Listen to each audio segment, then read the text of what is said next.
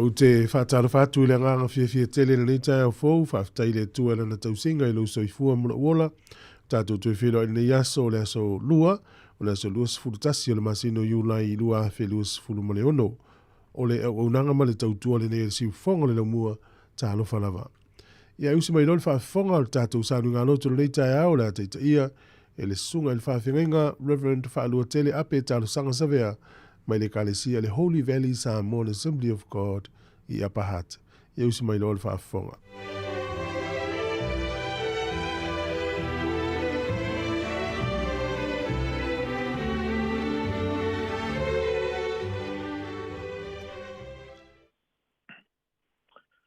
Ia ala whai maia ma leia fu maia Sāmoa i nei fu ias fau. Le aso mea silisili o saunia ma tāpena ina mai e le tua mo i tātou. Le aso ma le tae ao wa ula, wa lele wa le pepe le tau manula. Ia mo tātou futi manula i tia sā i le whaalia mai pēa lava pēa lea. O le alofa o le tua. O le alofa e le uma, o le alofa e le mawai. Lofa lea na whamanatu e mose i le nu o le tua. A iau tau au auna ia Iova lo o tau atua. Iau na whamanuia le ia lau mea e ai. A toa malo vai. O te whaatea e se foi mai a te oe. O manatu lea Sāmoa le atu nupe le. Te walawatu ma le nganga whalalo maia. Ia si o tātou tāpua i whaatasi atu i le tua. O le tāpua inga i le suafa mamalu o le a inga atua o lo i le langi. I le tua le tamā, ma le tua le alo, ma le tua le nganga pa ia. Lo o ngangae. Ia e whamanu atu ia Iova. O mea o mafoi o ki tonu ia tiau. Ia whamanu i lona suafa pa ia. Lo o ngangae.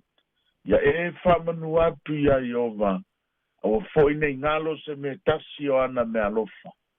O le whamanga loina o ami o le anga o malava. O le whamalo loina o mai ato uma.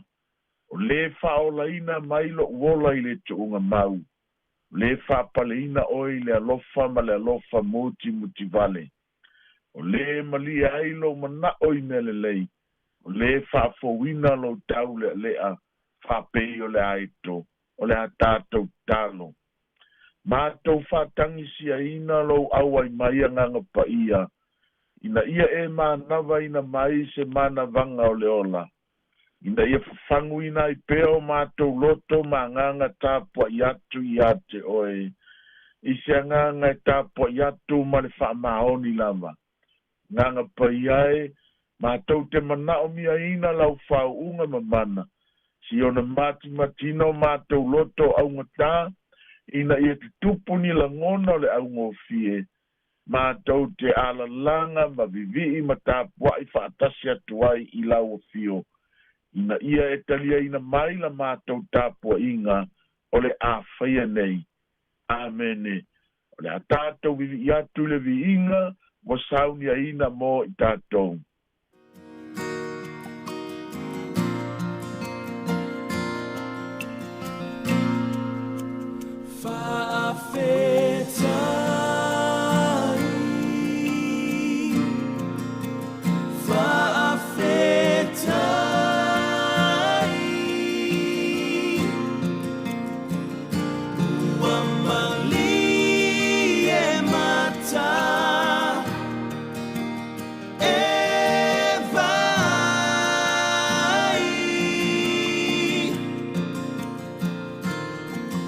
Oh, I am.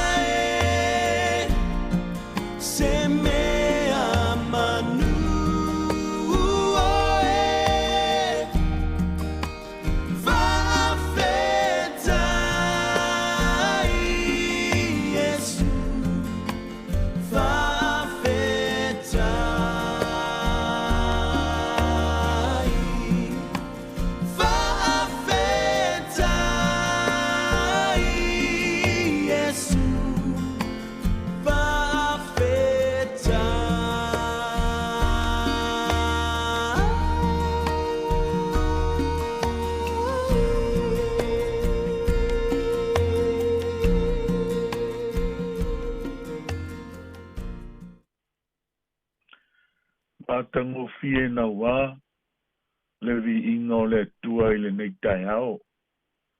Moni ai le muanga ngana whaatala lei, e la unga le pese, ai le pese la unga vi ia le tua. O le tusi whaitau o fili aina e mawaini manatu o le tala lei. E lima taita ina ai o fe au o le nei aso e whaapopo i vi inga pe o na langina i nei tai hao. O le tusi ala apostolo Paulo ia Efeso. Efeso i lona mta upo e lua o te whaitau ina le whai upo e valu. A wao le alofa tu noa ua whaola ina ai o tau i le whatu tua. E le mai a te o tau foilia. A o le mea ua foa ina mai e le tua. A wao le alofa tu noa ua whaola ina ai o tau i le whatu tua. Ele mai a te o taule, a o le mea ua foa ina mai e le tua, si o tātou tālo. E mangu le mutia, e to ulu fo ilo na funga, a haua fionga le li ie, e tu mau lea e whavavau. Amene. O le autu wha autu ina ai ma faufonga o le tala leile nei tai ao, e whaapea, e whaola ina i tātou i le lofa tu noa o le tua. E whaola ina i tātou i le lofa tu noa o le tua. E vaiva ina tustu singa le apostolo Paulo ia Efeso ta upu mua lua maltolu. Ini vaenga te tele se lua.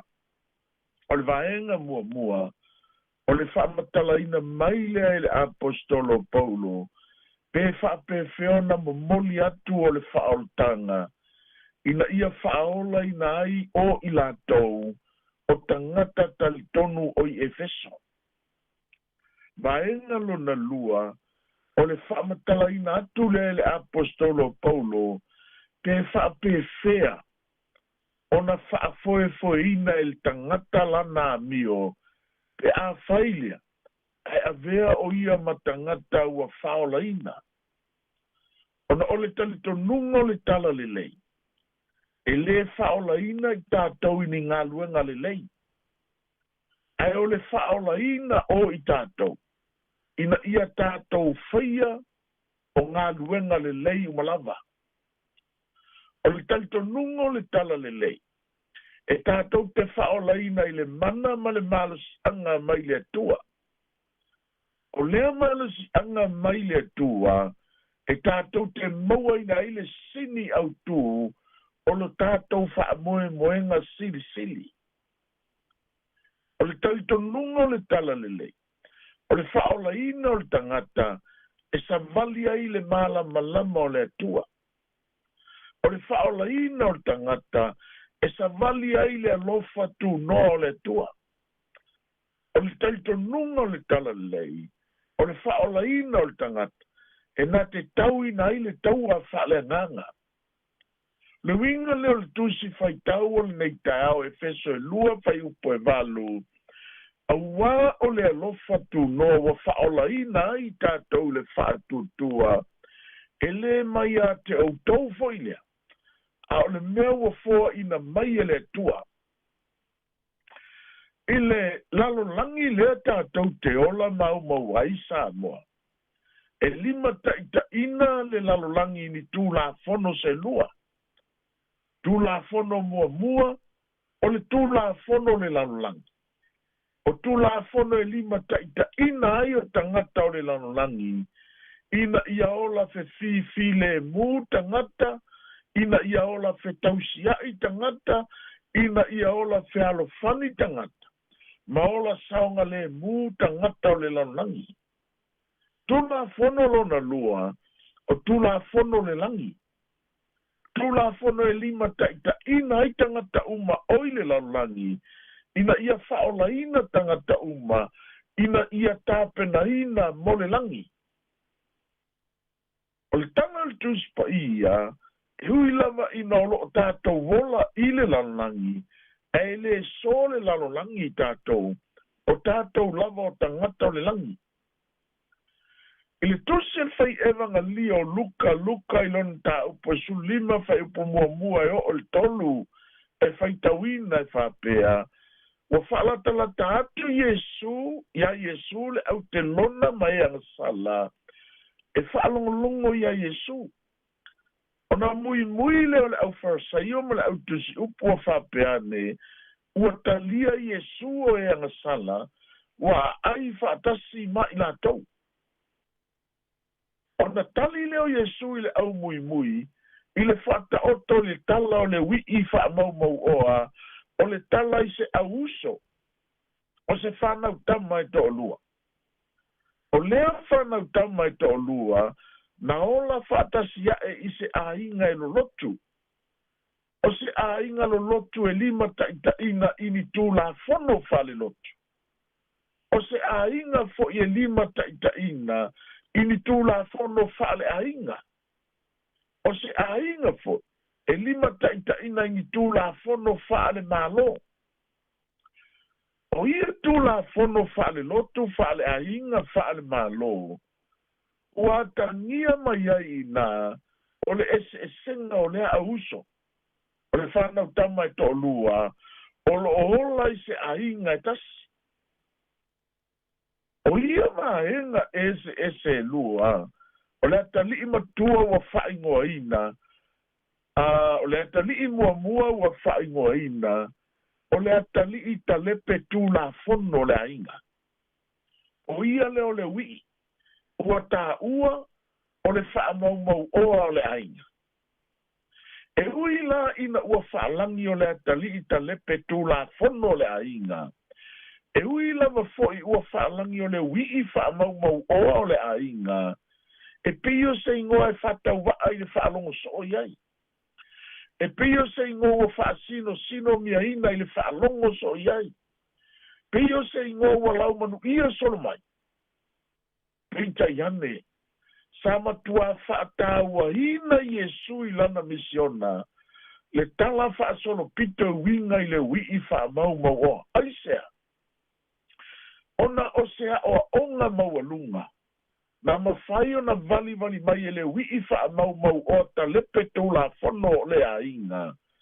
O le inoa le wii o na loto wha maualalo. Ina ua whea ngai o ia mawhainga tai le ala savali aina. O le inoa le wii o na loto wha maualalo. Ina ua whea ngai o ia mawhatianga i le ala savali ia. o le iloa lea e le wi'i loto fa'amaulalo ina ua feagai o ia ma le fa'alumaina i le ala savalia ae o le iloa silisili e le wi'i talepe tulafono o lona mautinoaina lelei le o lona auala e toe fo'i atu ai lona lava aiga moni o lea auala na iloa e le wi'i toe fo'i ai ua na'o le fa'amalumalunga o a'ao le alofa tunoa le atua to'afia ni āiga e fa'amāvae lo i mata o le fa'afetai i le taeao i le ala usu ai galuega masani o le aso ma le aso ai talofa e fusifusi ma lo i mata o le fa'anoanoa i le afiafi ai sea o na ua satia le ala toe fo'i i le āiga i le afiafi i tigā ma fati a tama'i o le ala savalia o na ua pongisā le ala toe fo'i le āiga i le afiafi o na ua fa'alagolago le tagata i lona malosi o na ua fa'alagolago le tagata i lona atamai o le uiga tonu lea o le tusi faitau filifilia o lenei tāo efeso i lua faiupu e valu auā o le alofa tunoa o le atua ua fa'aolaina ai outou i le fa'atuatua e lē mai a te outou foi lea a o le mea ua foa'ina mai e le atua o le vaega lona lua o le atali'i tausitulafono o le atali'i ulumatua lea o le āiga o le ulumatua na faumālo i ona lava lagona ona o lona manatu ma ona lagona o lona tausiaina o tulafono le āiga o ia te ia se malosi'aga tele lava e na te te'ena ina ai o lona uso o le wi'i talepe tulafono o ia lagona fa'aulu matua tausi tulafono le āiga na ita ai lona loto na tigā ai lona loto na ino ai lona loto i lona uso o le wi'i talepe tulafono mafua'aga lea na le mafai ai ona ia taliaina ma ulu faleane i se aiga fiafia tele sa tapenaina se'i toe fa'aulu faleina mai lona uso o le wi'i talepe tulafono i totonu o le āiga ai sea ua iā te ia o lagona o le fa'amasinosino i lona uso ua iā te ia le ola tusi lima i lona uso fa'amaumauoa fa'alogo i le tala le tausi tulafono na sa'i ai ona lagona i lona tamā luka e sulima faiupu e lua iva fa'auta tausaga e tele na auna ai a te oe ua leai lava saupoloa'iga na osolia te le'i au mai lava se tama'i oti ma'a'u matou te oli ai ma'a'u o peita'i o lou atali'ina sa na fa'aumatia au mea fa'atasi ma fafine talitane ua sau o ia ona e fasi leo tama'i pomi peti mana talo fae fa'aloga le tali a lona tamā luka sulima faiupu e tolu tasi lo'u atali'i tate nonofo pea lava ma oe o a'u mea uma o au ia lo'u atali'i le a lona uiga o le a o a'o mai o le tala lei Sāmoa fa'afoga tapua'i mai o le fa'atāuaina lea o le feso'ota'iga i totonu o le āiga o le so'otaga i le alofa tunoa o le atua e osiosi ai le āiga o le alofa tunoa lea o le atua i le fa'atuatua e fe fa'amagaloa'i ai le āiga so'otaga i le alofa tunoa o le atua e magalo ma ola ai le sala le tagata talepe tulafono so'otaga o le alofa tunoa o le atua e loto fa'amagalo tuai fo'i ma loto alofa tuai fo'i o le tagata tausi tulafono le aiga sauni atu fo'i le alausi fe'au ma galuega masani ia tatou taliuia i le va'etasi ia tatou alo fa'atasi lo tatou sa fagota ia fuli o tatou tua i ni fe'ese a'iga ae se'i tu'uifo lo tatou pega fagota i lenei aso ile ma le whaanaunau ta inga Sāmoa i le nei tae ao, ina ia ngā lulu e whaatasi le uto ma le maeni. Ina ia lau sa saal tātou whaatama soali inga o nei asu. A wale tāpua inga i maota malawa o lo whaatali mai. O lo pō le whala ma ai aiuli. A wale alofa tu novo whaola ina ai o tau le whaatutua. E le mai ate o tau lea. A o le mea ua fo ina mai e le tua. Whai upaiva, e le ona o ngā luenga ina ne i mita se tas. I le swafo Yesu. Ameni. O le tātou whahiu i le talo. Whaftai tele nganga pa ia moa ua fionga fola ina o le tai au. O mātou talia ina ma le loto wha maulalo. Whawhetai ona o awala ese wa e whamanuia mai ai mo i mātou uma. Whaftai tele Yesu le halo le tua soifua.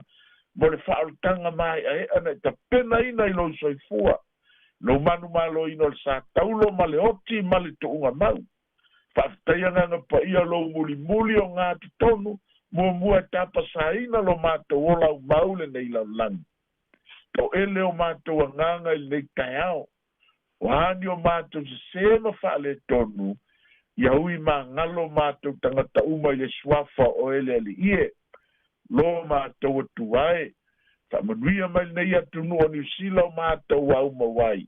Whaatala le ina pē lau a fiona taita. Taita ina nei atu nu i le lofa ma le file mua lau a fio. Ma mao ni mala whal nātua ni mai mani whaamai. Ai alawe ina ni sila i loa lofa. Mana tuane Sāmoa malana whai ngā māloa e fili aina. Ti nei ai lau a fio tū maanga whaapolo kiki ele elea ma le palapala. So swani lau a fio le tau sa ingo le ami o tongi tu tonu i ngā luenga whaatino i Sāmoa. Whai loa pei tangata se o mātou atunu. Lo soifua oe le whamasino ami o tonu.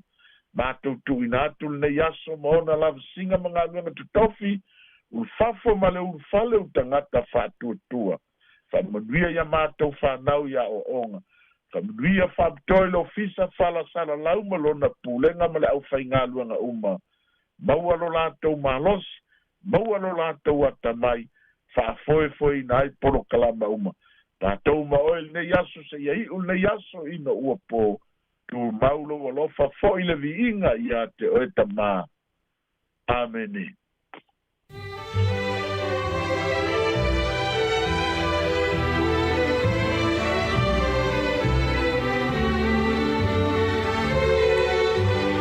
Na ua whaafonga le tono i tātou sānu ngā loto le tai au na taita ia le sunga le whawhingainga Reverend Whalua Tere ape tālo sanga savea mai le kālesia le Holy Valley Samoan Assembly of God i Apahat. Mole toile ngā ngā le whawhitai tele lawa i lau sunga le whawhingainga whamalo le tāpena mātango fia le tātou sānu ngā loto le tai au i anga le leia tu le tua mwhamanui atu i lawa singa mfuafuanga le neaso whawhitai tele lawa. Tai mile ulus furu 5 minute o te e nei le fitu, a mai alpes whale nganga la e whafonga iai, e on tatu se atu lole le porkalami o le ata o le tai au, o le whafonga ma le tautua al si ufonga le lau mua tā lo whalawa.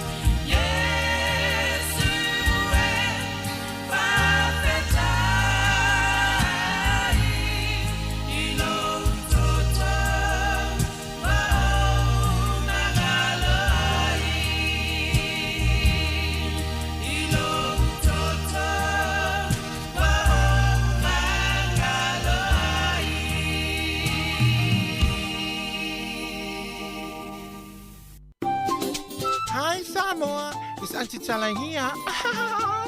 Estero fifi falo ile ata ole tayao. Laugh of the morning. Sufongalo mua ata ole tayao.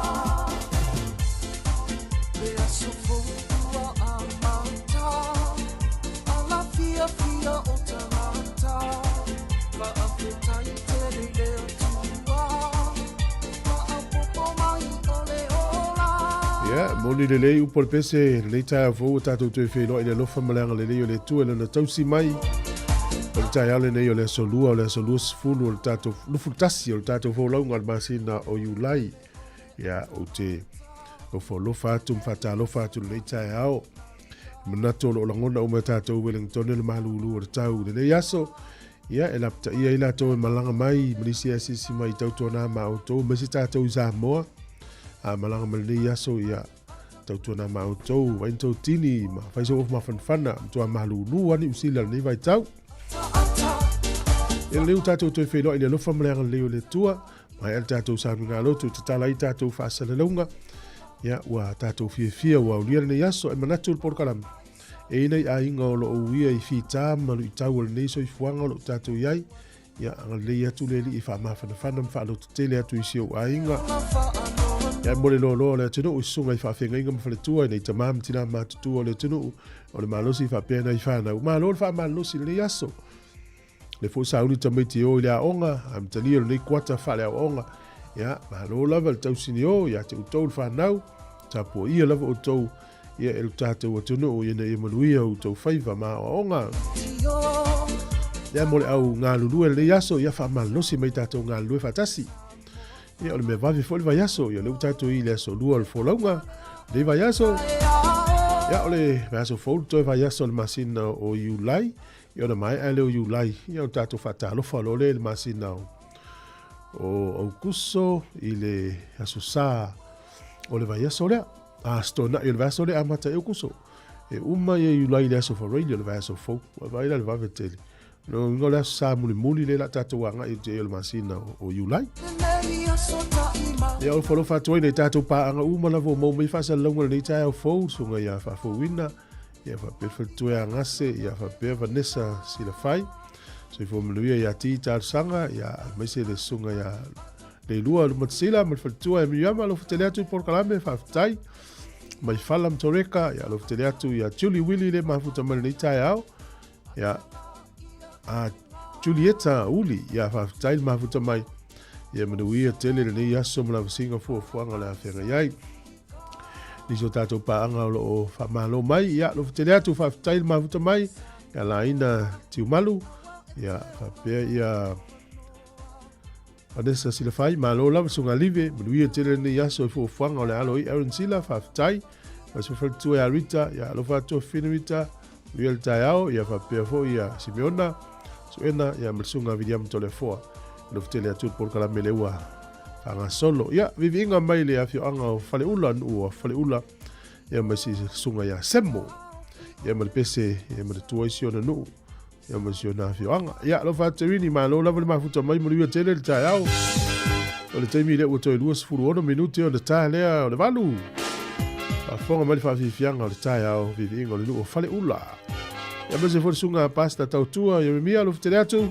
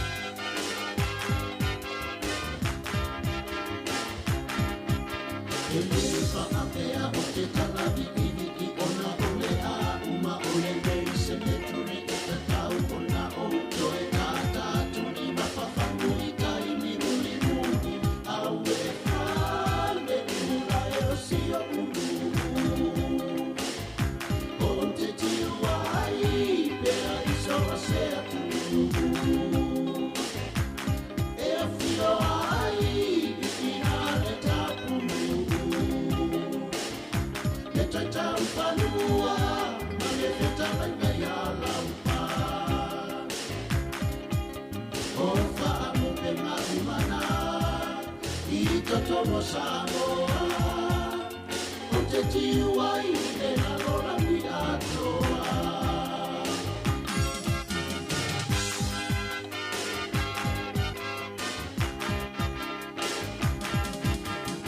Ia whaamanu ia le atua i lau tāpua i ngai ngai mātua, a e rese ai umane au mātutua i no usao i le musika.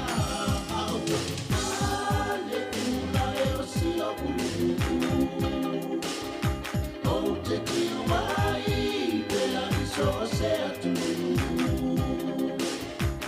e a fio ai i na le tapulu, e toi tau whanua ma le whitawa i ngai a laupa, o whaanu pe ma e mana. Mo Sāmoa, o te tiu ai me la rola ni atoa.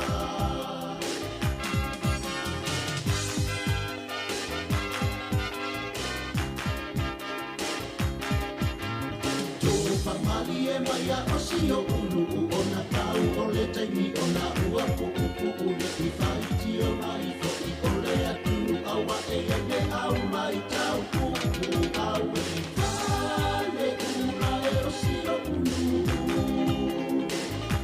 O te tiu ai pe ai so se atu, e a fio ai i na le tapulu, e ta tau whanua ma le whetawa i ngai a laupa, o whaanu pe ngā umana i te tono Sāmoa, o te tiu ai le alola mi atoa.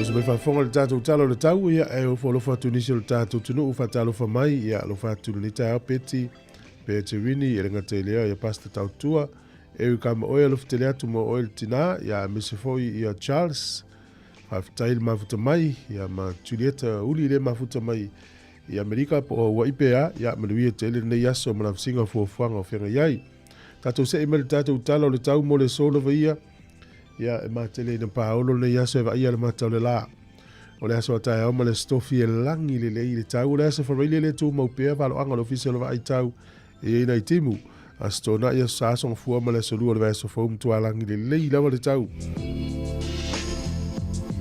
na le aso family le fo ringa mai e na timu ia tatele lo peto e sui le tau ile o tu ile so family malulu le so tasi le fu le malulu ia le tio a malulu tai nei sfu tasi le ma fan le so tai au tolu le fu le malulu sfu mal fare e ma fana o ia le fango tele ia so manuel o faiva Wellington ia na pe le tai nei le tai au le afol fa su le tai Wellington le afol se fulu le tai au nei toi pe le tai toi fitu minuti le lima le fiafi ona toi su le tai na nei le se fulu mal tasi mo poli lua tala o le tai ia o le lua nei le vaveao na sua i le tai pe le tai le valu le tai o nei toi sua le tai sefulu valu minute te ai le lua i le au auli nei ia ona toi pe le tai le toi fitu minute i le valu na nei le fiafi tala na o le tau ma le tala o le tai mo le silfia e le tātou tunu ia ai o ia la fola na tupe le yaso ia manuia ia alo le valenga le lei tasi tala ni usila mo lau tupe Amerika e lima fitu sene, tasi tala ni usila, sui le tupe Australia, valu lua sene. O le tala fiti le utala lua sifurfa sene ile so, ia ma le tupe Sāmoa le utala lima tasi sene. O le tasi tala ni usila, maulau tupe tonga, pa anga tonga, tasi tesi ma le lua valu, tasi tesi lua valu, pa anga tonga ile asono ne, ia le tala Sāmoa le utala lima sifurfa sene ile so. Tasi tala ni usila, maulau tupe Sāmoa e tala lima sifurfa sene, ia malola vale lofa. Ia, tatou se e mai le avanoa o whaamaruianga o asoifua, o ilawale soifua ni aso. A whapio neilo o aswhanau I whaamanuia le tua ia te oe. Ia whapopo ni stau sanga stele. Ia tatou ia nei so i fuanga e lui tauina le fōlaunga le tele o taimi. Ia whamoe la vele li ia ngale lei e pui pui oe. Whatau nuu ana fuanga mau i lau so i fua. Ia ole tusi fai tau le tai o nei o lo mau le tusi a kolose e tolu fo i upe sifuruma le lua. Ole fai tau e whapea ole nei. Ia o ofu o tou i le alofa muti vale ma le anga le lei, ma le loto maulalo, ma le anga malu, ma le ono sai. Whapei o e ua filifilia e le atua. O e ua pa ia ma ua alofa ina. Ia, o ofu e ari mai fafo. Roringa e tu sa ofu ma meo fua. Fua la au e ari mai. E se ma ia au la au e lafi lalo parpala. O ofu la vaenga e tau na ali mai di so i fua o tangata. Ia ali mai le alofa muti vale, anga le lei, loto maulalo, anga malu, ma le onusai. Ia, e whapea nai, ua whidiwhidia e le tua e upa ia ma ua alofa ina. Ia, la e nao le so, mo oe na so i fua nei aso i maruia tele lo aso i fua le pese nei whamaria e lo aso whanau.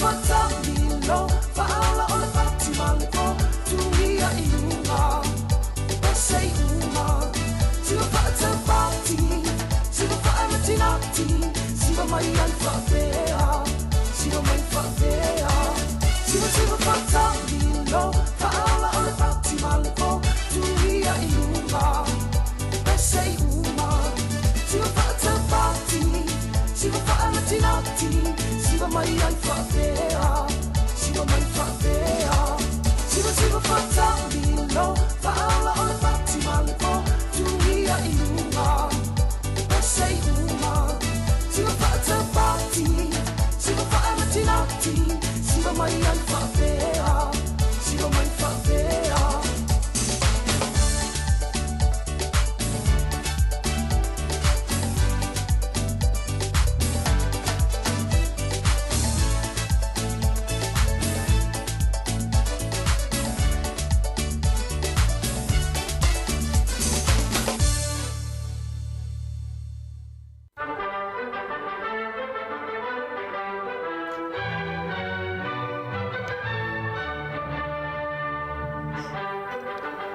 Tala fatu le tunu mano na le soifua o le tepa foi le tua i le tala fasa le pito lo langi ne yaso tato diela so luas futasi Julai.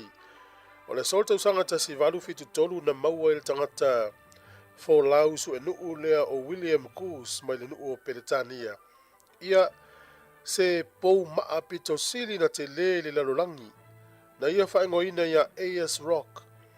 Ia na whaingoa i le palemia ia po lenta ita ia foi ia le tu isauti Australia na taimi o Sir Henry Ayers.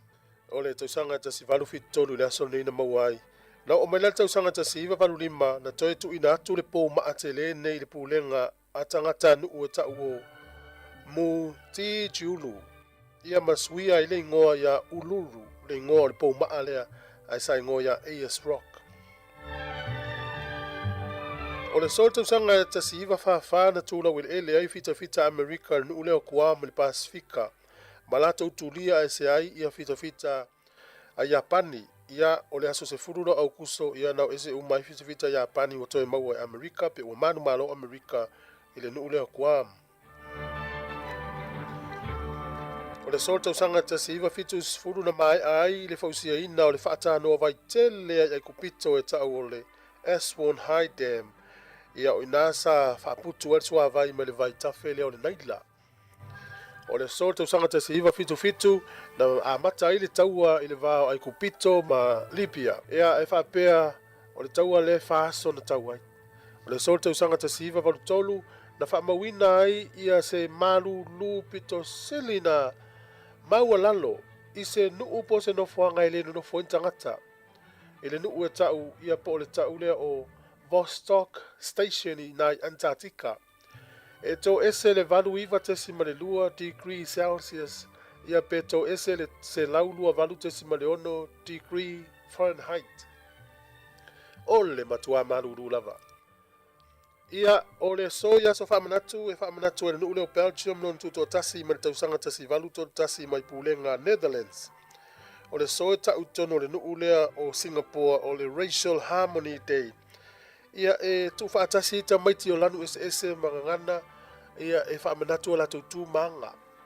O le soia Sāmoa tausanga tasi iwa o lua na whawhetai ele presidente o Amerika na taimi o Theodore Roosevelt. I tangata nuu mataitai o tutuila mamanua ono le sainga o le whengainga o le deed of cession. Ia po le whengainga le sainia ai Amerika le atunu o tutuila mamanua. Maua le whapoponga o tātou tala le taimi masani whawhetai.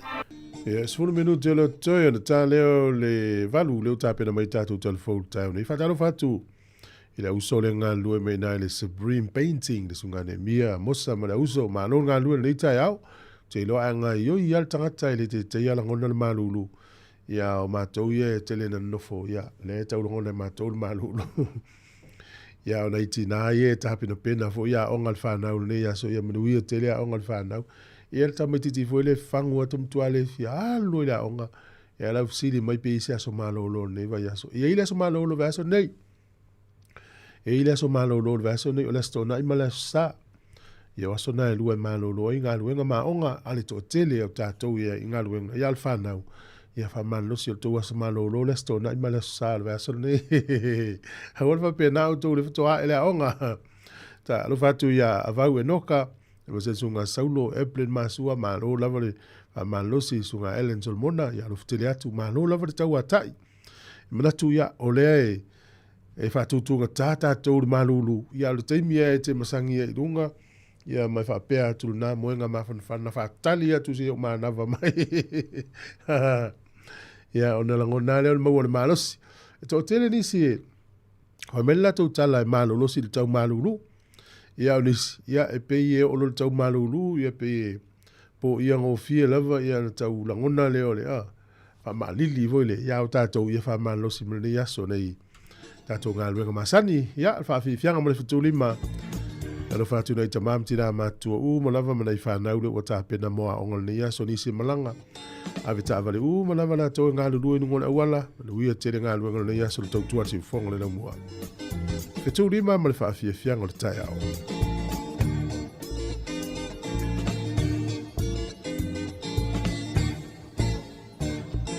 Don't let you alone.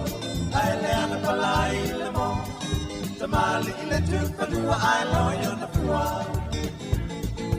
Papena satani ilona tia mato ile la lola. Ao o mai nei uma wasunu ile api. La la la la olia papai, olia mamai, olia papa, olia mamai, olia papai, olia mamai. Olia papa, olia mama,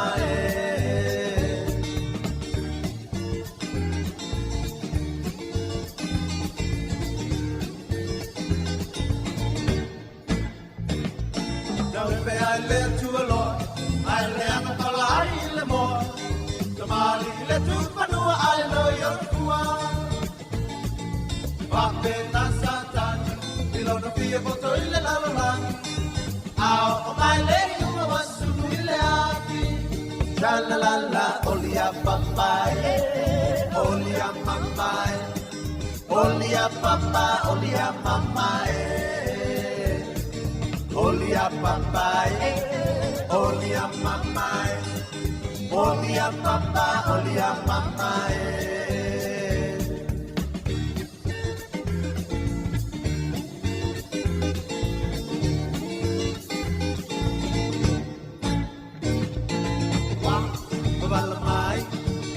Mai yo polina, hey, o jepa, ilepa tu malamasina, uolato, pepula mai levanti moni molela. Ah, uno, uno matota si maufa no malatani.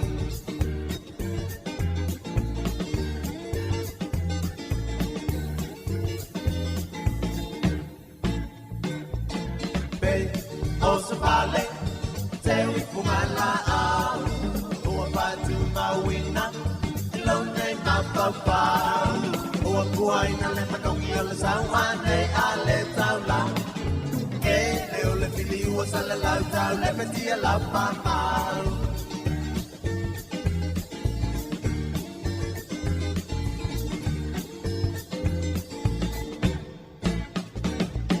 Don't I live too alone, I live a palai.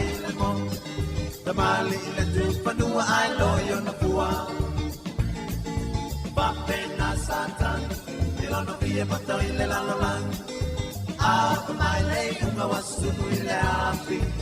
La la la la, olia papai, olia mamai, olia papa, olia mamai, olia papai, olia mamai. Olia papa, olia mama,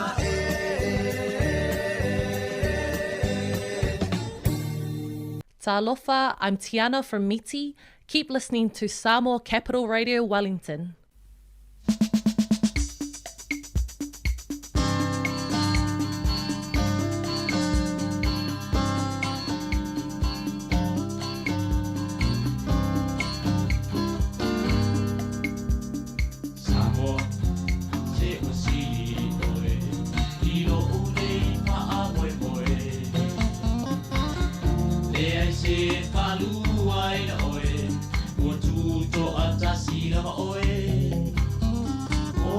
tu maunga ua lanu lauava, tau sa apia e tangata. Sāmoa, se wasiri oe, I lo une ia nganga. O atu maunga ua lanu lauava, tau sa apia e tangata. Sāmoa, se wasiri oe, I lo une ia nganga.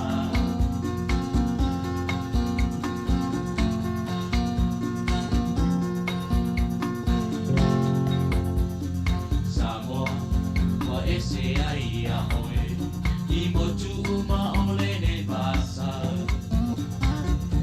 Ole alofa ua wha asili, lea iso o se tangata. Ai la fuga ole sa oro tonga, te tu e lino le lofa.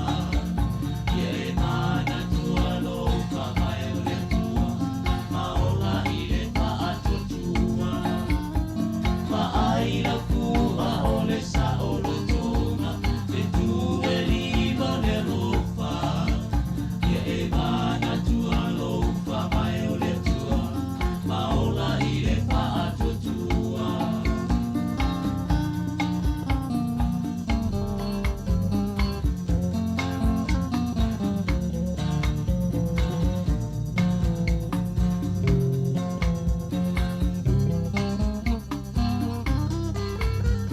O atu maunga ua lanu lauava, tau sa apia e tangata. Sāmoa, se wasiri oe, I lo une ia nganga. O atu maunga ua lanu lauava, tau sa apia e tangata. Sāmoa, se wasiri oe, I lo une ia nganga.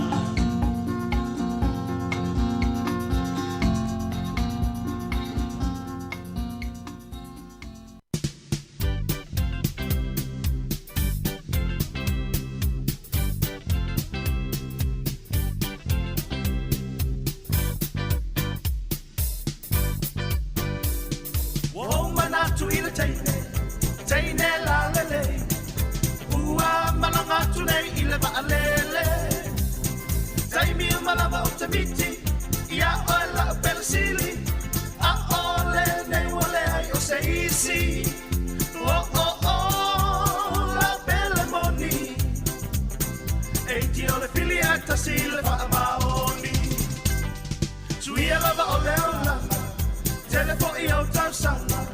A ole nei wale suia sau tali. O e pele ai. Le nei wa ele po I mai. A ole nei wa Ya, lele, maftai mo lo faanga le utau no malmalanga. Lele o maltaimi o tātou no le valu tala mai Sāmoa whawhiwhiana mai leo whepese le whetu lima. Alo whatu ia viriamu, ione viriamu ma lo sunga pe ni mala, ya ma foe, ia lo whtilean mo le tina, whapere sunga malutafa. Ia whafonga mai lo tātou tala mai Sāmoa mtala fōu le tai au.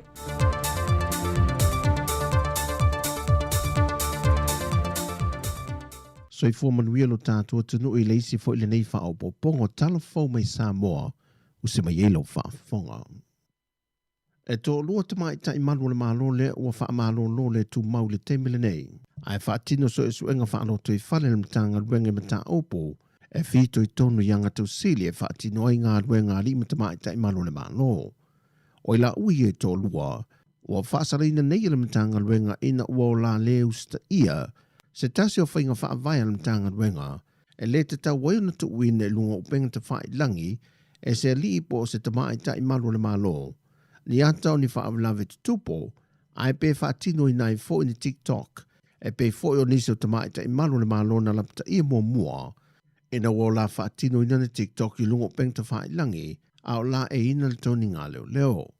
O te mai tai e to lua whaasala ina nei, e na ua o la tu ine lunga le apio fōlinga, le whaarelawen tō lai mai na pue I nei me pue ata malu le malo I le pea, le teimi na so ai nei se ta avale se malu le malo o tiute moli, e whaatontonu le ngā solongo ta avale afi na ua pisi I le vai aso o mawai.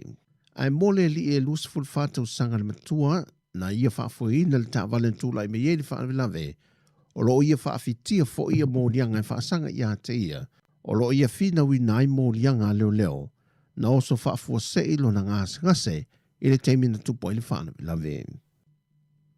Ia toi ti mata le upenga o le sini le male autu wa taulai ne i eil whaatinongo polo keti ma whaanga yoinga umamport kalame a le mtanga luenga o ainga maanga whesotai whaapitoa mo vaenga tupulanga telavou o manatu le malo e tawala le mtanga luenga e te poe i nailo lato soi fua ati nae e le ngate i nei manuilo lato lumanai ai ia tofu sao o le whaonga ino le teimi mal te tau mo le ati na o le atunu o i Sāmoa.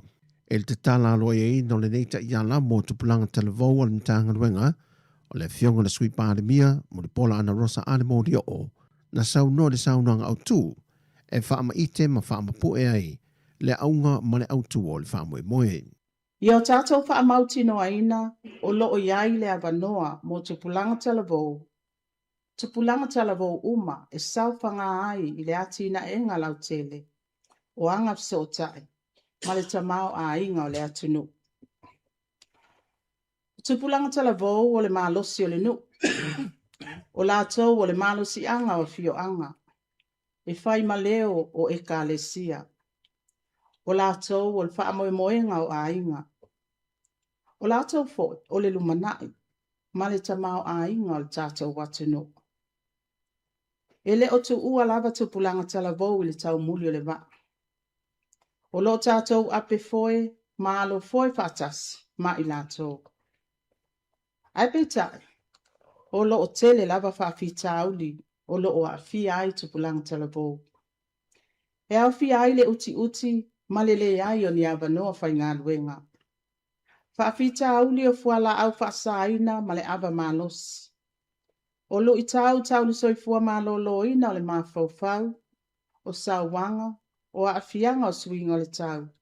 Ma le lava o avanoa, e ati na e ai o lātou tō mai mataleni.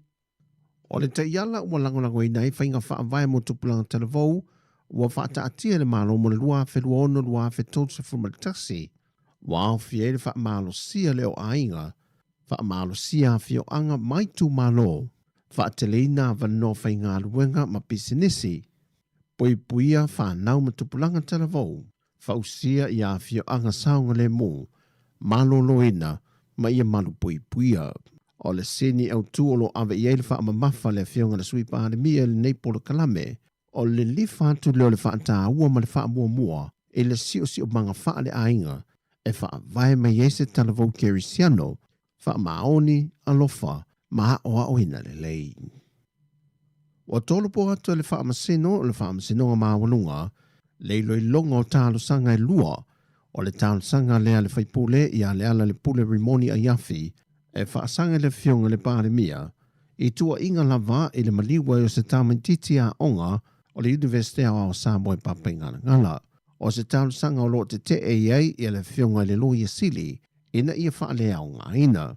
Pe o na sila fioli unga le loilongo ia mata upu o maia, na whaale au ngā ina i mōlianga i whaasanga le fionga le teitai o le atunu a toai maisi, whaatasema le fionga le whaipule i a le ala le pule. O le tasi o tālo sanga e luai tālo sanga le fionga le ala le pule, e tawalantu lana loia, o lo iei ma le tālo sanga leo e ui ua pāsia le teimi whaatulunga inga sā te tau o na whaia le tālo sanga, leo o tālo sanga le loia le ala le pule, ina ia toe suia le tālo sanga. Mai watu ina tuai le masino se tema, e whaia i seu le longa wha le tūla fono ia tālo sanga. Watu uele au tā aloa Sāmoa, mo ta alonga malo le taupulenga i Glasgow. O le whainga malanga lo te ia le fionga le minista o ta alonga le fionga sewa muli fasitoma. O lo malanga fo ima le fionga i le minista ia fiufa o le tani Bonifacio ma le fionga le ofisa sili o mtanga luenga o ta alonga mfie fianga o tangata. Mai o lo malanga whaatasi le fionga le minista masitasi o nalo le talavou ia ma reko fasitoma. O nana whaamanino se tasi o suisi ni o le mtanga luenga. O awanoa ia e masani on malanga whaatasia i le fionga i minista mo lato whalitua, ai ona wa whai i langi le whaulaunga le whalitua, ma o le awanoa le watu inatu e sui tūlanga i se tasio na alo. E tō whasa fuma le whāle au whai le au malanga, e au fia e le aua Sāmoa, tai malanga, whai a onga, mō tālonga e 5 wa whaatūlanga, wa na o le pauhi o tālonga e whaatasi e tātou tamba whānau. E au fia tu unga au le awheleti, si wa mea mamafa, whai pelenga, whaatasema le judo. O talafowia, anga leile tue fōwhanga le yaso, whaasoifoia.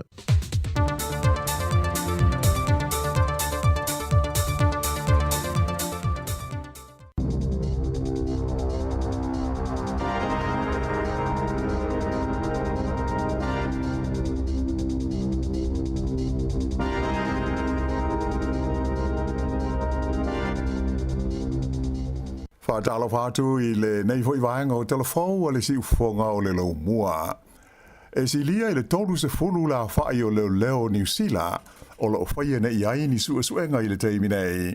Ona o ni tu ua inga a whiai ni a mionga le whitaui I le wā o li I mata mai tai. O ia o fwoi numera o whai lo mai le wales whaasara laua New Zealand le asa o lātou whaatalo sangaina ia wha maunga I lalo le tu la fono whaamtalanga alo ia le Official Information Act. Oi loa ai e ono le a whainga o suenga ua sidia tu nei ma le 5 se lau aso talu o na amata o na whaia ia sa ili linga. Ta uai e le ofisa o le leo o le a whainga o le leo o lo a fia I sa ili linga nei wana o se vaenga I titi lea o le au whainga luenga atoa le matanga luenga o leo o New Zealand.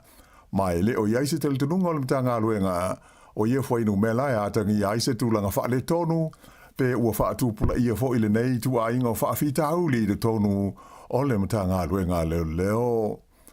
Ua wha ailo mai ia wha maunga e wha pea e o mai ile aso se fulu valu o iuni ua o ile lua se lau fitu se fulu tasi ia le a whainga o suenga o lo wha ngā solo I le tonu o le matanga luenga e a awhia ai le tolu se lau luas fulma le 5 o tangata whai ngā luenga le matanga luenga o leo. O le se lau mo le iwa o ia mata upu o lo o ta ua e whapea o ni mata upu tau I ngā luenga. Ai o le isi vaenga uma e a awhia ai mea tau ngā luenga a e whapea ai fo I mata upu soli tu la fono.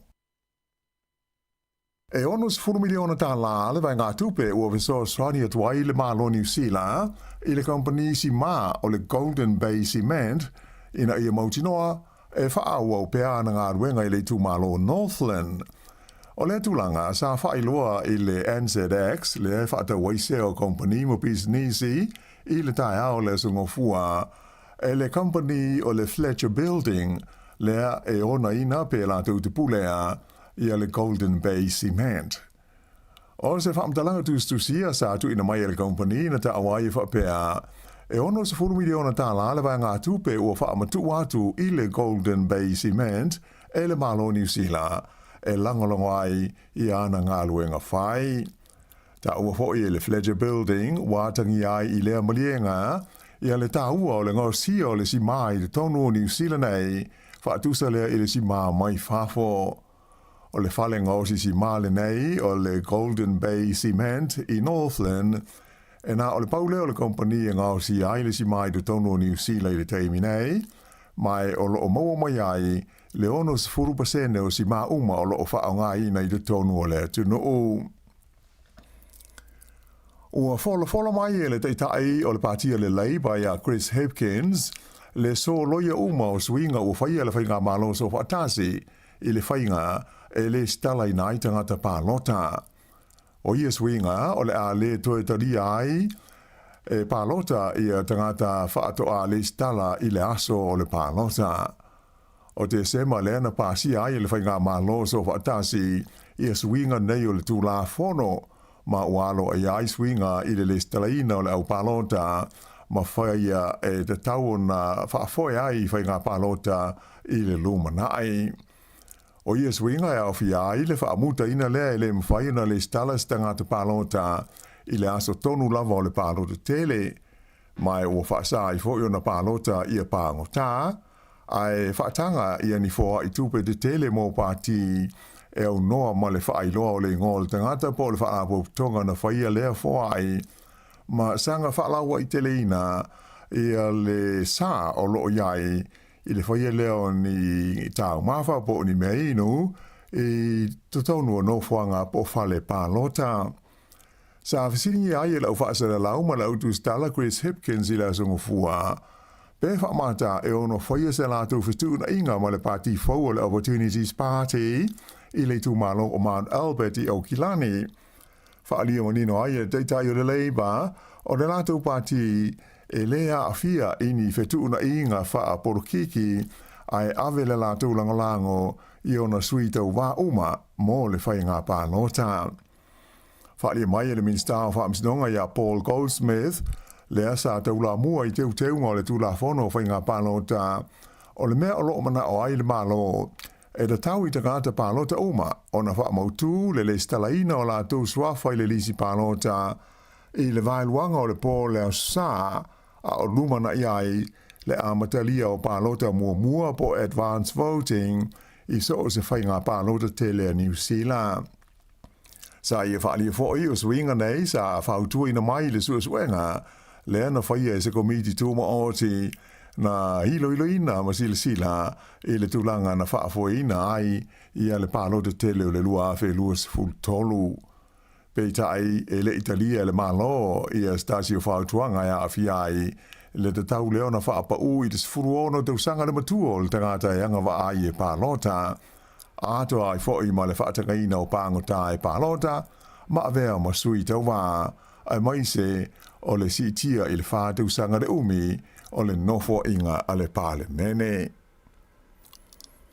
I le lalolangi whafo o lea ua filfilia le li e soafa ia Andy Burnham e avea ma pāle mia fau o le malo peletani tele ua sui tu langa atu o ia Sir Keir Starmer lea na wha mawae tarwai nei ai wha ato a lua tu sanga taluana tula ai I le tofinga teitai o le whainga malo a le Labour. O le ri pāle mia faula ua I nei o peletania ia Andy Burnham e limas furuono te usanga o le soi fua. O lana ngā yoinga mua o whaailo mai. O le whaasisila leo se Paul Kalame se furu te usanga le umi molo nā tunu o whaamoe e tau whaamā ai le tau ngutao le soifuanga ma whaaititia le au whainga o te ngāta e momoe solo I awala ona o le aio ni whale mani ai ngā e whaamautu I ai. Ua lipatia mai le iai leo se tālo sanga mai whafo mo le fia pule ina ma le whaafo ina o le taulanga ma le wafu au pito I te le I le motu saute mai o se mata upu o lo o ngunguru ai talanoanga I le vau uni ma tangata o le ai o Littleton I Christchurch. Whaalia e whaapea o le company tele e ingoa o le TP World a le malo le UAE, United Arab Emirates, lea wala tau fia pulea ma whaafoina le tauranga I Port Littleton I se whainga whaalisi. O le TP World e pei ona whaailo mai o se company le malo Dubai e pulea ma umia e le ainga tupu o Dubai. O le tauranga ma le wafu le nei Port Littleton e pulea ma whaafoe le company o le Littleton Port Company LPC ai o se mea tino a tangata whailafonga o Christchurch I lalo le wainga le pulenga po le City Council. O le nei tauranga ma le wafu o le taunu unga autu lea o oloa mai whafo ai o le o ngā tonu fo I lea o loa e awe I whafo mai lea vaenga o lea tunu.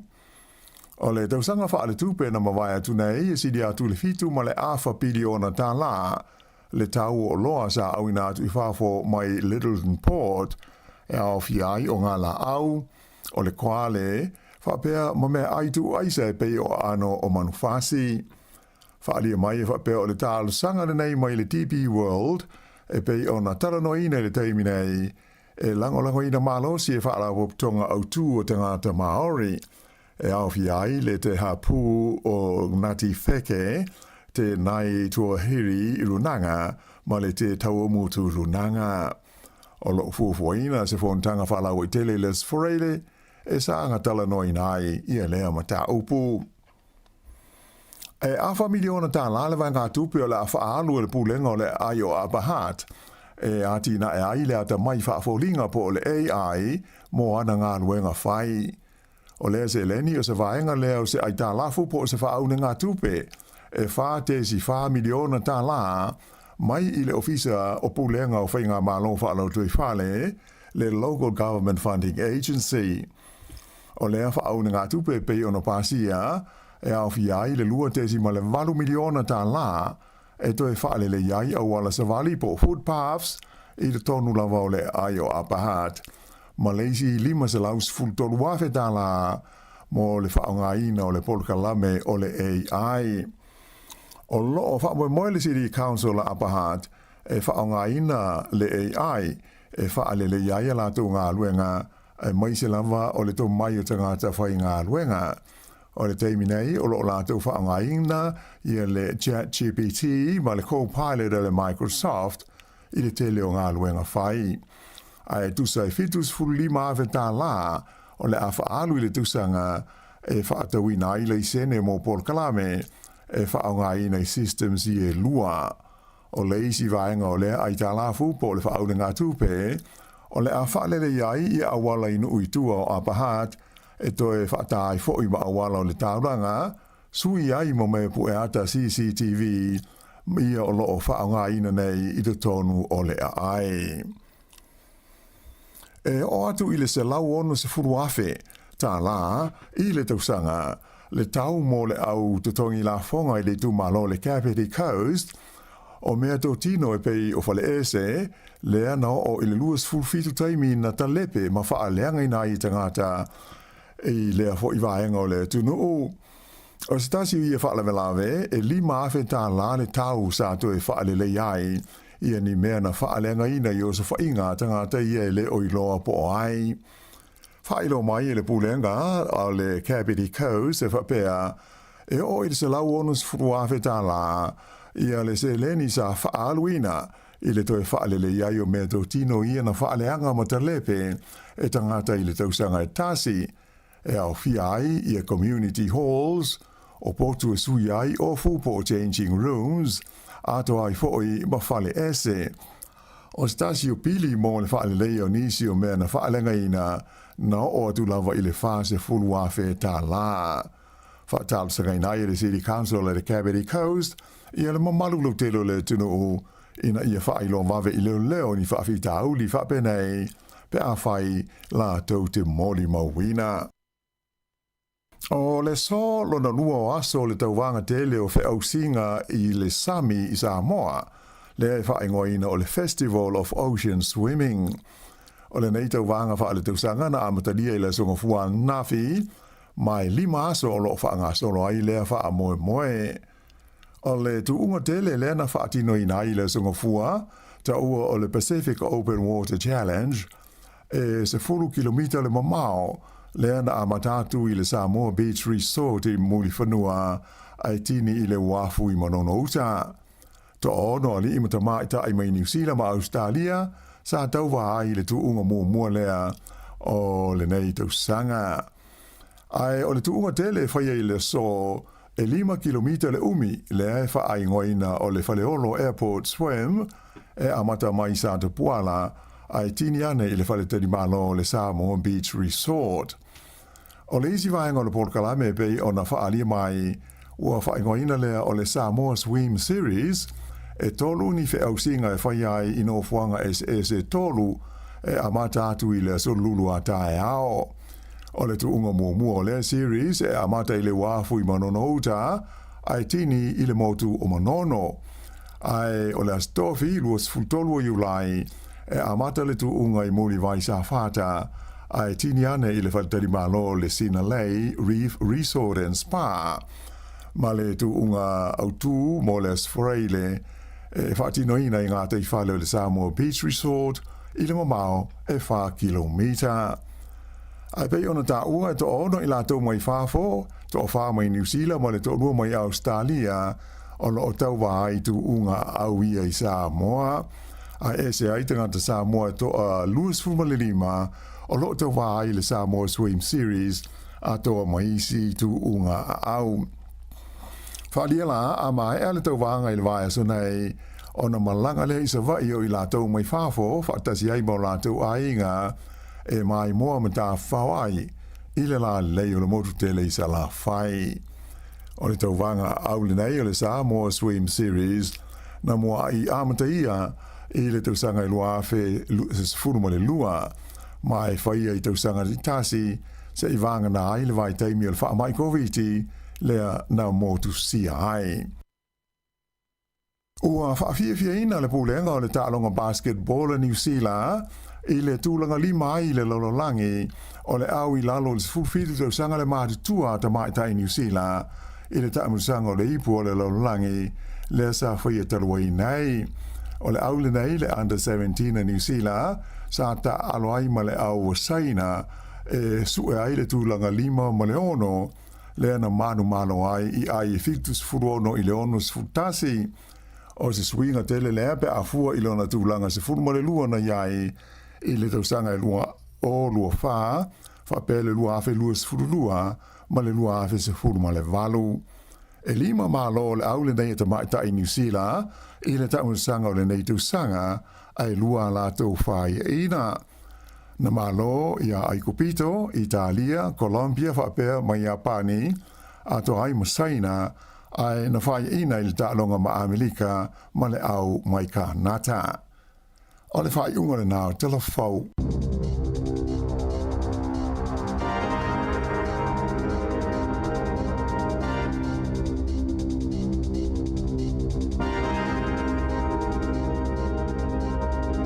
Le fianga ala wana wati lawa mtatu telefo amato le nita ya mwezi fonga la mwe Wellington mtala mai Sāmoa sunga ata se Salem. Sam luas fultoni minute te nei le tulai malu. Malo lava. Poe. No. Malo fa malosi malo no sai. Ya, malo lava le sai. Ya. Ya utato i loa lava tau malulu le tau te iai. Ya natu o le me uma ya o maltai au. Fa yasi malulu fa foso. O usua e la usau. O ma tuma tu apa e pa ato alunga la utavale. O mana tua lo la le apa vai malulu. Lena. Ya va pea. Ya. O ma faule apa vai vele va pea. Le ai. O le tau te longo e le anga ita vale. Ya te taimi ya la atu lo ki mai lo ma apa vai malulu. Ya asu ato lunga ta vale vai. ia palpago ia i luma matua o tātou whare ia. A maua i nāle whaanga au vo i le fui e li tāwale li tāi au pe a sau. Ia te lona le latu haki ia whapasi whaanga au lunga o tāwale. Nā. Eisi a inga na motu tua o i masangina no tango ki e li whaanga au latu tāwale li wawea au pe au sau. O mtau le wo ki la ia o whalalau whasuwa pe. Ia me le whasua tu e mal tāwale si a inga la le wa me lo tāi au ala wo manino ti ota. Ia ki au tulo i mal whaanga au tāi au. Mana ia te lera. I wana e lata il whaanga au ma. Yo, ia ule le ia i lope usu me le ainga te au pe sol pe na timu ia li ai le lo le na ki ete. Yo malisi me fa pe la insole. E te usi sulta to tanga lava le aluinga. Le lata ni lava. Fai asi mama o lava. Ya malo lava le tai au. E foi vai tu le so ele lá. Mana ia. So ia ingo le tau ia o la ina ma vivela isi tu o langi ale ma lili nei tu o langi no tato ia. E sa ole le ia. Ia ole pui har sa ole mu mal se fu malo no ina. Ia fai ole tausami ia ole malulu ia le foi lava tu lo ar tai au. Ia ole ma wai foi fulu ma. Mang no foi stanga te ole finga luenga vai le mai. Ia le na mola to malanga mai Sāmoa ia ole malulu ni sila fu to malanga mai. To tini mani o ma fana. Ma sa ne no fa longo tanga te mai Sāmoa fa tali atu la to ai nga o kilani ma of ma fana to tini. Ia o te loa a ma lidi mal tanga te ngol va le o smelle. Sa ole se dei matua ya atonu le wa tonu lo malanga po neva yaso ya wala ngonal malulu ya pulu le lo ya afu ki fa yo tele melo li tio ta no vai atu nei tanga te ele na o usifono ile e kale se me tisi to fo i mai ni siram to fo isi estadio foi le tu sa la wo swinga ruenga ala tana no ai me ai le Sāmoa ya va fea le tele wa si le atunu e Sāmoa le atunu tali malo sa ole le ya ai ma sia va so mo le lo tu swinga no pi fa le usu wa ya ola ma fo i Sāmoa le va so te nei ma va so tu sai fo e tu fo ya ise e mo to vai salo le tai au e mo se le maftanga e o le ma nei maftanga o fono tanga fa le kale sia wa mo to li ai Sea tātou o tātou mafuta fatas. Yeah. E longa whaini fatasinga a inga o ni nuu ni kālesia. E whato a mai mtal no yaso yo. Sa o le nei. Maria lau watu lisia uo na mavasenga. O watu lau o sautu stofinga. O lau pula onga ko lisia Wesley College. Oh, iso. Yo, pe sole. Yo wa lau le tu stofinga. Na lau o watu lau friend lei ya le ma onga. Oh, sungal va fenga inga ya Josefa. Reverend Josefa.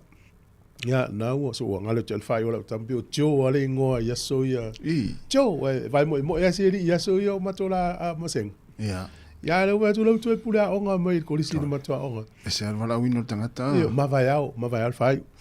Ma lo tio ese foi le yo le tangata ya so ma tu onga le. Ma li o na tala. Fi o tali ya wa person. Swingo lo langa. Mo ile ya. Ya, malo, va pena wa, to ita nu ui, no fuanga pole, tai mua ole asolona lua le wa usero ngalu, ngata foi mai Sāmoa, ia whamalosi, ole o langa nai ni atu nu. E te lo sos tangata alu Sāmoa, e malielo na loto i langa malang. Ia. Ola na tala le fai, na walu te eli o te saue. Na tonu. Tamalana, mai sala a fape o tangata lai 5. Ia. E o te le lopo le almena le to ya lu, e pe a moni livi fai ngol tausa. Na o saua, e va aila le alu le la alu. Ja. Toen je alleen maar lo la stona, maar la sal mele. Tu sara, ola sa ula wona una tu fiado. Tala la si va nga la Sāmoa le sa la tu no foi. Fa me se o le vano. Tamana o tu ia na. Tu ale ma se ngan sa wa. Ai longa. Yo ese ya te ka tu fa pena. Mola to le no Sāmoa to fio ya to eli va putulo tu peto ya lu te fao ya na ia yo le melo fia se sia i te lango na fa fo win no ma fo fao ya e sau fo i wa sui fo i wa le na e ese mo tasi va yaso lu va yaso ya la va ine i papalang je le te mi holiday e to fo i mai wa u fa pe tani wo fresh wo feles fo ma va fao la to ya mo tato ya pise longa fa la vela ve to ese ya ma nei al fai mau e ta fa mau e siasi ile tausanga alua ta fa tausanga tasi malanga alu ta fa tausanga Sāmoa to so to fenga venga ia to ma nei sa o le ya ma awa u ma le tausanga ile alu ta fa pe alu le fi ese tu malolo menga venga ya to ya ale ngabe ngai lista usanga ile o ato ala fi ale vai vina Sāmoa ali o kilan alu Christchurch ya tele motel na le alua o martina le ainga ya ta sin vai aso ta fao fe se sia fa fo wina fo ma fao ya to fo mai ya na ya afingata ya vai se fa kofe ni ta ya o ta no ai sui fo ile ya si o manga ya ya wala na so soni ya wal mele ole no fa ta ingo ta u mele mana ye yaso va yaso so to na imale sa e wa fa pe fitu aso ta te fa sa nga ye to ati nga mata wa ul mele mena vai foi tinga mata al matua tinga te no fia o te no ta no tu mo ini e nei lo le e wo le vano mana e tu ina ni mo su e te ava pe na tal no isi so ta fa ngal wenga e pe e fo le mo ini malan tal no ma ya oe le fa fo mal ta to tu no fa fa ngal wenga nei lo le tanga ta na wo le va le mana le va le te fia va ai so ia e tu me tai te va va wa te ko tangi lo fia so ngal wenga e le la ta to pese ta si malo lo to pese ya se fa ta lo va si va ngale Elena tupse ya o pepa fitness ya maluta fa se kai manuia lava le tai au tai te le lava le mafta mai peni mala ya o le sunga ya se yuli si uta sua tai te le lava le mafta mai manuia le tai au o mau i tawati o le sunga ya fatua te sia Cristino le sa vediamo to le foa ya talo vediamo ya Simeona mua ya sunga saulo fa ea ya ye me matafola ya maltama o Jesse la e fa longo mai la wala ngan ya Jesse ya na uma na inu lautito so pasito al fal ma foi Eric ya fatua ya fola na rieka ya fatua luiva mapsua so le fainga tina fa to la popo tinari fa talo fa mai ya o sunga o kalango lango le na skola sto nai ya o Simeona mua ya mama for Eric manu ya na vaneta ya o te ale afalvalu to 2 minute tari tu laiva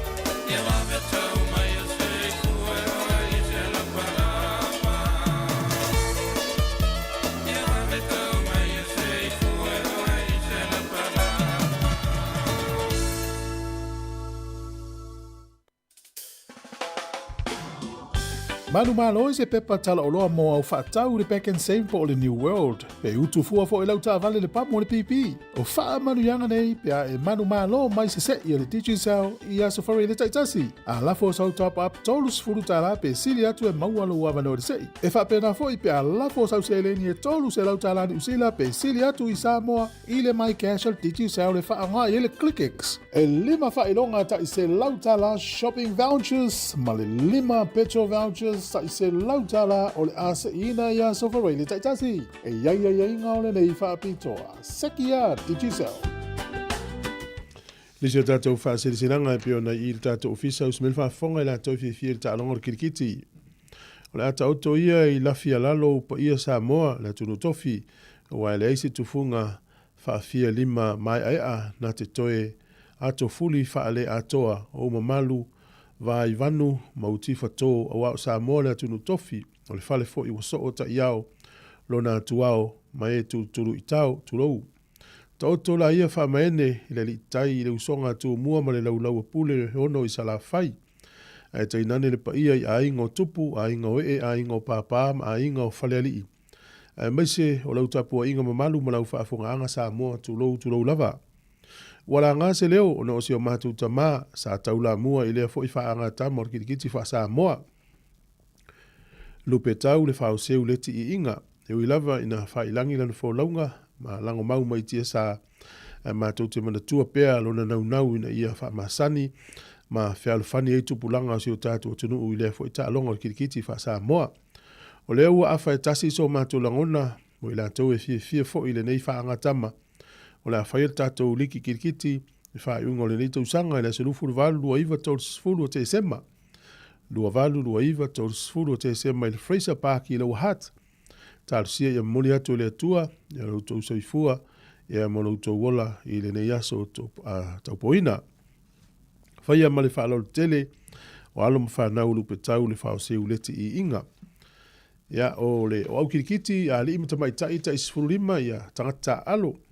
Ia wai whailonga o umana whaatulanga, o le vaianga o li, o le ipu au tū, i lima awhi tā la man malo, ia o le tūlanga lua awhi tā la, o le plate, whailonga tupe awhi lima se lau, runner up, pe o tūlanga lua le plate, e awhi tā la, o le pou le lima se, fitu se lau tā la, o le tūlanga lua o le pou le lima se lau tā la, o le talitae tolu se lau tā la, tūlanga lua o le talitae lua se lau tā la, o le stala mo au ali e lima se lau tā la, o le stala mo au tama ita i wha se lau tā la, manu malo le ipo tama ita i tolu awhi tā la, tūlanga lua e awhi lima se lau, o le plate e awhi tā la, manu malo, tūlanga lua e fitu se lau tā la, o le pou le lima se lau tā la, manu malo, o le tūlanga lua e tolu se lau tā la, ma le talitae lua se lau tā la, tūlanga lua e awhi lima se lau.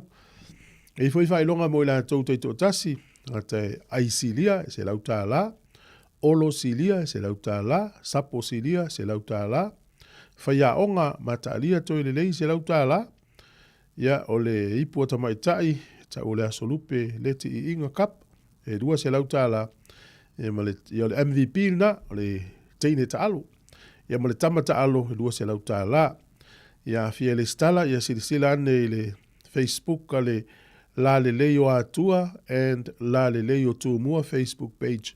Ia ile link na ina ile stalai. Ia pete vala au ia leka leti o lua tasi lua whalima valuiva on o. O lua tasi lua whalima valuiva on o. Whaftai lava. Pau i o tātou whaasisilanga mo nei taimi. Malo lava le mafuta mai, malo whafunga mai. Wai atu o le ua mawal pāle mia fau o Britania. Britania, Deminate. Sao le leia.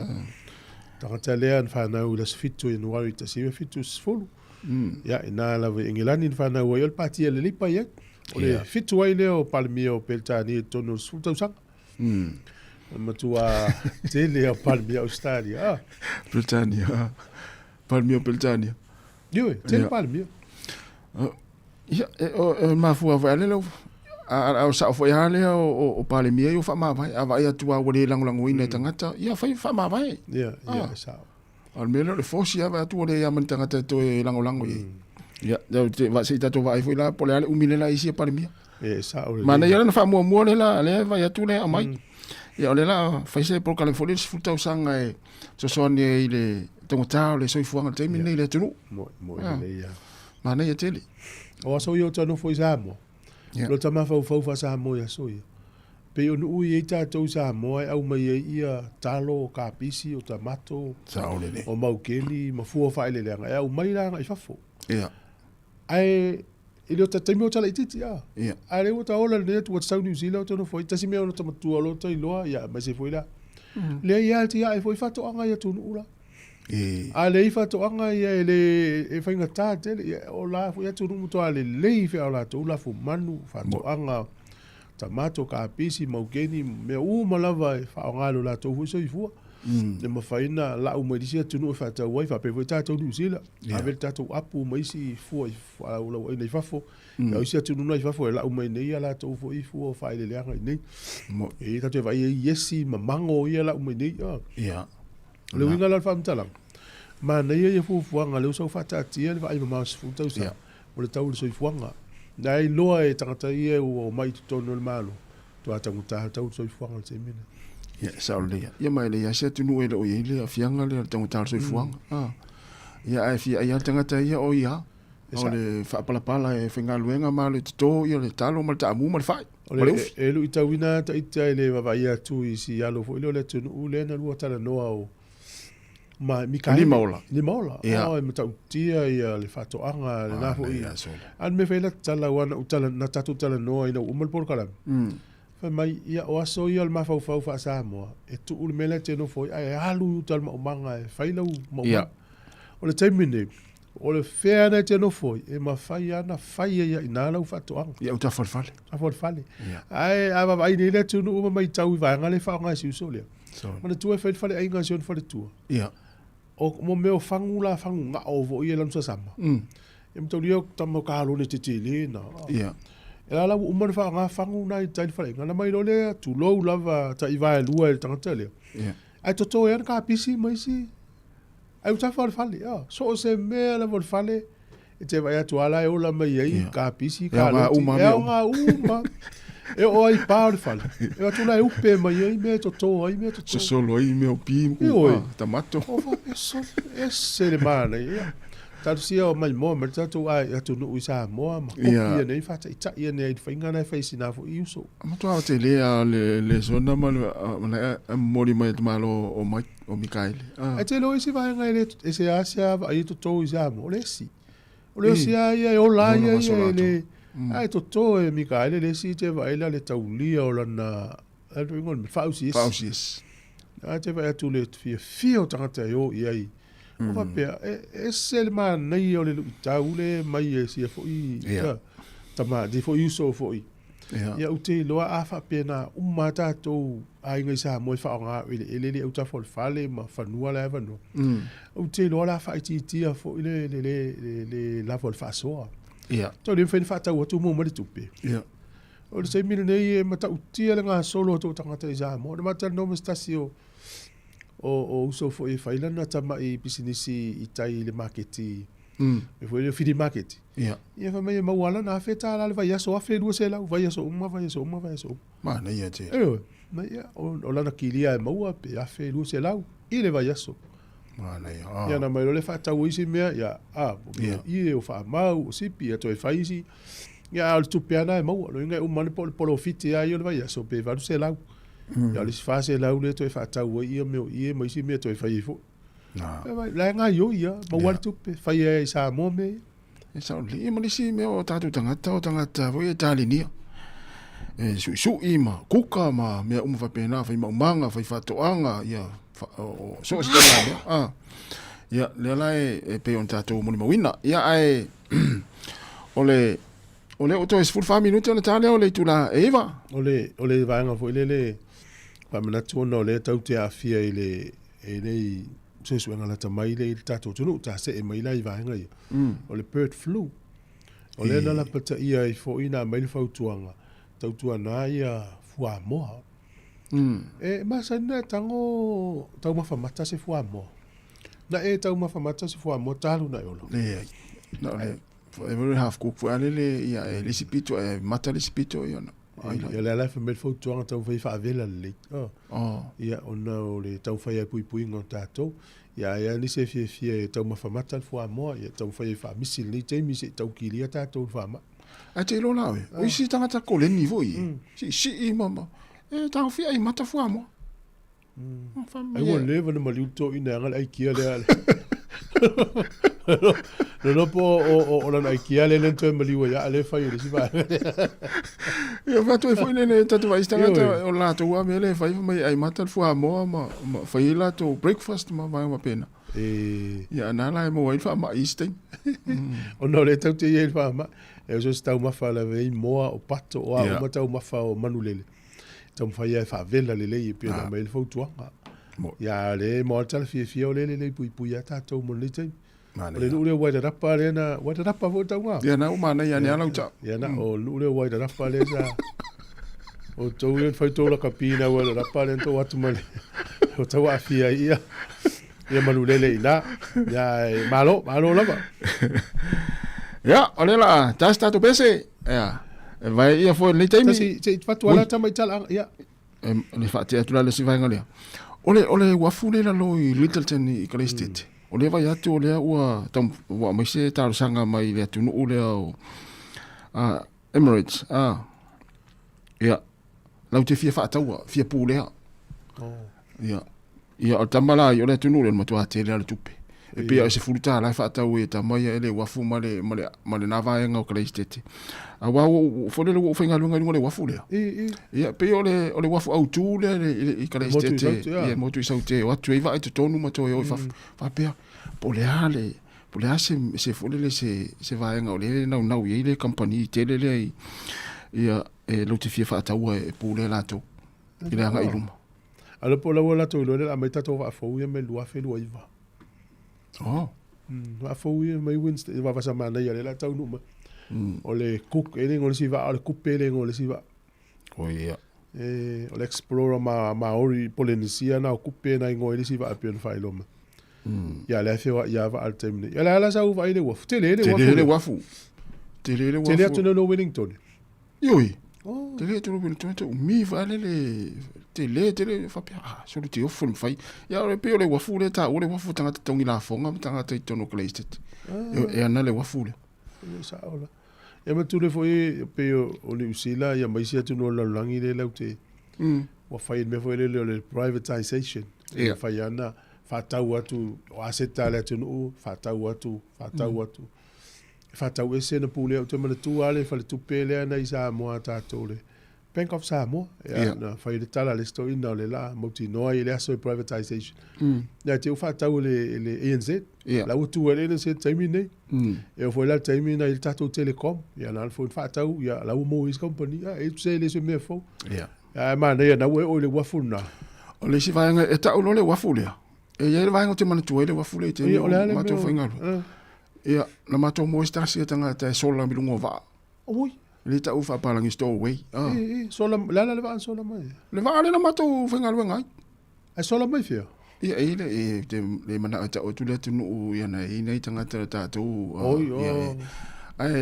le mo mau ni si o so na ma to foi ngalo wa fo le wa tu le va wa ta ai mai lalo ai ma to mo wai tu o le me i ta vale la fie ia la fie ala le ma o le malanga le na sau ala so ato ai le ilo ese si ai mo tu sa la fito no container fo le ni me o tonu solo te fo le ola ana ise me ai mas fang vai ia na tapena mai ai anta pena mai le li wa tama tu lo ai anta pena mai le li ile ine ana me ai ola malava ale me la fo le laki o ta o iona o le uta o le wafule ale me la laki ai o le taimi folele na lifi mai ai container ia mai le tunu le na sola mal tanga talia lifi mai al container o le tu folele o le tonu le li sa wal container ia pa wa ai le ona taimi sa wal container wa an fa pe sa puni le container ia le tapuni ia ele pe o mai nei ni sila wa fa ina le sa wal container pe folele e uanga i fafo i al tapuni le matala Ana fai ngofia ina saule ali I po uma. Sau faf. Sau uma I fafo e fasavili foi lele ma. Ai le se o to. Ai ma se so matou nei lo. Ai foi ni ken no va ai. Ya lunga foi lele lunga melele. Ya o va ato ai le ni ken ma foi lele. Ale al fam talanga la le ina o matou tala no.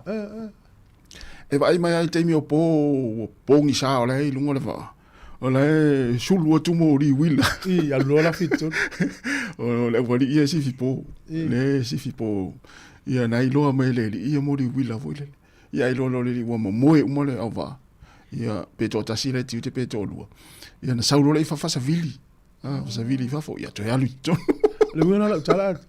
Mo tu ala me yo ata ti fanga le te vai. Ia. Stanga ta we la fitto nu ai atu no tanga fenga lo ai fa si. Fa tai le isi la ngona fa pena ile ina da te fa ese tu langa fa pena. Ia. Ia na mato azule tonu wa ia wa ta unu nei u fo lele wa lunga le waf. Wa mai le o tiute ma mai le o leo. Ia wa ina li poti ai le kapteni. Tanga tale yo mai lo tiute ma le o leo ia avestama. Ia ave te umato multal mulmuli na ave I se me onei pia ena fa lele mai ai to fa fo ilo na tu talo fai ai ma to no container sai mo ele o ka se ngo si le tu si ale ni no ngo tu Wena te mana tu ele wa fu le taimi uma pe ata ono si ta mole na sola tu la vai tau sanga le por aí fitu I falo sa ola so ai usa le mo si o si le mo le mo si o ela tá todos para viver. Malos. Ya, vatalo vatu I le sunga sale tai real monia le tai ao, tire tai uli, mai na siero. Ya, Olavinda, mako ile la lo, no fu ile lo family vinda. Fa ma tu ai no vea, monia le tai ao, kele au vale. Ya sange monia le tai ao, ya ole fatu ya Epi Marina. Ya Shane Eli, tarafa Shane, ya mursunga tangwa Iran Rani. Ya monia la le tai ao tatu tunu, malaki. Te le lava.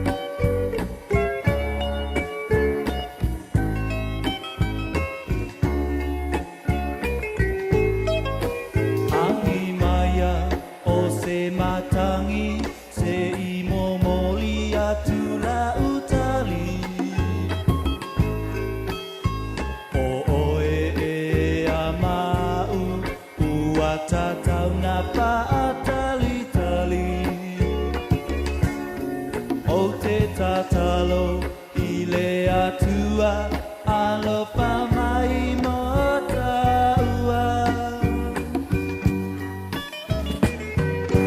no nei tino ua vai vai me mano i pui o se vere a upele i alo fa mai no nei tino ua vai vai me mano i pui o se vere a upele i alo fa mai no nei tino ua vai vai me mano i pui o se vere a upele i alo fa mai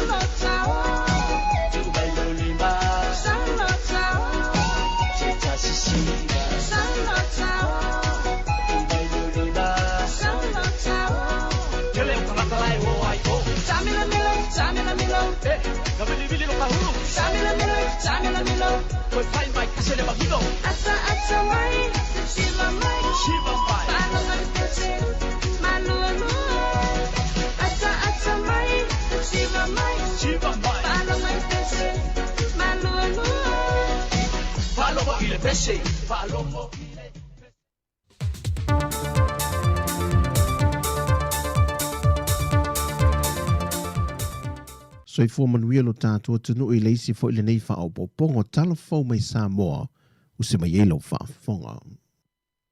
E tō lua tamai tai manu le malo le ua wha malo lo le tu mau le temile nei. Ai wha tino so e suenga wha alo tui whale le mtanga ruenge mta opo e fito i tonu yanga tau sili e wha tino ai ngā ruenga li tamai tai manu le malo. O ila ui e tō lua, ua whaasarina nei le mtanga ruenga ina ua o la leu sta ia se tasi o whainga wha avai ala mtanga ruenga, e le te tau waiona tu uine lunga upenga te whai langi, e se li po se tamai tai malu le malo. Ni atau ni wha avlave tutupo, ai pe wha tino i nai fo ni TikTok, e pe fo o nisi o tamai tai malu le malo na lapta ia mua mua, e na wo la wha tino i nane TikTok i lunga upenga te whai langi, au la e ina le toni ngā leo leo. O tamai tai e to lua wha asala ina nei, e na ua o la tu ine lunga le api o fōlinga, le whaarwe laven tō lai mai na pue i nei me pue ata malu le malo i le pea, le teimi na so i nei se ta avale se malu le malo o tiute moli, e whaaton tonu le ngā solongo ta avale afi na ua pisi i le vaia so o mawai.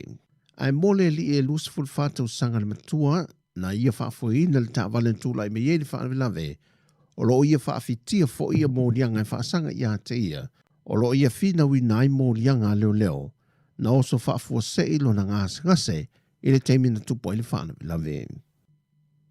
Ia toi ti mata le upenga, o le sini le male autu wa tau lai ne i eil whaati nongo polo keti ma whaanga yo inga umamport kalame, a le mtanga luenga o a inga maanga whesotai, whaapitoa mo vaenga tupulanga te lavou, o manatu le malo e ta wala le mtanga luenga, e ta poe i nailo lato soi fuati nae, e le ngate i nei manuilo lato lumanai, ai ia tofu sao o me le whaongai no le teimi ma le tatau, mo le ati na o le atunu o i Sāmoa.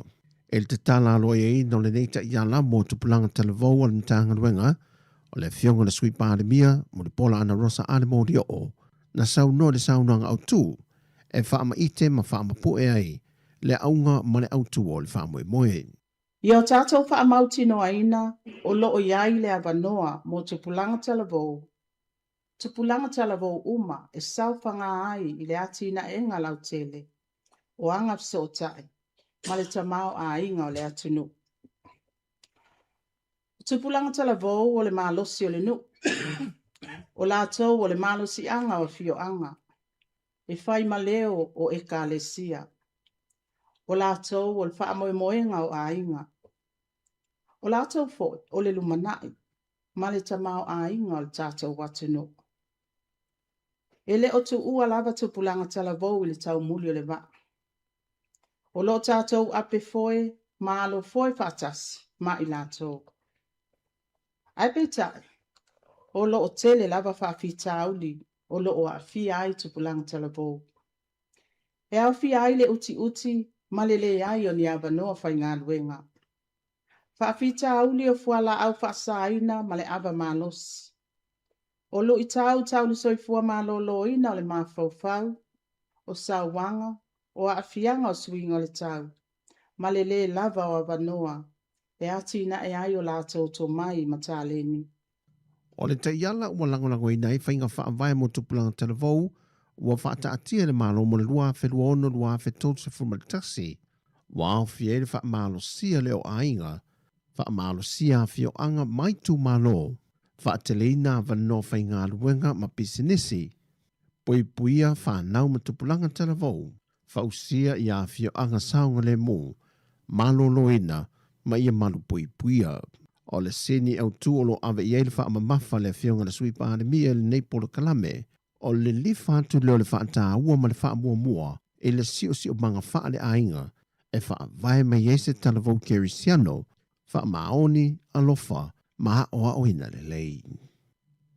O tolo po atu le wha amasino, le wha amasino ma walunga, leilo i longa o talo sanga e lua, o le talo sanga lea le whaipule i a le ala le pule rimoni a yafi, e whaasanga le fionga le pandemia, i tua inga lava i le maliwa o se tamititi a onga o le Universite o Sāmoa Papengana ngala. O se sanga o lo te ei i le fionga le loia sili, ina ia wha le au ngā ina.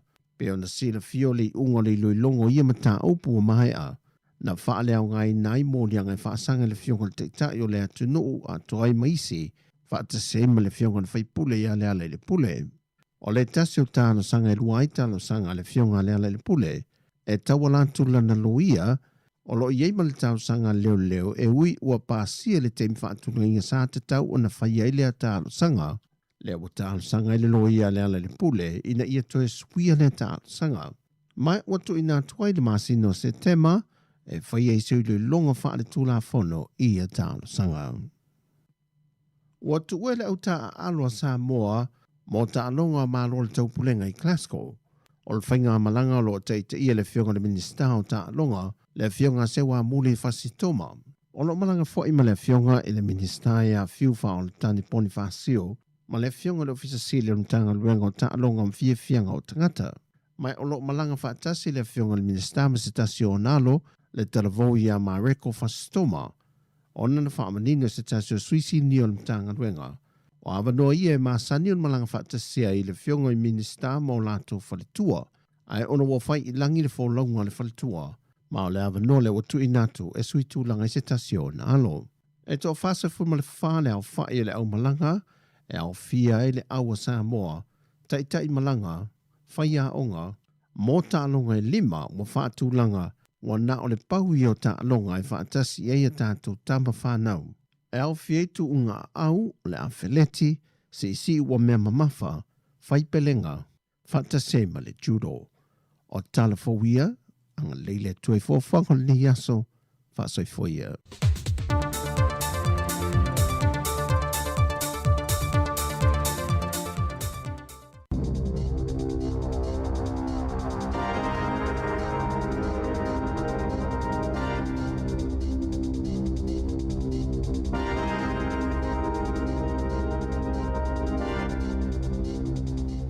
Whaatalo whātu i le nei fo i vāenga o telefou a le si ufonga o le lau mua.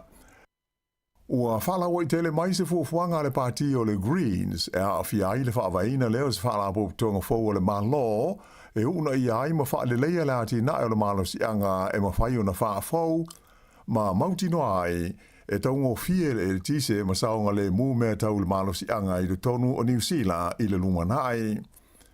O lea whaasara launga le Greens, a tu ina mai o na tai so whaatasi, ia Chloe Swarbrick, ma Marama Davidson, i le ai o Dunedin i le songo fua.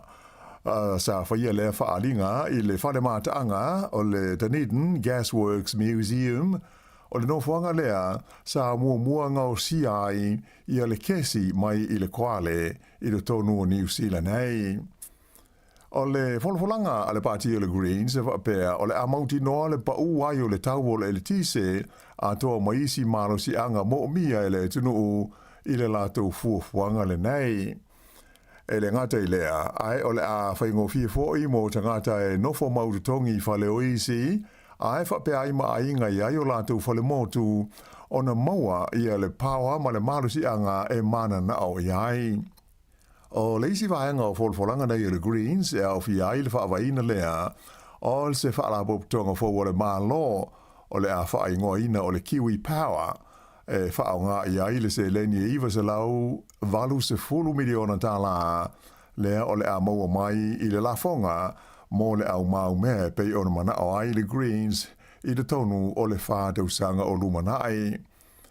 Ai o le tau amata e whaawai ina ai le Kiwi Power e se lau miliona tāla.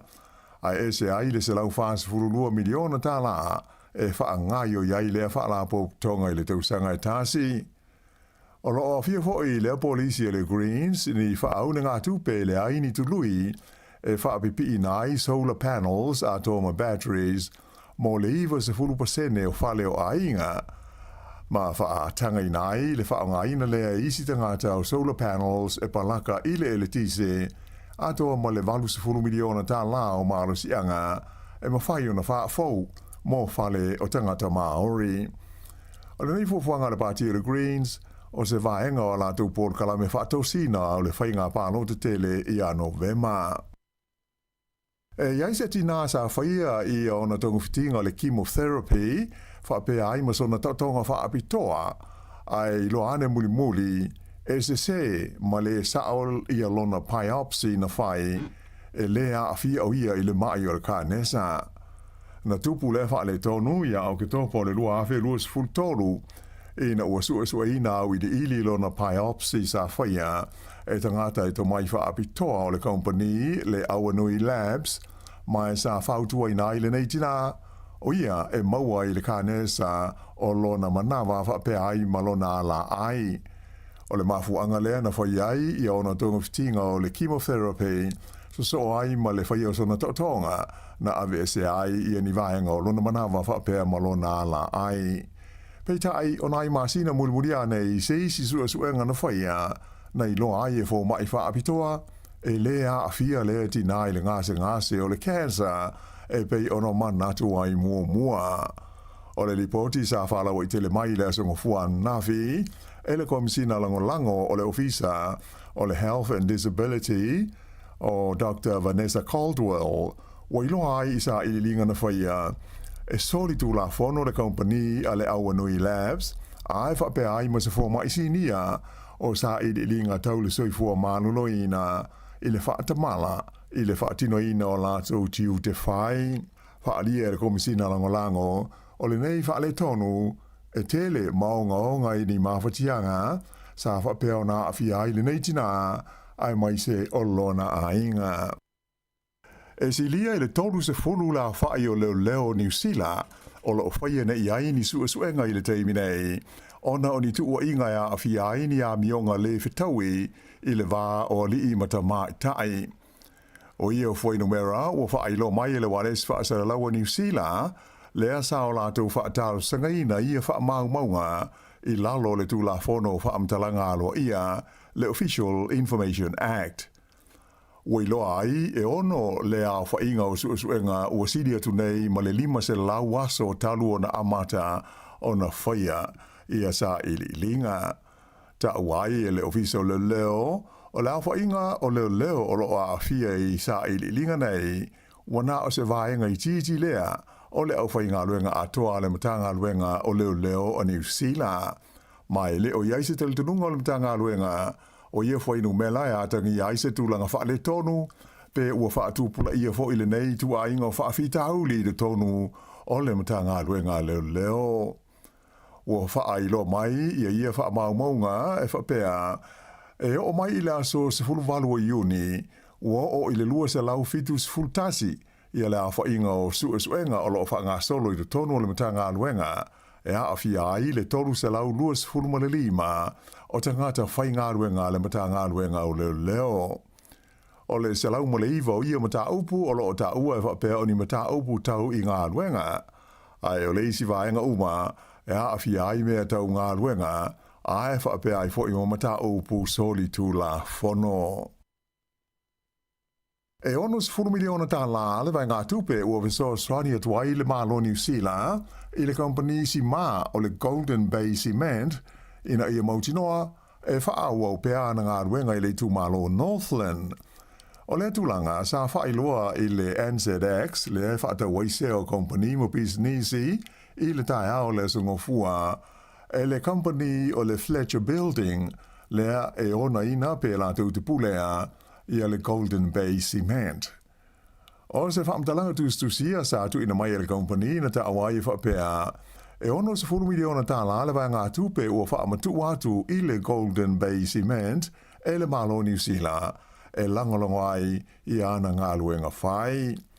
Ta ua fōi e le Fletcher Building wātangi ai i lea malienga ia le tā ua o le ngau sia o le si mai le tonu o New Zealand nei whaatusa lea i le si mā mai whafo.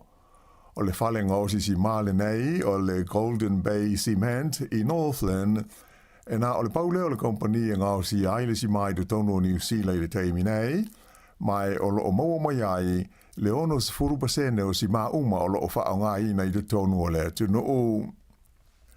Ua whola mai e le teitai o le partia le Labour ia Chris Hipkins le so loia uma o suinga o whaia le whainga malo so whaatasi i le whainga e le stala i nai tangata pālota. O ia suinga o le a le toe taria ai e pālota i a tangata whaato a le stala i le aso o le pālota. O te sema le ana pāsi ai le whainga malo so whaatasi i a suinga nei o le tūla whono ma ualo ai ai swinga i le stalaina o le au palota ma whaia e te tau na whaafoe ai whainga palota i le lumanai. O ia swinga e au fia ai le whaamuta ina lea le mwhaina le stalas tangata palota i le aso tonu lava o le palota tele mai ua whaasa i fōio na palota i a pāngota ai whaatanga i ani fōa i tupe te tele mō pāti e au noa ma le whaailoa o le ngol tangata po le whaapo tonga na whaia lea whaai ma sanga whaalaua i teleina i a le sā o loo iai i le whaia leo ni tāu mawha po ni mea inu i tutonu o no whanga po whale pālota. Sa whisiringi ai e lau whaasara lau ma lau tu stala Chris Hipkins i la sungufua pe whaamata e ono whaia se lātou whitu na inga ma le pāti whau o le Opportunities Party i le tūmalo o Mount Albert i Aukilani. Whaalia o nino ai e teitai o le Labour o le lātou pāti e lea a fia ini whetu na inga wha porokiki ai ave le lātou langolango i ona sui tau wā uma mō le whainga pānota.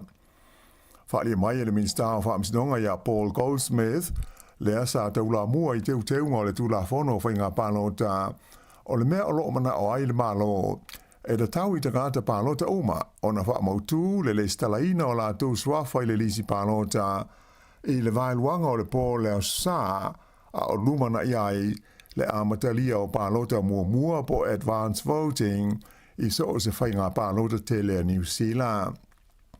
Sa i e whaalia fōi o swinga nei sa whautua ina mai le suenga le ana whaia e se komiti tūma oti na hilo ina ma sila i le tūlanga na whaafoina ai i a le pālota tele o le lua awhe lua sifuru tolu. Peitai e le Italia le malo i a stasio whautuanga ia awhia ai le te tau leo na whaapau i te sifuru ono tau sanga le matua o le tangata e anga wa ai e pālota.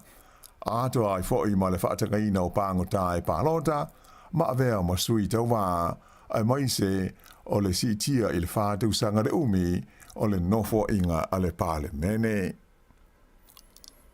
I le lalolangi whafo o lea ua filifilia le li e swafa ia Andy Burnham e avea ma pāle mia fau o le malo o Peletania tele ua sui tu langa atu o ia Sir Keir Starmer, lea na whaamawai tarwai nei, ai whaatoa lua tūsanga tālua na tūla ai i le tofinga teitai, o le whainga malo o le Labour. O le ripale mia faula ua i nei o peretania ia Andy Burnham, e limas furuono tūsanga o le soi fua. O le nangaio inga mua o whaeilo mai, o le whaasirisira leo se Paul Kalame se furu tūsanga le umi molo nā tunu o whaamoe e tau whaamā ai le tau ngutao le soi fuanga, ma whaititia, la o whainga o tangata e momoe solo i awala ona o le aio ni whale mani ai ngai whaamautu i ai. Ua lipatia mai le iai leo se talo sanga mai whafo, mo le fia pule ina ma le whafo ina o le taulanga ma le wafu au pito i te lei le motu i saute, mai o se mata upu o lo o nguru ai talanoanga i le vau uni ma tangata o le ai o Littleton i Christchurch. Whalia e whapea o le company tele e ingoa o le TP World, a le malo le UAE, United Arab Emirates, lea wala tau fia pūlea ma whaafoina le tauranga i Port Littleton i se whainga whaalisi. O le TP World, pe o na whaailo mai, o se company le malo Dubai, e pūlea ma umia e le ainga tupu o Dubai. O le tauranga ma le wafu le nei Port Littleton, e pūlea ma whaafoia le company o le Littleton Port Company LPC, ai o se mea tino a tangata whailafonga o Christchurch, i lalo le wainga le pūlenga po le City Council. O le nei tauranga ma le wafu o le taununga au tūlea o oloa mai whafo, ai o le o ngā tonu fo i lea o loa e awe i whafo, mai lea vaenga o lea tunu o. O le tausanga wha le tupe na mawai atu nei, e sidi atu le fitu ma le awha piliona tā la, le tau o loa sa awina atu i whafo mai Littleton Port, e au fiai o ngā la au, o le kwale, whapea ma mea aitu aisa e pei o ano o manufasi. Whaalia mai e whapea o le tālu sanga nei mai le TP World, e pei o na taranoina le teimi nei, e langolango ina malosi e whaala woptonga au tū o tangata Maori, e au fiai le te hapu o Ngati Wheke, te nai tuahiri i runanga, ma le te tauamutu runanga. O lo fuafuaina se fontanga whalau i tele les foreile, e saanga tala noi nai i a lea mata upu. E awha miliona tā lalewa ngā tupe o le awha alu le pūlenga o le aio a Bahat, e ati na e ai le ata mai whaafolinga po o le AI, mo ana ngā luenga whai. O lea se leni o se vaenga lea o se ai tā lafu po o se whaaune ngā tupe, e wha te si wha miliona tā la, mai i le ofisa o pūlenga o whainga malo whaalau tui whale, le Local Government Funding Agency. O lea whaaune ngā tupe pei ono pasia, e au fiai le lua tesi ma le 8 miliona tā la, e toi whaale le iai au wala savali po footpaths, i le tonu lava o le aio a Bahat. Malaysia 5 se laus fultolu wafe tā la, mo le whaonga ina o le polkalame o le AI. O loo whamoe moe le City Council a Bahat, e whaonga ina le AI, e whaale le iai la tō ngā luenga, e mai se lava o le tō mai o tangata whai ngā luenga. O le teimi nei, o loo la tō whaonga ina, i le ChatGPT, ma le co-pilot le Microsoft, i le tele o ngā luenga whai. Ai tusa e fitus fulima ave tā la, o le awha alu i le tusanga, e whaatawina i le isene mo Paul Kalame, e whaonga ina i systems i e lua. O le isi vaenga o le ai tā la fupo le whaone ngā tupe, o le a whaalele iai i awala inu uitua o Apahat, e toe whaatai fōi ma awala o le tauranga, sui ai mo me pu e ata CCTV, ia o loo whaonga ina nei i te tonu o le ai.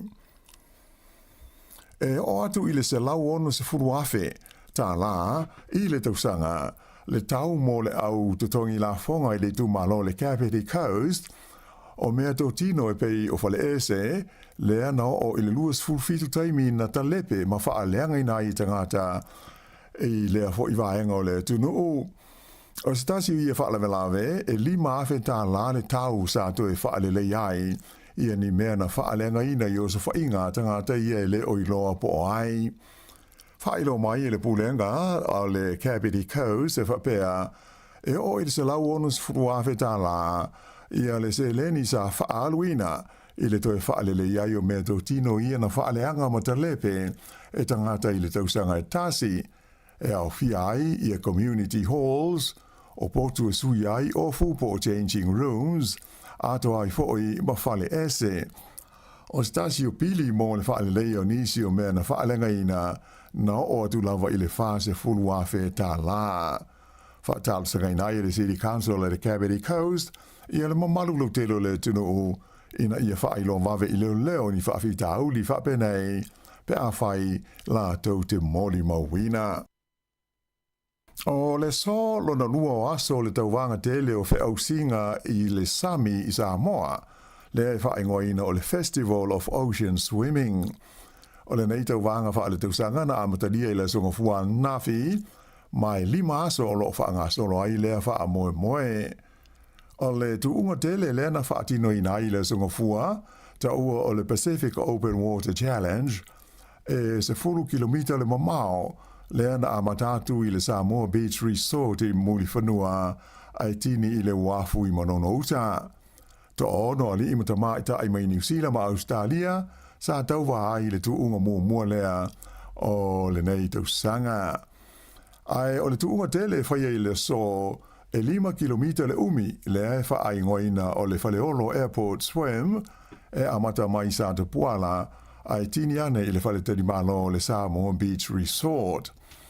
O le isi vaenga o le Porkalame pei o na whaalia mai ua wha ngoina lea o le Samoa Swim Series e tolu ni whi au singa e whai ai ino fuanga SS e tolu e amata atu i le solulu a tae ao. O le tuunga mua o le series e amata i le wafu i manono uta, ai tini i le motu o manono.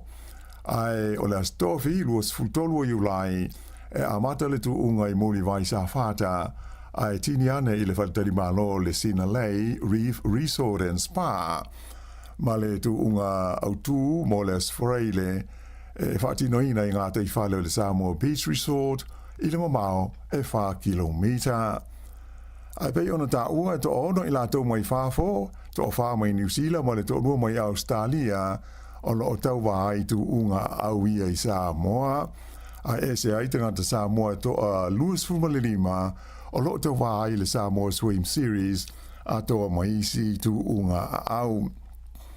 Whaalia la, a mai ale tau wānga i le wāia sonai, ona malanga le isa vai o i lātou mai whāfo, whaatasi ai mo lātou ainga, e mai moa ma tā whawai, i le la lei o le motu tele i sa la whai. O le tau wanga au le nei o le Sāmoa Swim Series, na moa i amata ia, i le tau sanga i lua fe furu ma le lua, mai whaia i tau sanga i tasi, se i wanga na ai le vai taimi o le wha mai koviti, lea na motu sia ai.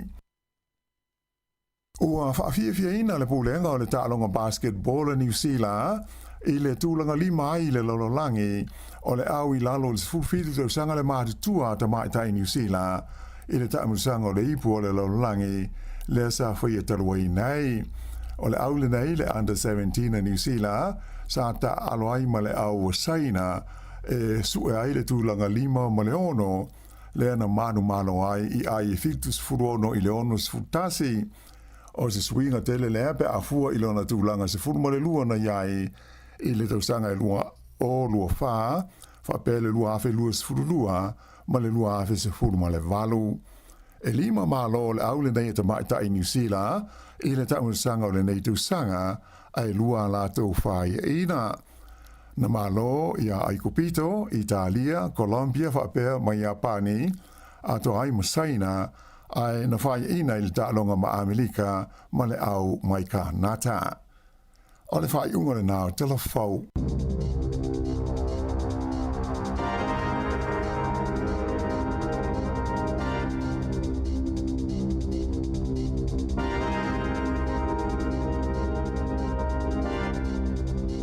Toi whawhonga le tulai sifulu ma le lua i tātou telefonu tala mai Sāmoa, 2 minute o te anei le tulai sifulu.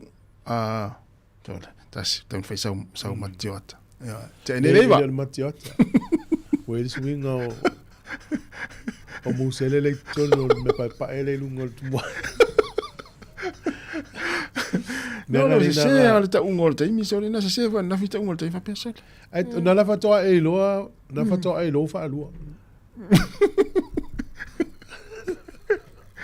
Faftai lava, malu lava. Rominga, ole fe aule moli mai I valia.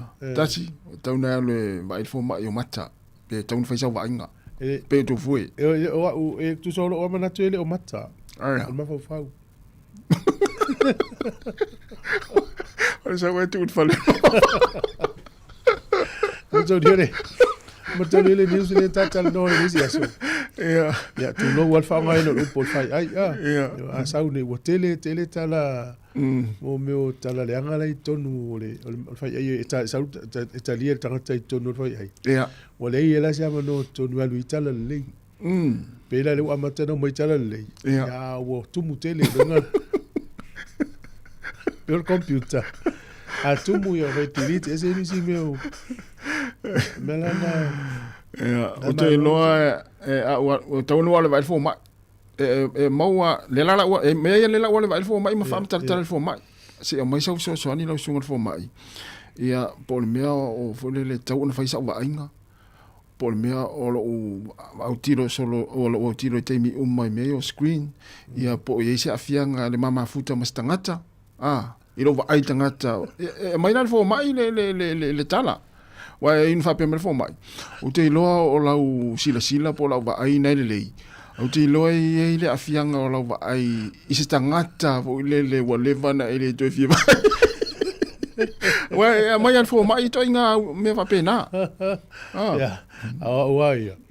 Te ma fa wa pe me vo le o tala le. O ta mai tu.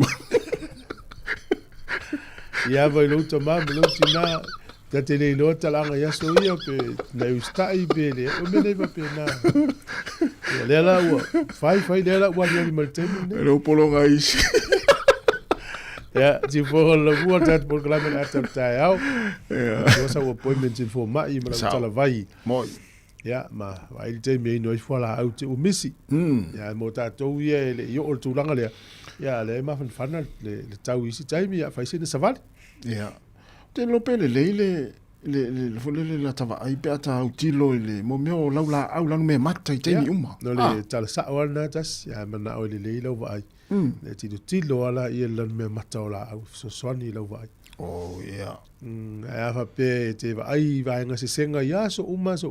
Na le winga le tala vai. Ila me o screen o telefoni o laptops, computers. It was a saying or TV, se senga ya so uma. Ya fa ina ya la vai.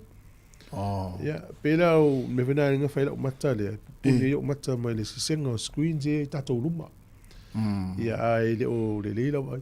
Well, me le la vai te mine, te lo le to me nei lo ma fa. O ma fa o e na me ai me nei to. Na me ai na te ma fa ye. Lo me le tunu. O le si vanga na ma fo no fai lau vainga. Anga ye pe ile fula na tau pito fa pe ile pito. Ele tu ia se me o le. Ya ma losi. Atarie tu la matua ye va lo mai mai. La tu le fenga luenga mai ya ta vale ma lo. Sa le ya. Ya la vai foi fa fianga o le wa te ra fa leva fa tara fa tu sunga ya America tolonga taua to mata. Manuia lava le ta ya lo sunga fa ta tire lava le ma fita mai. O puafiti feto ai sa o wale ngala bai ya o le sunga mata ua nonu manuia lava le ta silo porton mai o kilani fa tai tele lava le mafta mai ya sunga pari ya sila ya masiona tua amatua manuia lava le ta ya to 2 minute tars fulu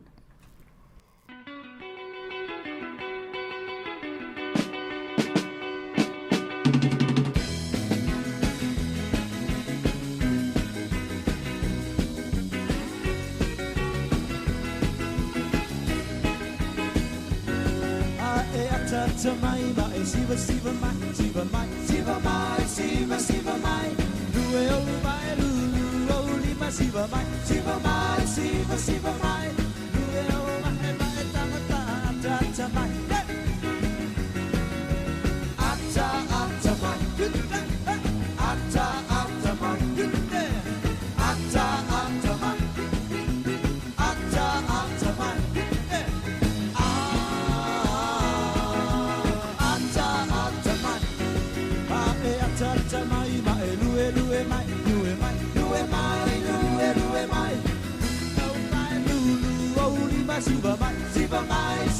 siva mai pusi lau panga mai tango pa ata mai ata mai ata mai ata mai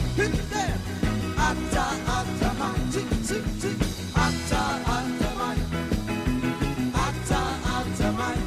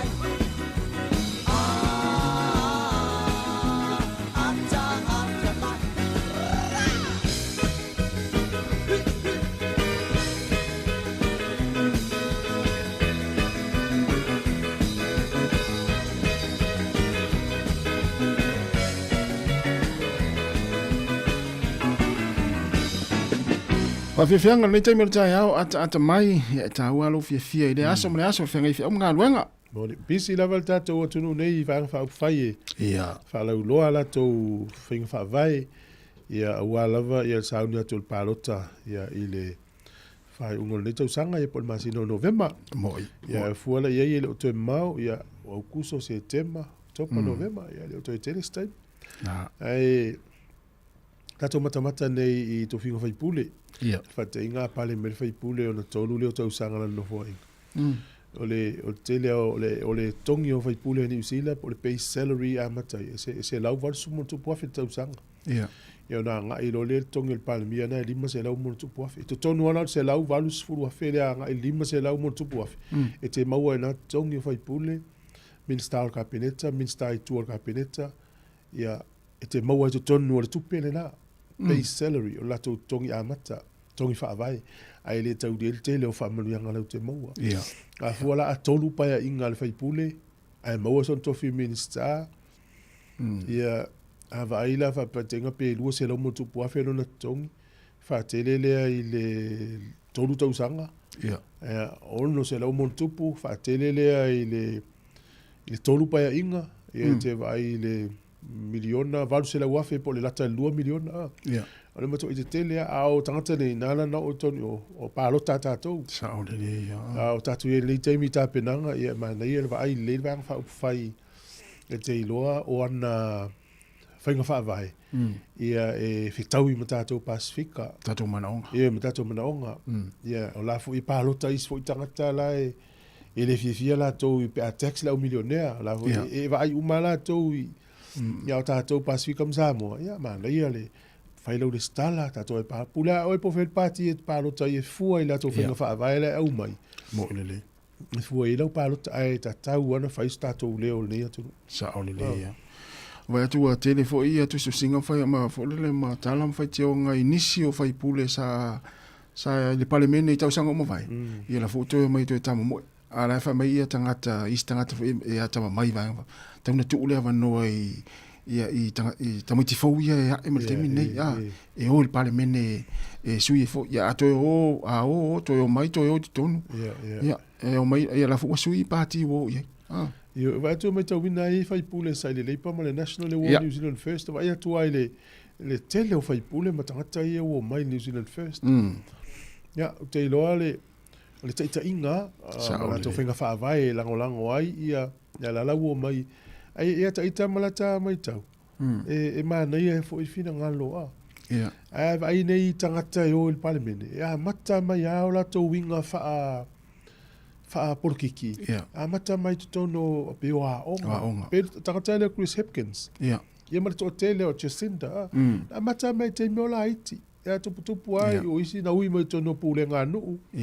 A whata inga la palemia le nei a Peretania. Na onga l'universite le a Cambridge. Luafe, tasi iwa wha luafe lua tasi. Ia na vea i o se researcher, pos tangata fu ile su e ia. Ma le pātia, na iei tono le pātia le leipar tasi iwa wha. Ma luafe ma le tasi. Sa ngā lue e lai nei vaanga ia mata mai lalo. E vai la sau ai lunga. Ia. O le luafe lua tasi na filifili ai o se sui o le leipa. Ia luafe lua fitu luafe ma le valu. E nga lue o le Chief Secretary o le Treasury. Usa e amata mai lalo.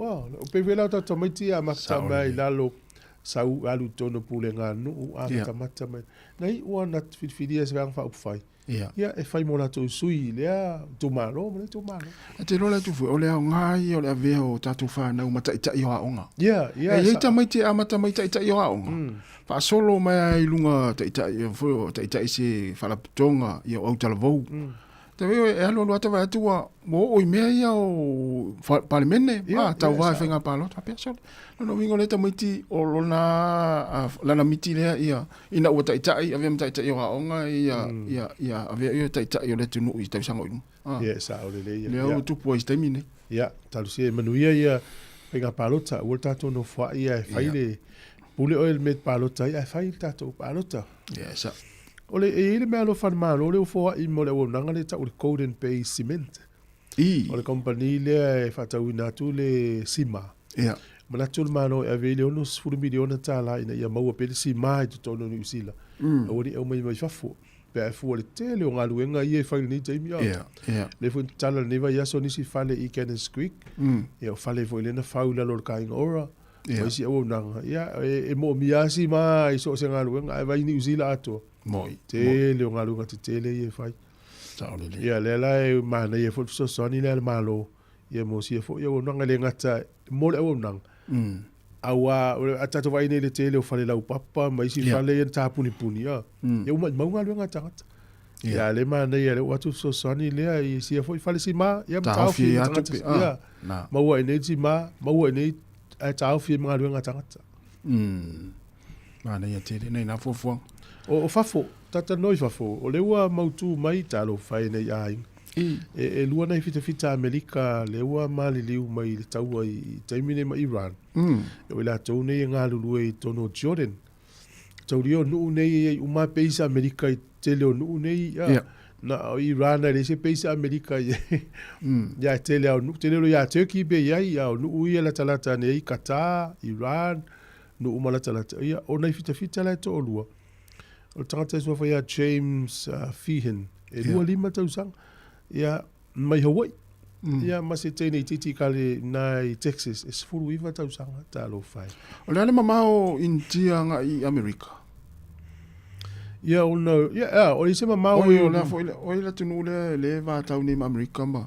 O Iran. Le ale mamao Iran ma Amerika. Pole le wa le o mon mawin o mai tawina e pe o felele o official America isi atu nuu a lapi le o so fai le fa sanga tau ia Iran. Afa pe pala me ala ina le whanga na to roketi. Alu mamau. Anga i Amerika ro pe mamau te lea. Fitu afe lua se laurima valu maila. Pe amal sfuru tasi afe mon tupu kilomita. Mana tuala a lele se lo keti lungo isi atunu. Ia. Lungo isi atunu. Ia. E umatu la fono airspace lungo atunu. E ele ata ia. Ale ele whaingo fie ia Iran na to whanga se lo keti me Amerika. No ingo lo keti whanga. O lo keti la ia whana mamau le ila me whanu kiria. Ia. O lo keti le na whana ne saina le na pa utafo tātou ma tātou tu walu manu ia kiripata. Na lele lungo sami. Ia. A o nuu ia tātou nunga o Rusia, Saina, Korea i mātu, Iran, e mauti noa nuu ia. O la ia la tau mea tau e whana mai o e pa un Pasifika. Vai le whata te inga saina le na whaine. E hui ai le ise mea tau i lumo le unu o le. Tu loa i le pito i luma o le. Loketi. Ala na whana mea le mamao le fierce fulu. Fierce e laupe fiafe kilomita na lele mai. O la ia la tau mea whana mamao. Mtau tia. Mea la na le whaiti tau o le termine. Ia. O leo vai atu o lo o alu pe atu inga pomu Amerika ia Iran. Tau whai whaleanga ia. Na infrastructure me o la papa me uma fapena a le vai atu tala la mai Iran pe la tu man na o to yo lau tala noa na matana faina tama ai ngole tunu a wa faina lo tama ai na mativa tangata yo lo pula la to me fai tala sia e tau nus tau lunga le a tala anga e o Iran fa fitu tau sanga tala we le tu ma tangata le o lo to ina le woti ne yo hamene ma to ile le ya le va Israel ma Iran Si le to le vai Israel mo Iran no vai Israel mo Iraq sa we sa ye sa o le na tu la me lo tangata na we fast food tasi tau sanga le na fau ma ya me ya ma misa ma ya ya le na o mal te minei talu si tau nus tau lunga le Pafta yo le ila lo pensini ta to le ila lo luta la ma sene ya mana ya ilo ya si tanga le te minei ya ya la ve na tau ala o ila ta no na itala ta longa ya Lau tau nuu i Spain au soka Spain. O le wawe a. O na fil ta alonga lau tau nuu longa. Ma feo sa fil wale leo lo. Le vana fio ia inga. Le vana fio nei ta. Pe ono vai aso le nao ese mai. Pe fitu, pe valu vai aso nao ese mai. Al malia lau i Real Madrid. O le fai le parade. A le tele o tama o le au soka Spain. Ele ta alo i Barcelona mai si tu. A le fai i le parade termine. O le lau mai le i whamau maunga le FIFA. O le la nga i le FIFA e sa ili le au soka Argentina i le misa le na tupu ina wa umarta amile sanga. A te lola le World Rugby. O la fwe lava i le World Rugby e fai fwe leilo i longa le au laka pi Argentina. Na matamata le talonga Argentina ma England. O se pe fitu e yelo kato le talonga na. Ola. Ili wa vea o le sa, tai au le sa. Sol. Ai fusu anga ia na fai ma e o si lau fali so le tala la woli ina fai ai. Ia no winga e mafua mai ai le fai ina fo le soka Engelani a Argentina. O a mi o la Argentina fa le lau fali ma. A fesa fa talong Argentina. O sol. E vai la la ilo le FIFA le au soka Argentina. A le la ilo le World Rugby le ula kapi Argentina. O no lo winga fa ali o la tu tamata al. Ele tu sa malo tu la fono. Ana va ia stama o Messi ana fi le pano no stama marinho lo mata lo ngai lo Messi o la na si World Cup le to e talu tolu iva tau sa ngana tu ma nei e tal fata mali ia si ali o Messi le yani ne wingo tamana i tanunta ia o tau al malo Spain le tele la o Spain tau ile el malo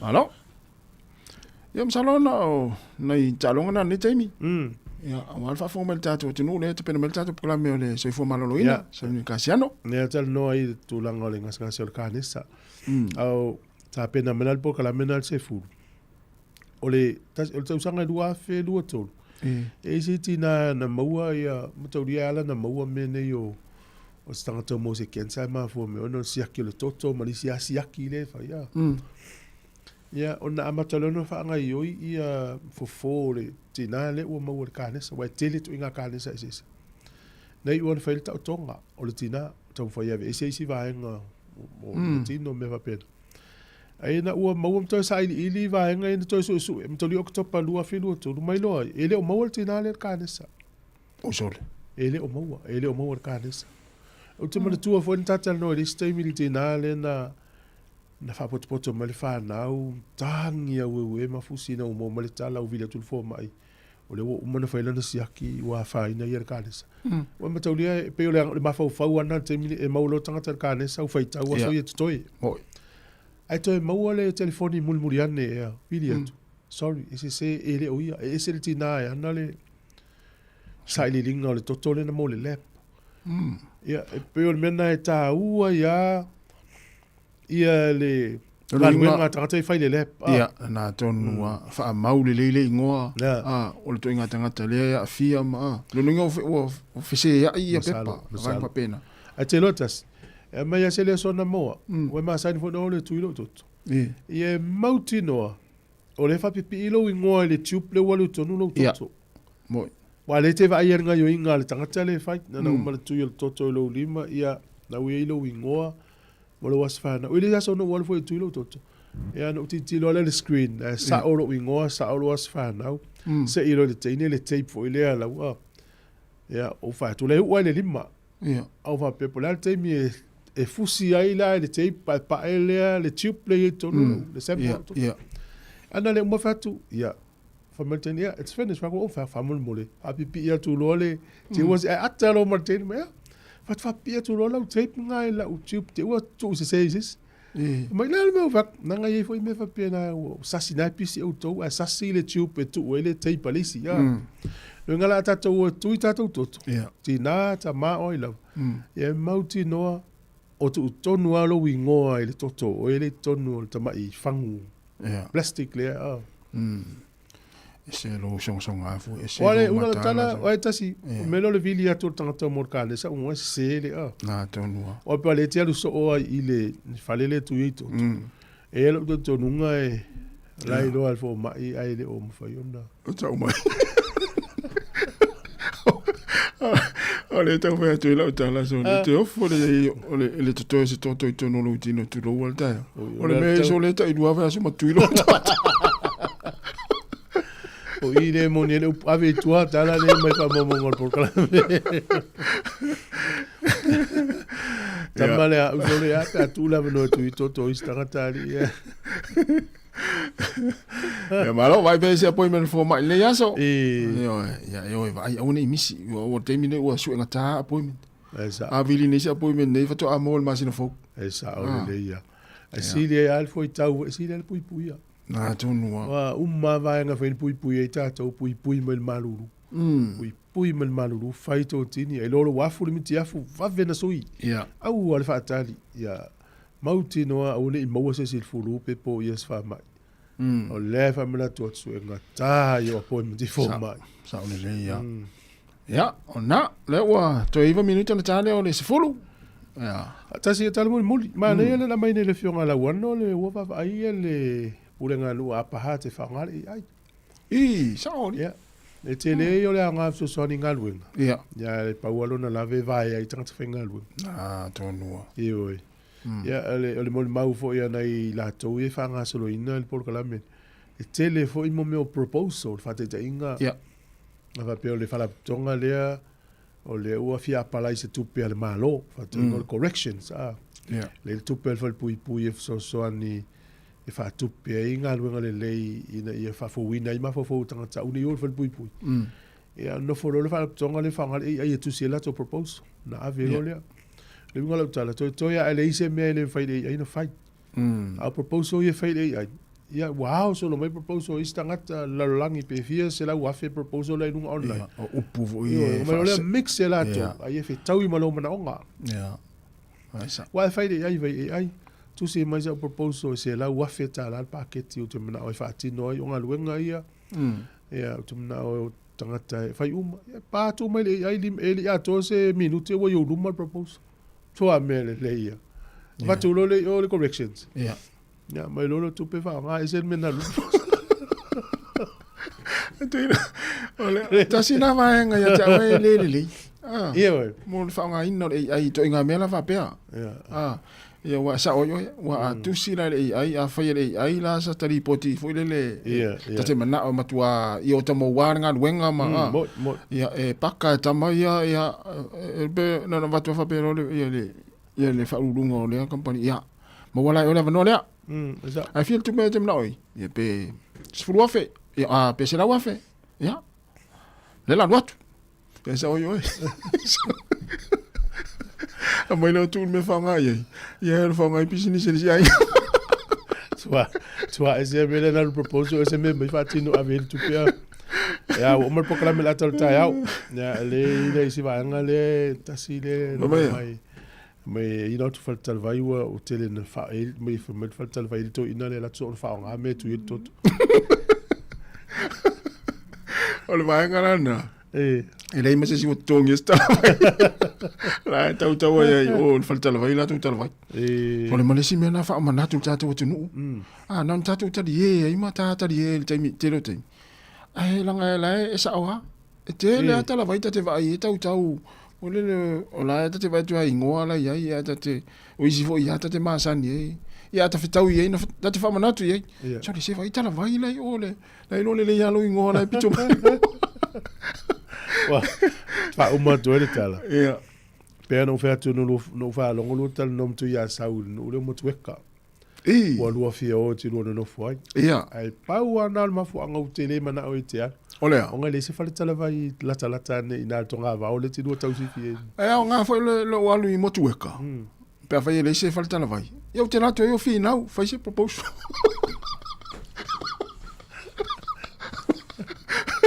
Vai ele tu si et tau na faz falta vai i motueka vai lá le nga o alu yo vai lo pete o mi mitel vai tu lo te pule no mai motueka stem na va pero foi atas mesina me na então no cara vai mas fal povo tamo na viver bombado vou ver tá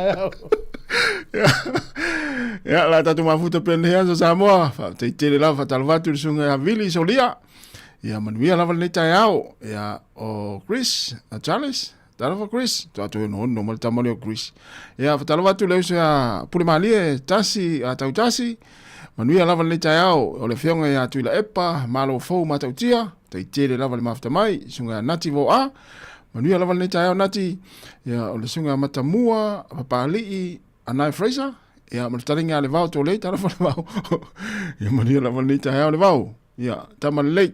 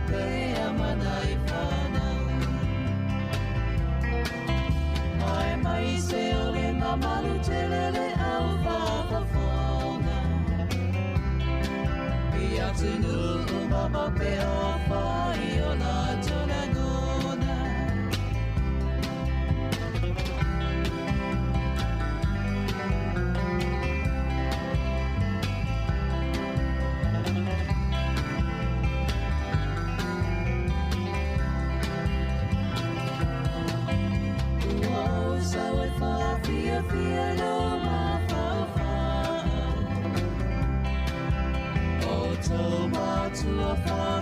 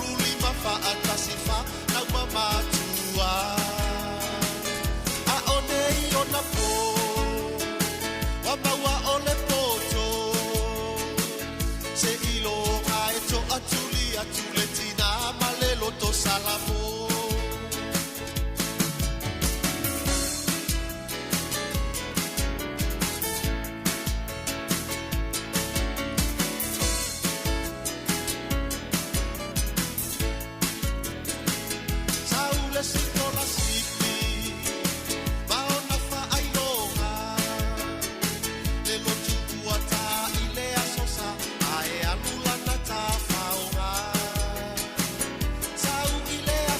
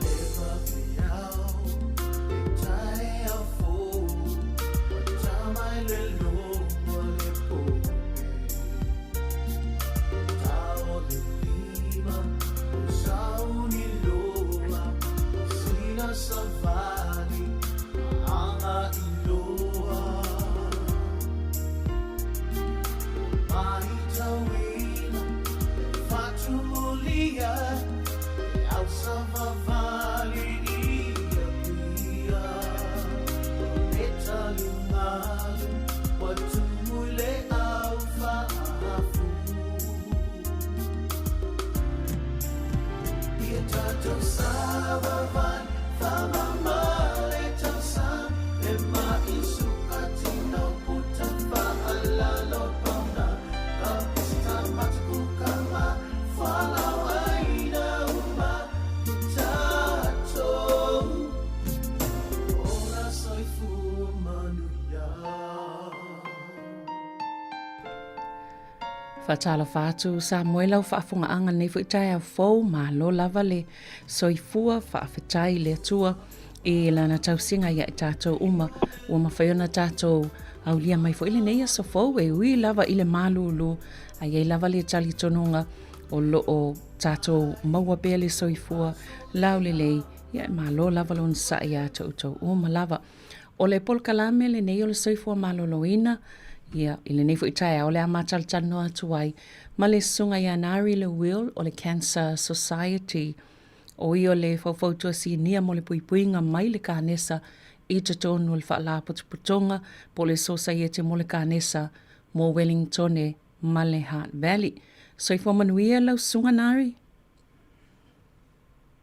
Ia, whaasalofa, ia whaasalofa ma whaafeloa ia tfoi. Ini pa iyo Sāmoa lo whaalongongo mai, ma lo soifua lau lei, ma lo soifua maua. Ia whaaftai tere lawa i lau sunga Savelina mo le nei fōi vaenga fōu, mo le malsaua o le pokalameta te whaasoa, ma talatala noa ai. Awa lawa soifua malo lo ina o nai o tātou ainga, ma tangata o Sāmoa lo asio ma Waitono Wellington ma New Zealand nei. Whaaftai tere lawa Savelina. Malo lava, malo lon sai malo luan nei tai au a ia ai le mfailava na tu ole ngā luenga le tau longo mo na yo tātou tangata wale vaenga le soifua malo loina ina ia le leifo ina tau sia ia mai seo nei vai tau ole tau sanga mo tātou umalava. Aia, tau le lei lava lau ia lau salmoanga e tuta lava ia e tuitu ia tia tau o le tau sanga ia season.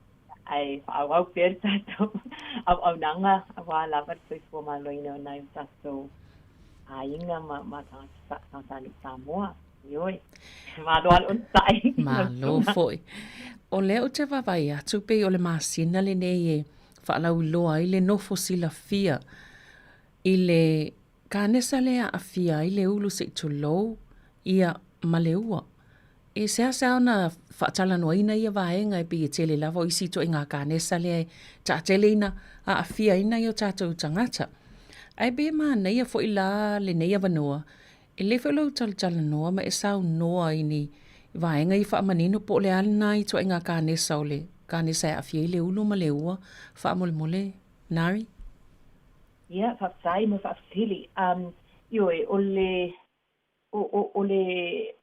le masina le nei whaalau i loa i le lalangi a toa ia o le malama i le nei fo i tu ai ngā kānisa. O le kānisa le ulu ma le ua e kawa uma ia le tele o tu ai ngā kānisa e a fia ai ia vaenga ese o le ulu ma le ua se tu lou. Lea a fia ai ia le mutu o le laulau whaiva o le whaai o le ngau sia i le sua o le mutu salivary glands se tu low ia o le thyroid ma le pa o le mutu ma le ua se tu low o vaenga o male i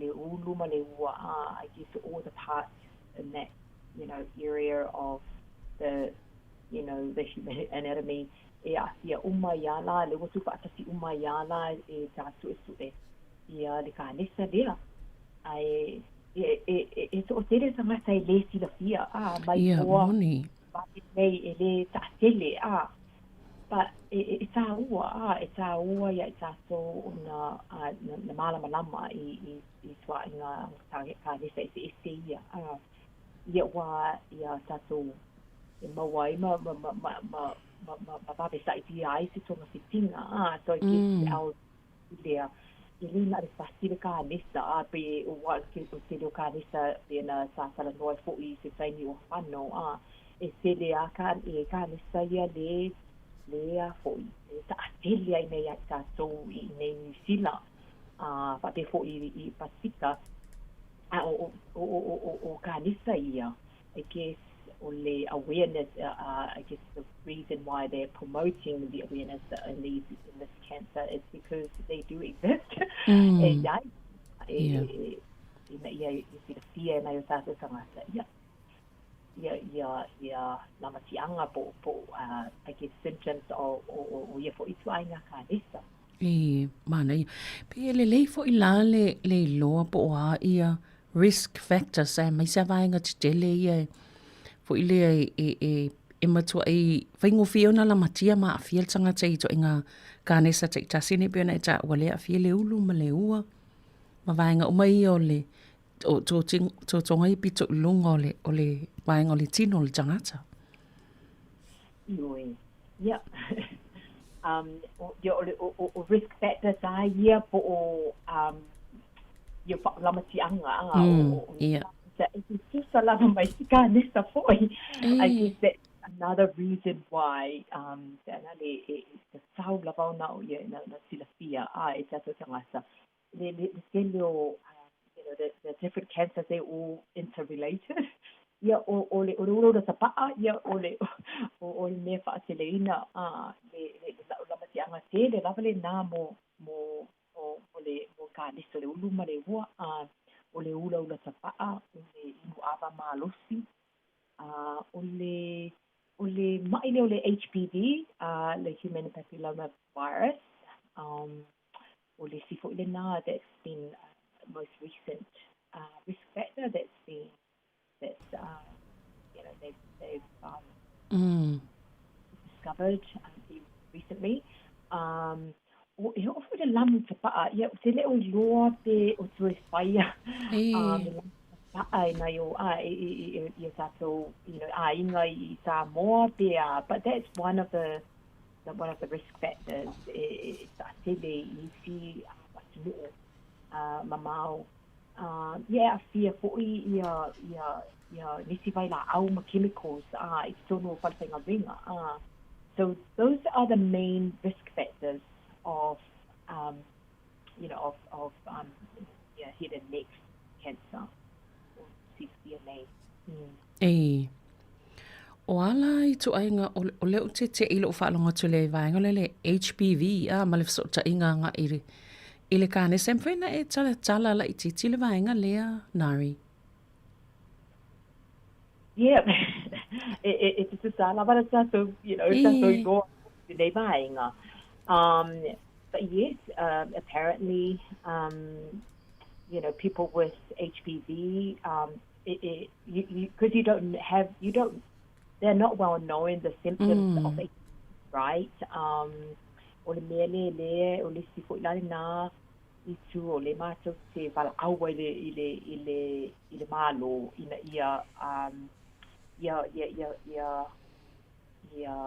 fausia be develop se pokalabele mol HPV for everyone to be vaccinated while ole HPV is it's the swani ile kanisa le ole cervical cancer so this is why but in terms of the link to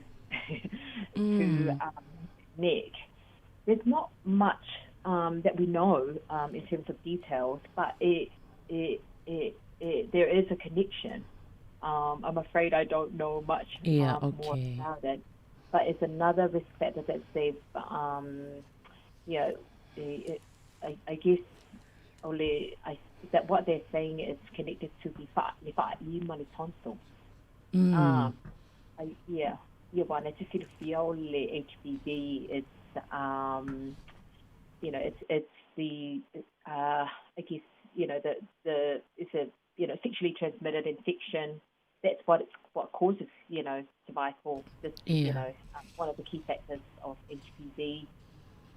So it kind of makes sense if it's going to develop a cancer in the throat these areas, while those other areas, that is, the sexually active, contact, the skin contact, yeah. So that's why I where the link is for HPV. Yeah. Malo.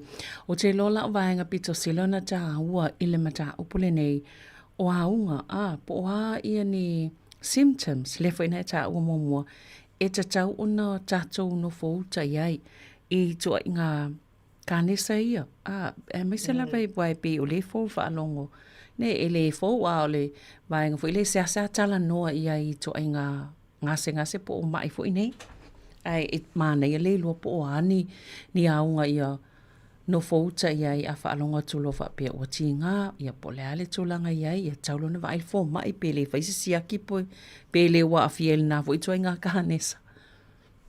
I just want to go back from Molea Sabalina about HPV. That was a very good question that you've raised. I've just seen my notes now.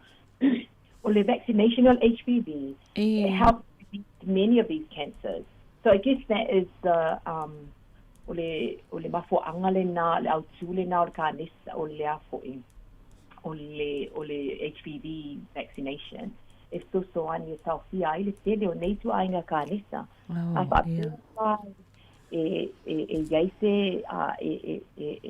Everyone can access the HPV for free, which is one of our election asks.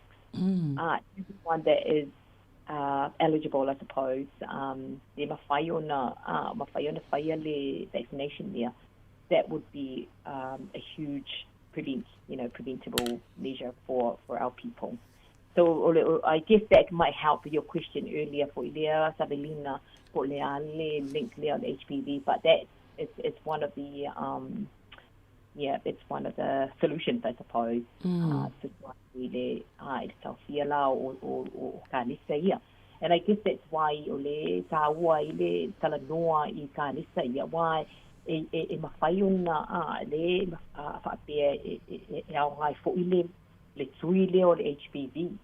So not one, it's not isolated. Ole ko soani ai itu ai ngā kanisa ia. Ole o whailonga la te tauna mau na mai tawina le te taunua ai. O se pusa po le langona ino se maa ai le ua. O le isi le whai mai ai ia tata su papala I le ngutu se tu lo. Le e le be.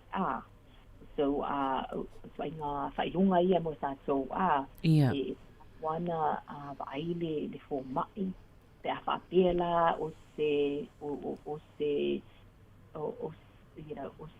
papala fo ile what's why la va ile pe o le tinga o le wha la so te a tinga whai ia ni wa tila sa so tinga whai ia buaso ia e te a pe a whapela wha la so ia another symptom to watch out for. O whenga tā ona wholo matau samina ai po le vai foi. O le swinga po le tau le manino o le leo. I guess that's when you're having difficulty walking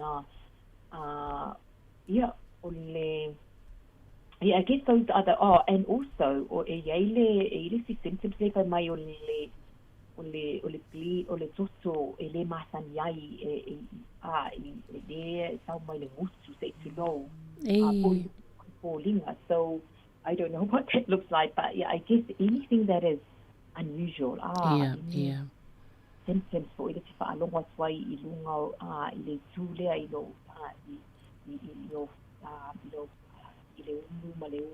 in between those parts, Sāmoa. Bana ia ele le tele la le a tono po yo whaafonga mai e whaafonga mai pe o lena te whaalongolongo atu pe Pea o suinga ia leo te mawai o le tāua fo ile nao lo tala noa i vaenga ia. E pei ona e moa ui e fo wai la o wha alongo le to inga kānesa le nei. Ia e pei le ia i la tau ma tātou umalawa le umwhain wha alongo longo i vaenga tāua ni e meise lava aunga ni o lo o wha amatala ina te itasi. Ia no fau talo a wha alongo to lea o ni vaenga fau ia i taunu pe oi. Pe ia ta taunu ua le vai le fo mai wai. Pe i fau nei me ia te au e le masani ai. E whaftai tele lava nari mo le wha amatalanga o vaenga te itasi nei. O le utama fau i me o to loa i nifo po o loa. E se vaenga o wai e teimia ti ngā o tātou nifo. E le eise a fianga whaapea po o nisi fo i nei o whaailoilo po whailonga wa ai e tau ta o mai ei wa fiestanga tai le fo i toi ngā kānesa. Yeah, well, dentists, apparently they play an important role in finding these signs. It's a oa te le la le matawhai yoi a fo mai nifo, i le vave o whailonga leo o kānesa i te tonu o le mutu, te te lou. Ia wa a tato wo le fo mai nifo, that's their area, they, this, te tonu o tato nifo, tato mutu, o le sifo ila le na, ngā ruenga ale fo mai nifo, e mawhai fo ia le fo mai nifo, whailoa mai e tato, pe a whaapela e na te, during his, I guess it's, during your routine checkups, I guess that's another importance of having those routine checkups with the dentist, for them to actually, see, other, symptoms, cancer-related symptoms in this area, because o cancer here,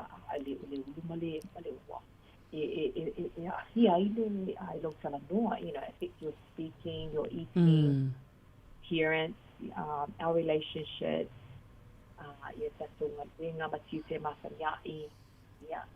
and our well-being. So it's actually quite important cancers to be mindful of, and to understand what it is. What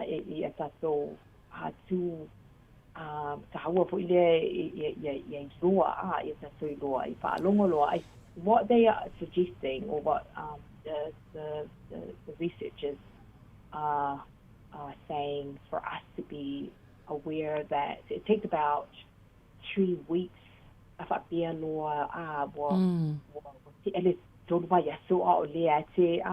you're still experiencing these symptoms, then that is a good time to seek help with your doctor, your GP for my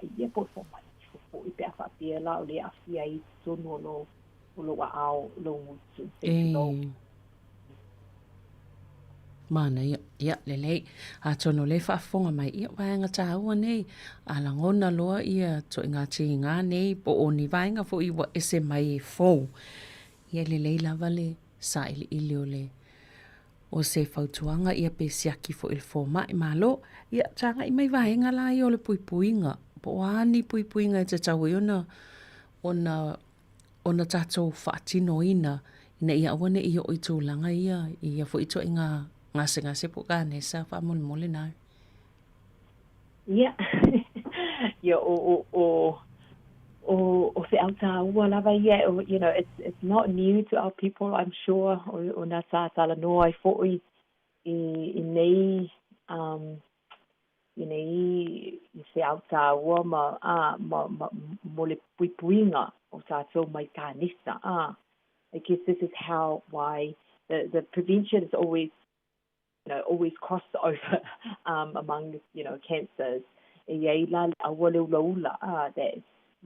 smoking is one of the biggest preventable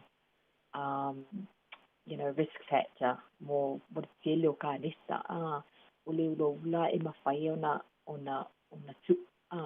once we quit from smoking, if by ngofie ona recover, you can and once then the treatment can take place.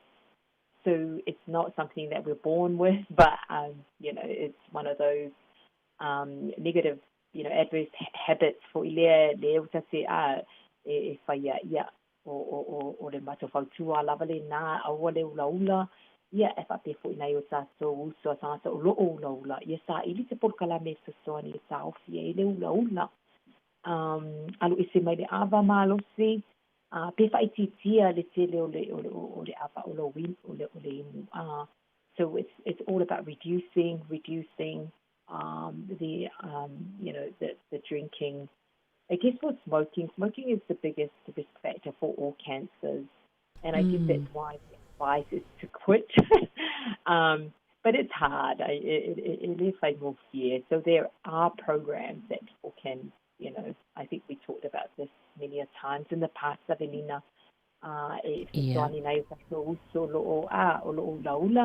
Yeah, ma whaatino le tui pui o HPV, mo nai o tātou o taimi nei, o pei lava o le tausanga. So it is free for mo tata nu'o ni sila, e tātou tata Sāmoa fo'i i le maleipa i le luas furono tausanga o le tangata. O le ala o le cancer almaso wala au through our manifesto, government manifesto, le wala au ia fa'a free umani so atangata even above 26 age 26, but this is the most, I guess, the most risky age group, which is why they have made it accessible to them. But that's one of the ask of the Cancer Society to the government, to make it accessible to everyone free of charge. So le silale na puipuinga ia whaile le tui o le HPV ia ma whai routine checks pe o le whautuanga lavala na ma stani tātou e siaki vave ma whaau wahau pia tātou siaki e puipui ai ia symptoms le whaau wahau pia, especially the ones that persist. It's a few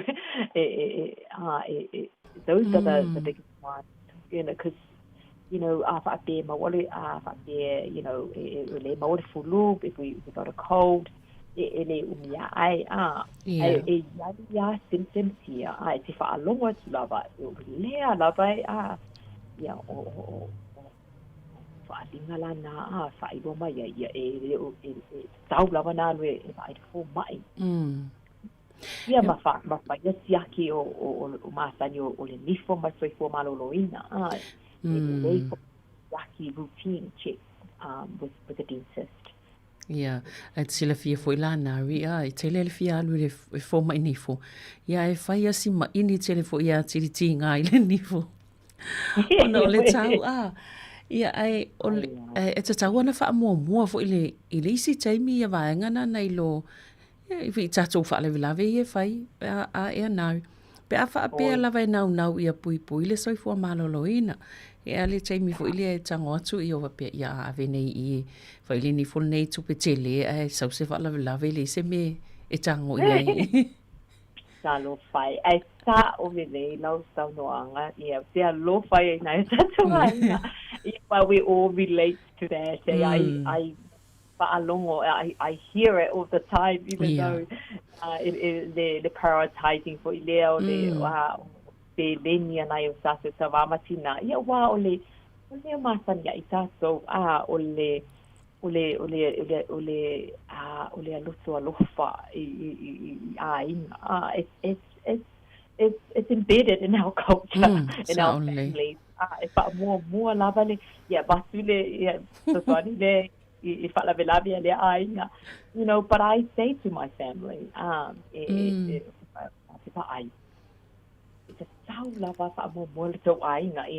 guess we need to adapt. For this point, important point.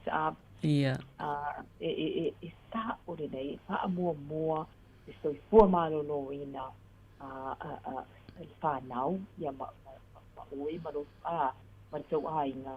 Awa, ia ale I nei New Zealand, ese fo ile different world views, ese lava leo langa I langa I Samoa. Le ai ma se, I don't have any issues with whaakalawe, or if I put my Moni le.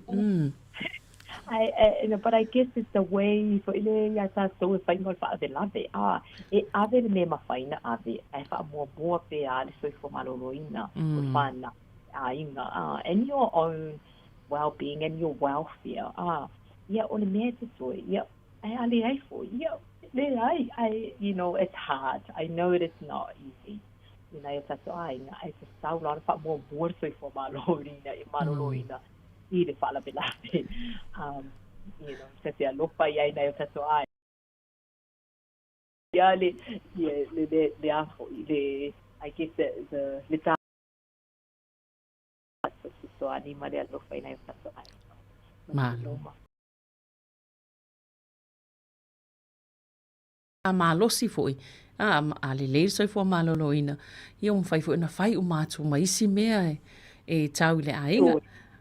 Ai sa o le leila tau la wana ma fai fo ila na fa solo pe alo routine le lunga winga. Ia wa ma isato ele ma fai na lua ia le fo ila se tupe ma. Moni. So it's all everything's linked, it's all interrelated, so we need to be aware of that. Health is so important. Yeah.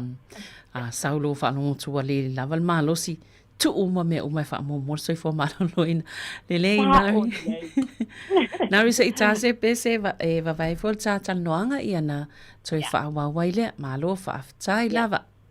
Tai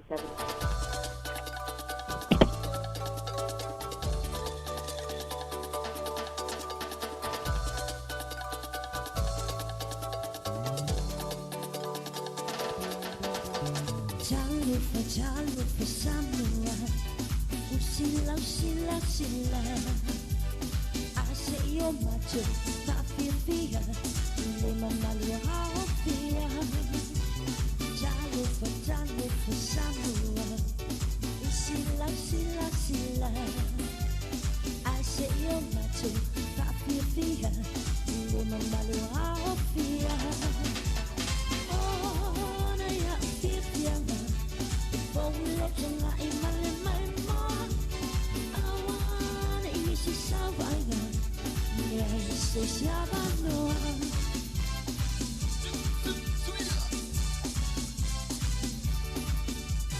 Jalo for Sāmoa usila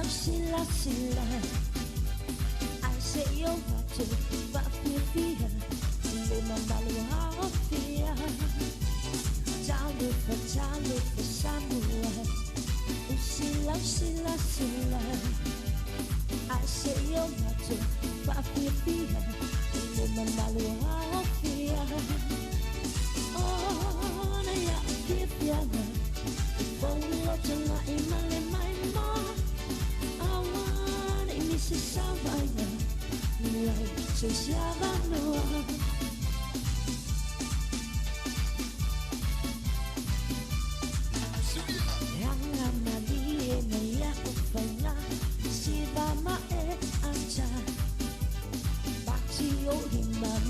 Asa papia sama ole manga yang amalie ya kufaina siba ma aja patio ni mama asa papia sama ole manga oh na ya opia ole tanga imale mai mo awan isi sawaina so siabano yo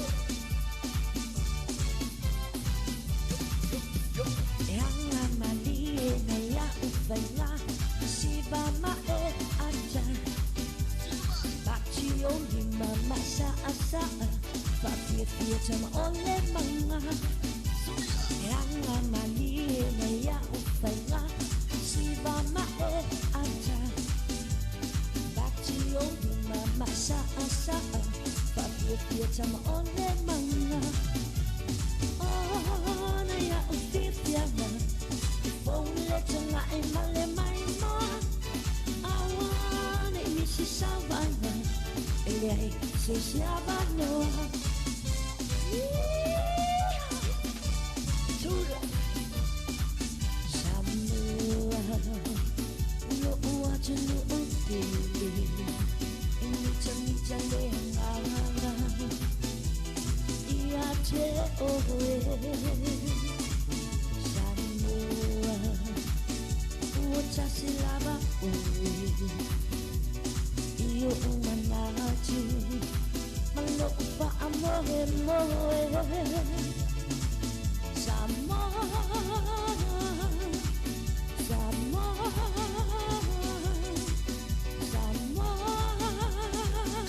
Ia, pea no tō whaafonga mai le tātou pokalami o lo o talatano atu ma le songa I a Nari le Will mai le Cancer Society talatano I neim tāu o le soifua maloloina.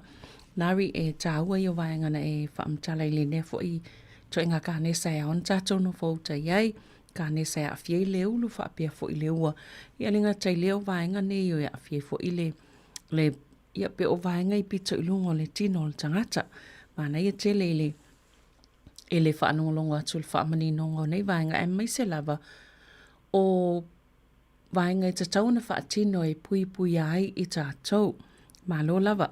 Ai o leo tātou wanga e atu I le tāpena fo ia New Zealand I lana whainga palo tatele pe lava na e tā uai I le taimi ua tea. I au tō whaanaunga le nei tau tau mawhai e whina watu ai whainga malo ia e mai se lava I taimi neo whainga palota.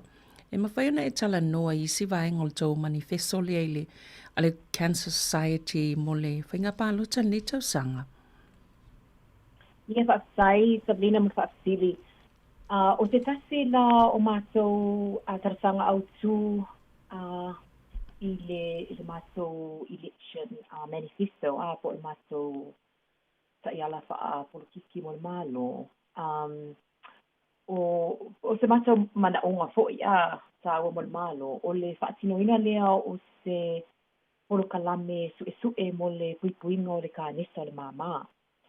So currently, there's no national screening program for lung cancer in New Zealand.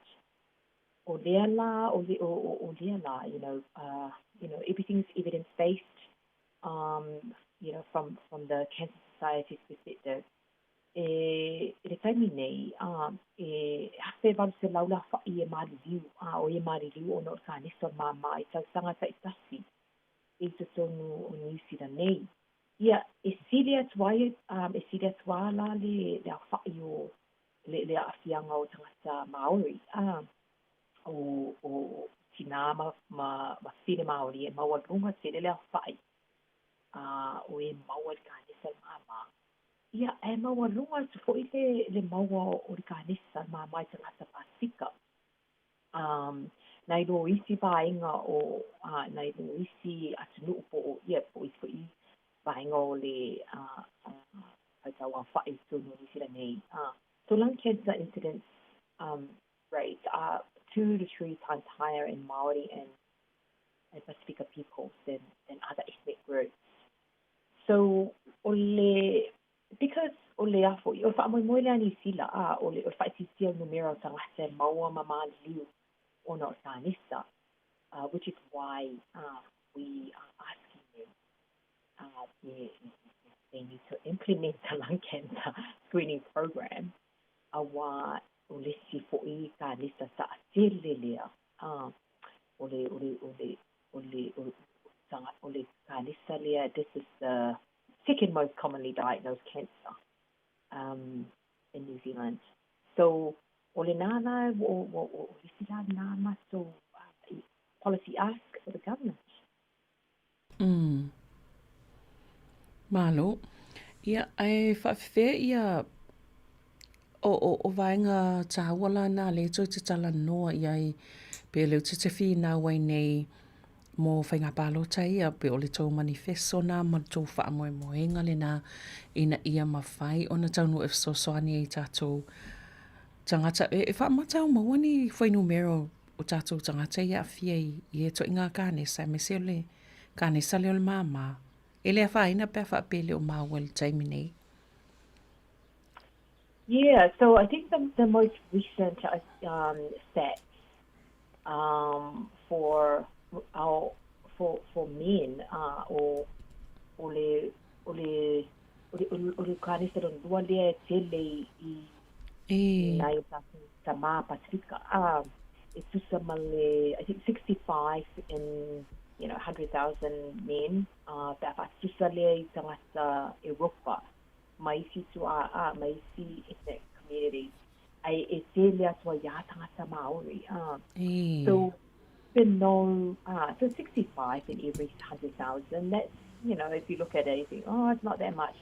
But in comparison, for ile nisi o tātou tangata so ine nisi la, it's quite a big number. So those, and also for Tamaitai Pasifika, so the incidence is around 300,000 females. So, and that's comparing that to the European and other population. So Pacific people show a substantially higher incidence, rate, ratio for lung cancer. So, even though it is, but we are up there with, we're second for Pasifika. So everything is Pasifika. So I'm not sure if, the breakdown in terms of how many Samoans, but for Pasifika, that's the numero na. Oh, yeah,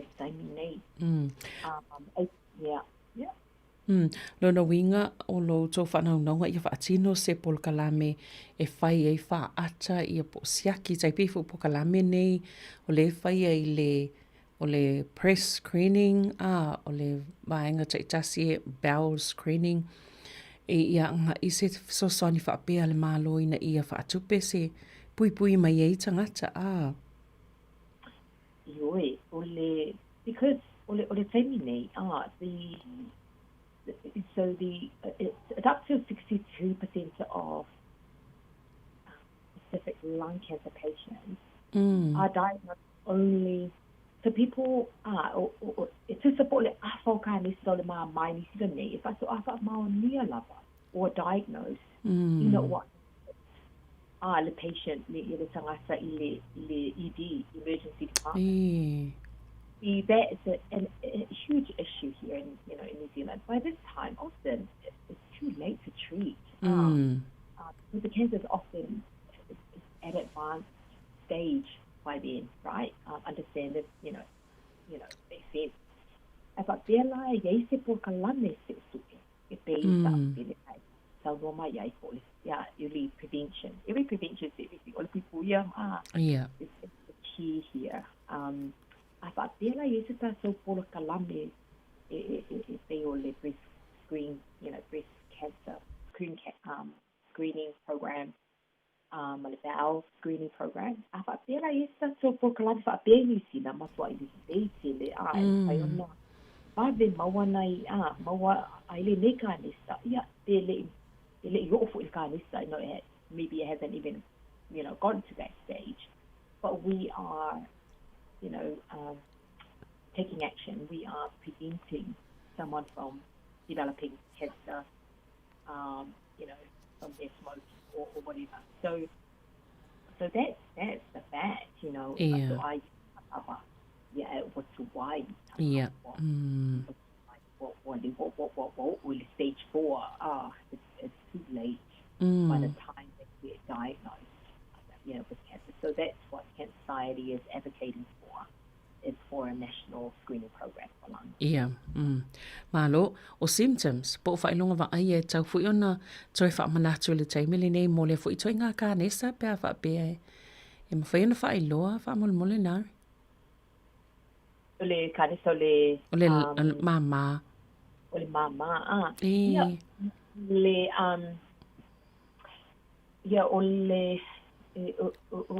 o te tasi, as I said earlier, o le mama, o le tangata Māori Pasifika e mawalunga, le race, ia o le ula sa pa. Le ula. E mua mai al vai ngana. Yeah, and we can't say it enough. I think the more we talk about it, the more we link it to other cancers, the more people understand how critical it is. How important it is to be aware for it is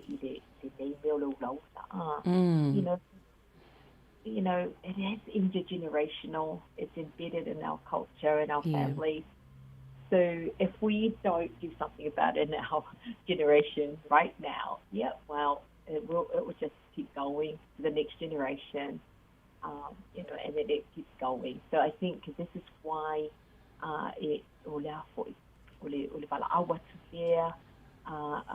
cancer society, we need to stop it. We need to reduce the rate. Well, the smoking, smoke-free, the smoking rates have reduced here in New Zealand, which is great. But there's still a lot of people that are still smoking. And there's also the issue of vaping, which I'm not going to go into because it's so difficult. But, it is, I guess some of the stats that I have, back in 2019, 2020, I told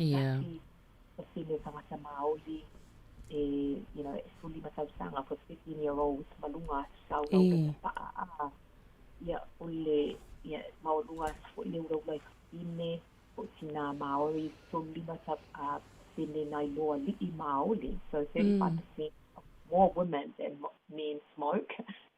And lua percentage sa Pacifica Saula, so this is going back to the early 2020s. Mawalunga tu leo ya li'i Pacifica e lua percentage nai lo tina Pacifica suliva Pacifica suliva percent. Sa maulalo tele ale ulo i tangata Europa pe afa sali oli Pacifica o mai sa tangata la baleta se special way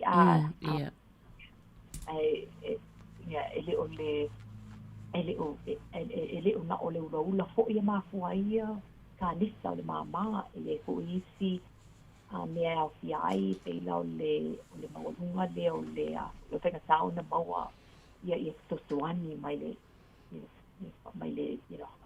the health system o le maulunga tu le maua o le waitu mau o mawai pe o le the other health issues with the lung, so those all contribute to the cancer in the lung.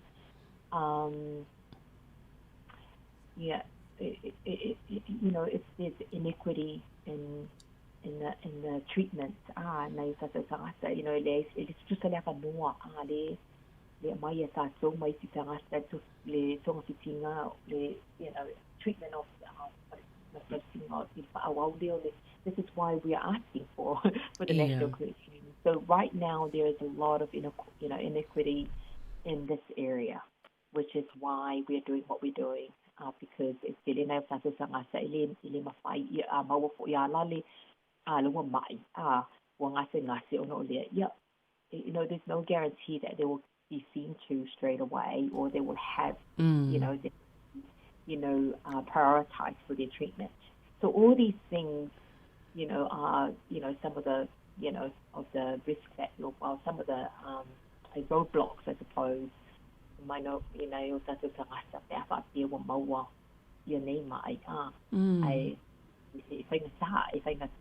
so complex in the system.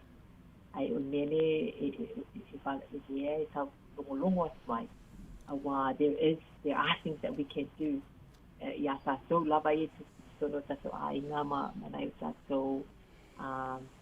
Communities, like Alicia, Sato Wiloa, Malama, I guess our own interventions within our homes while we're fighting the system to try and make changes to accommodate our people and their needs and health. Malo whaftai. Ia va ia tu le tele o soifua e whaasawina mai I toa inga polkalame nei o whaata ia po siaki fo ia whaiafua. Ia ona nei e fo ileo le tau fuafuanga lea e tau te whina wai po le tau manifesto lea mo le whainga palo tane tau sanga mai lava le tau whina lea le Cancer Society. Ina ia se polkalame whaapea mo le mama. Ia lona winga tele fo isoifua e whaasawina pe a whaapea e mawhai ona whaatino se polkalame whaapea. Ma lo lava ia Charlesia ia mawhai ona tau nuu ma talia mai ia tau whinaunga whaapea wai e manuia umata ngata pe a whaapea e mawhai ona whaatino ni polkalame whaapea. Ia le tau wala atu I tau whinau I olo whai e tau whaala potopotonga ma lo lava ia Nari pe whai e yeni si vaenga te fia talanoa tili ai, ia. Le mo lava nai minute ia ele I whamai al ta talanoanga ele nei tae au. Ia, pe o telefo ele talanoa. Ia. So now what tu watu le, I guess what we are trying to do here at the Cancer Society is so ole puia ole puia ole whaamalama ina I o tata from the perspective of the mothers out there and we want to empower our family so tui for this the lung cancer. But breast cancer screening, we do have this national screening, which is free. Only, I guess that's what the government is looking for. It's really advocating and really it's trying to get our people to so screening, whether it's breast cancer, the bowel cancer, and do our routine checks because that's our first step. In identifying what is the problem.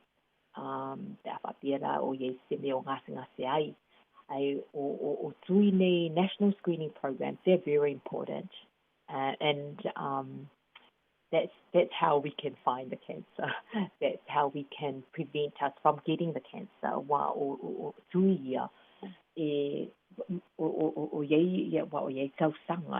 The ages, the eligible ages, that's based on research.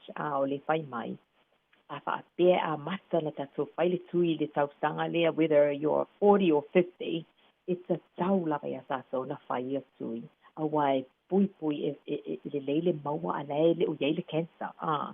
So this is a way of them to monitor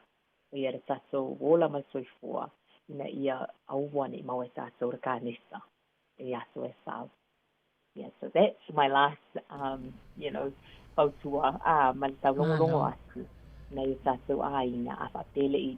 if you are eligible, if you, and you haven't done it yet, your screening or bowel screening, seek for support through your doctor. Malo, ia. Tai lava nari sao lei lava ia Charlesia. Ia o tātou uma lava e au ngā i nei whautuanga ia po o hoi lava e anga wa ai to inga whaata ma pokalame ia le whaifual malo. Ia o ai fo ia le anga wa. Ia a o whautuanga i tutu sa whautuanga mo tātou uma lava. Mo i la tōlum whain whaafonga mai nei pokalame nei tai au whaafatai lava nari. Mo le whaamtalanga ia ma le taulongolongo nei tai au. Fo le talitonunga ua tele nei whaamtalanga mwhiona o ngā mo tātou umalawa e meise lau whaafonga. Ia e whalwhamu moe to e talino fo i seis taimi o iluma. Ia whaaftai lava mo le polkalame nei aso. Ia whaaftai tele fo i lava Savalina ma tō whaingarenga mo le nei avanoa tāua. Ia ma ia manuia tele fufuanga toi o le aso. Whaaftai. Ia. Wale lei whaaftai tele lava soifua ia manue fo i ngā luenga o nei aso. Ia ai o le tātou pokalame fo i le nā o soifua maloloina le malo lau whaafonga. Ia i lava le talitonunga. Ia e tele fo i nei vaenga tā uolo au maia. ia e mō le puipuinga i tātou ina ia awane i o i nei tūlanga tūnga o nei tuainga ka nesa o ngaonga lo a whia i o tātou tangata le nei fo ia tunu. Manuia ngā luenga o tutoi o le tai au ia ai o le awha awau tātou po kalama sani le suifonga lau mua ia na pesenga ia ona wha awau toi fo ilea ia tātou talafou i le ito lai se fulu ma le lua i le awauli ia mo le taiminei whaftai tele lava ia le whaafonga mai ia manuia ngā luenga o tutoi o le tai au.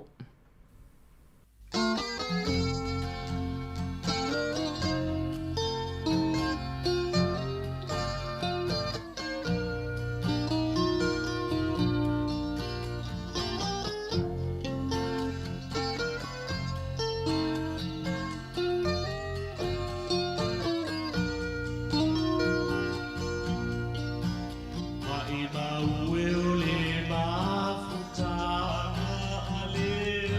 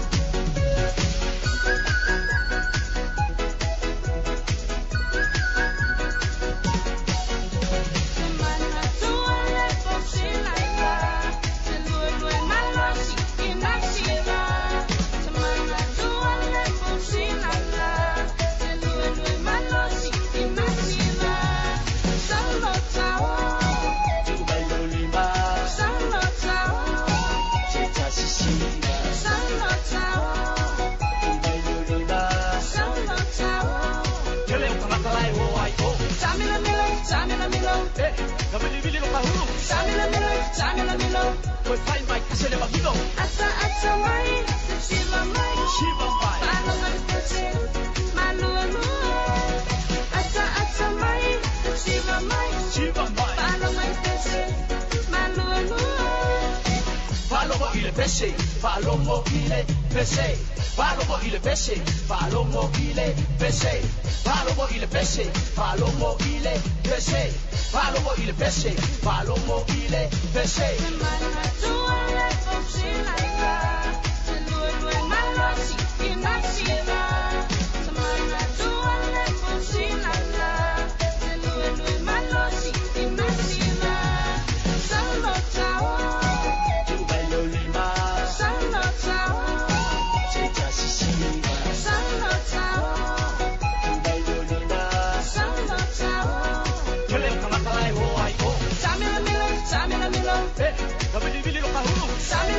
Samila milo, koi fai mai kasele magilo.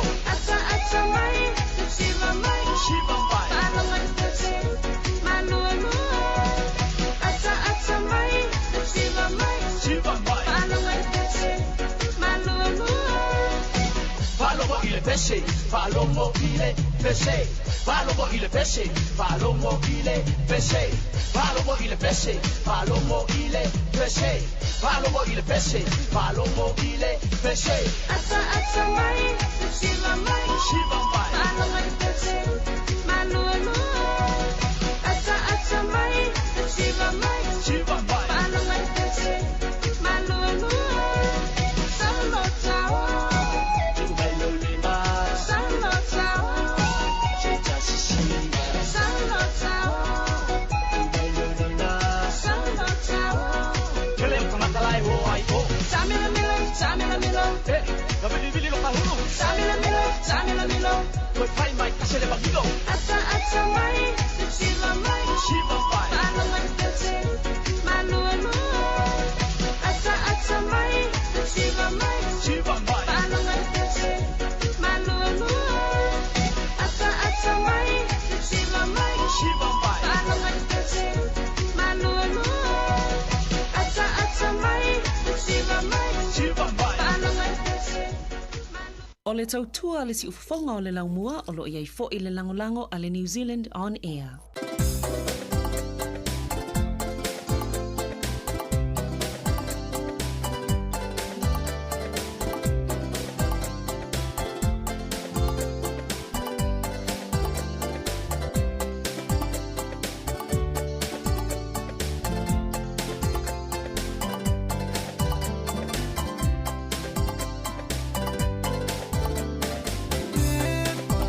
Ile foi a mapu ile cho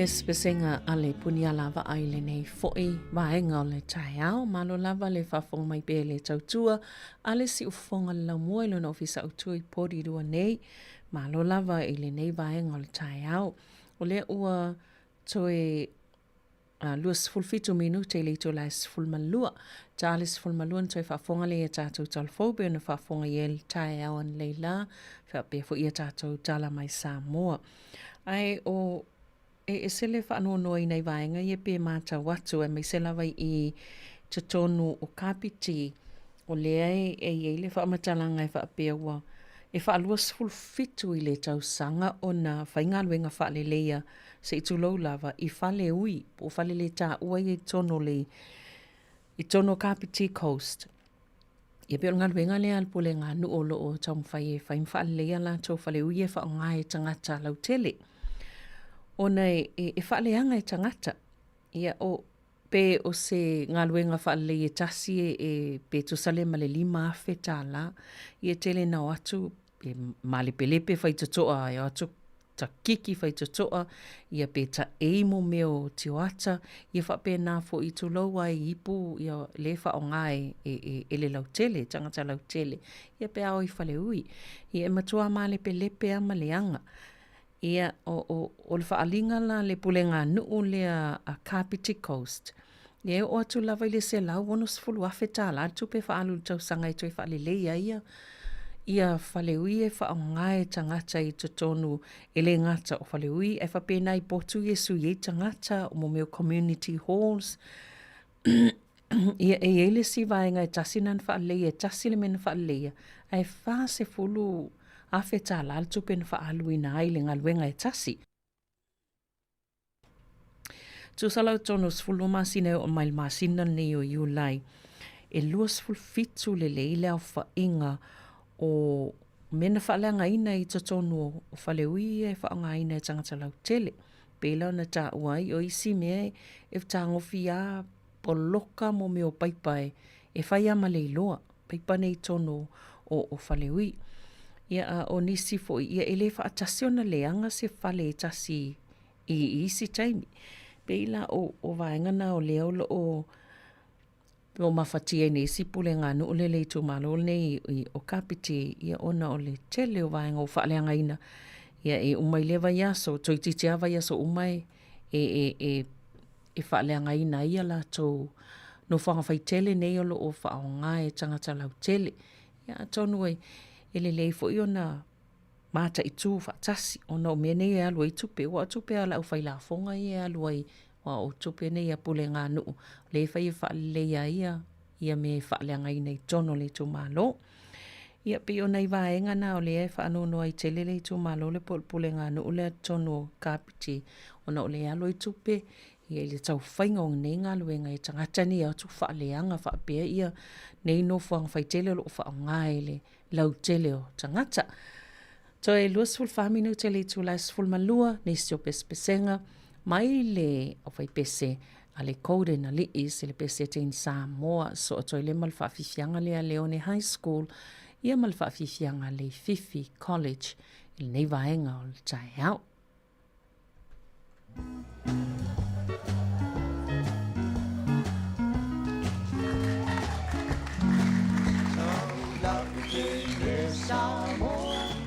Se I e tau tino mai Pe e te alofa e a pele ai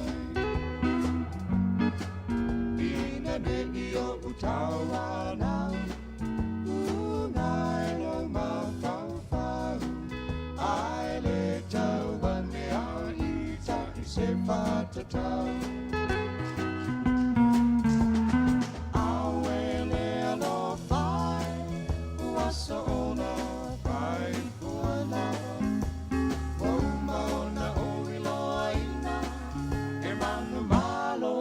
to see tangata ai ri lea o te tui tui atu ngai o le whai totoa a tonu e te talaina mai dia I so aloha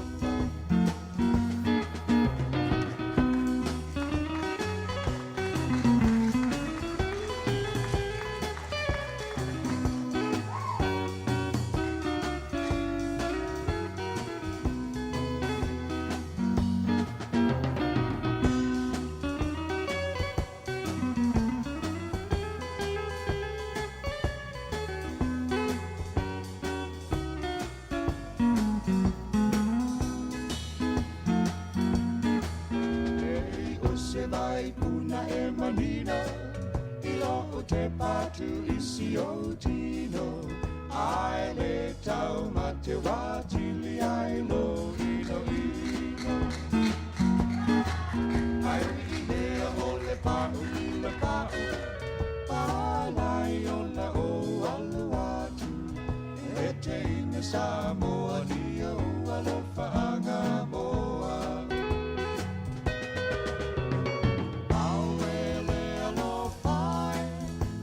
Ona pai fuana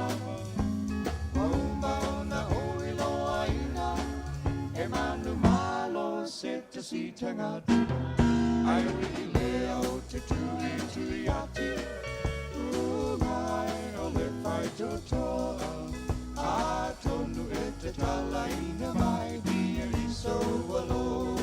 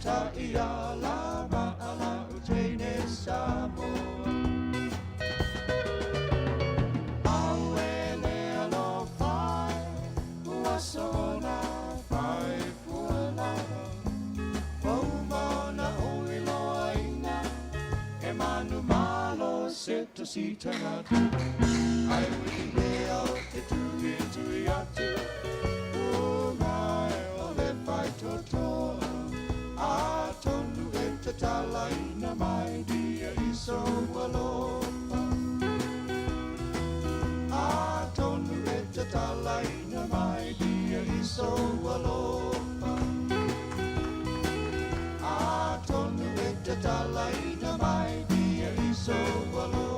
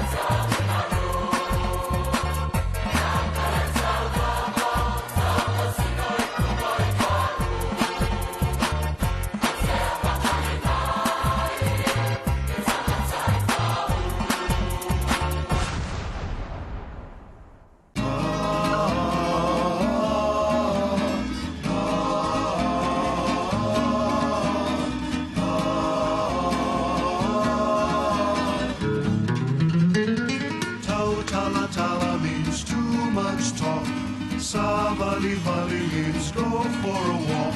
Talofaya te oe means I love you. Take it easy, fai lemu. Talo tala means too much talk. Sa valley means go for a walk. Talofaya te oe means I love you. Take it easy, fai lemu.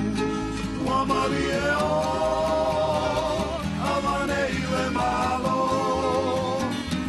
Ele fai so loto, ai tulo fina nalo. Awese mapanga e pena tamasania. Talo faile umala fai mamea fai ngata. Usue no popolonga le fia maua le saula tonga. E te talia omo onga. Awese mapanga e pena tamasania. Talo faile umala fai mamea fai ngata. Usue no popolonga le fia maua le saula tonga. E te talia omo onga. Wamali e o. Malo, ele fai so loto, ai tulo fina malo.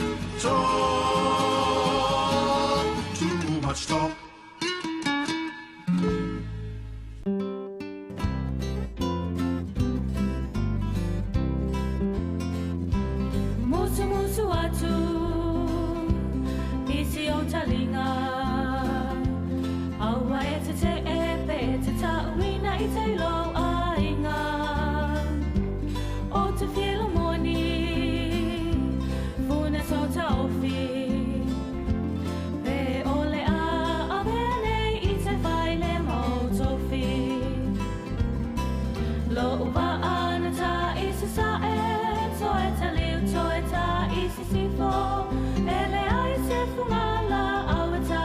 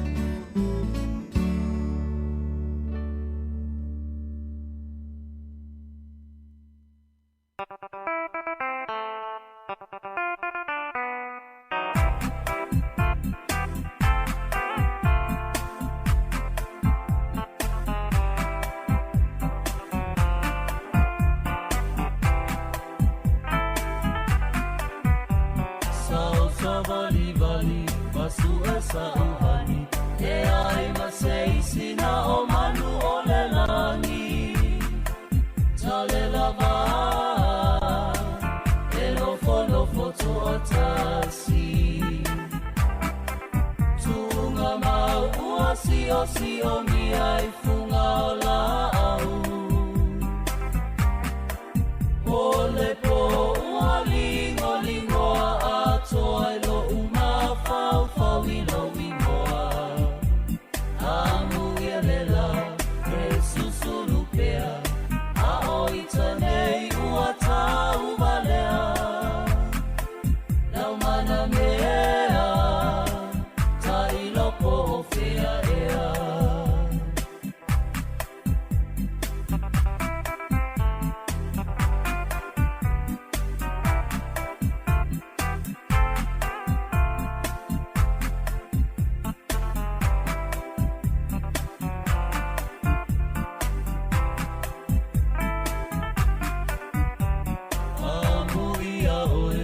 Sāolo no toe a oi ta lema whaina ngalo oe Lei tula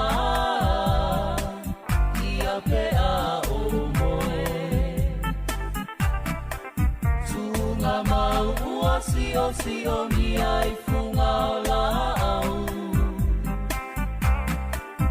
Ole po ua lingo a toa i lo uma fau ilo mingoa amu ialela e susulupea a oi tanei ua tau malea lau mana mea ta ilo po fea ea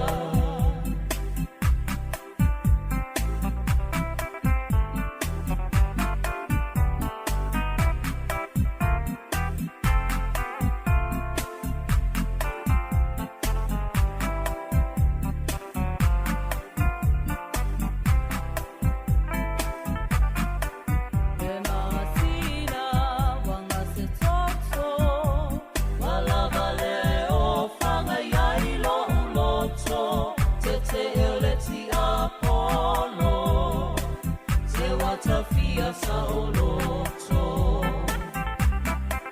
Tunga mau ua si o mi ai funga o la au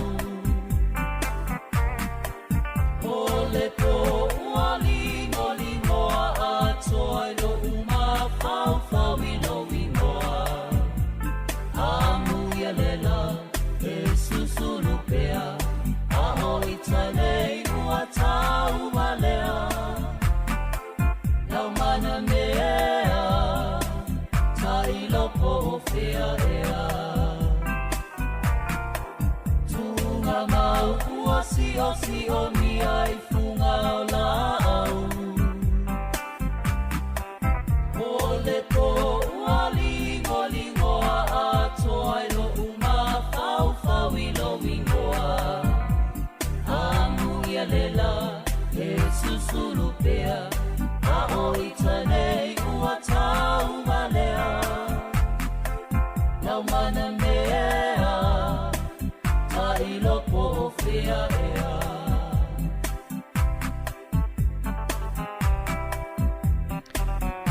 Si o whonga maali e o sina para mapuasa ma le pesena sa o sa valivali nei vaenga o tae au Charles fulmalua o le utoe 5 minute o na tali o le itulai fulmalua ia Charles fulmalua ia ntoi whaafonga le tatu talfou le nau tau whaafonga mai ai le tae au ana le la ma lo lava le ona sa inga alwenga o lo whianga i le nei fo iaso ia ma lo fo i tutono ainga i le ngā tailea i tono whalwhai ngā alwenga ma lo fo i le tautua ia te outou o ma lava ia e whaawau pena i pese nei ia tali el taimi o tātou talafou mai a o le pesele mai a Mr. T o le pesele o le vi o solo ia ma le pesele mai a Victor ma Fanu o le pese sa vali mai a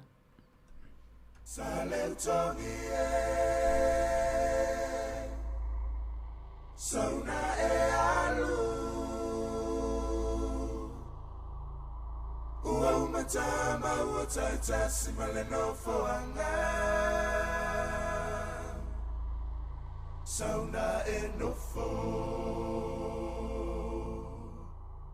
Sa leu tongi e Sauna e alu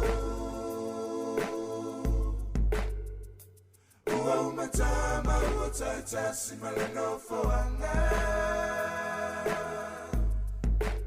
Sauna e nofo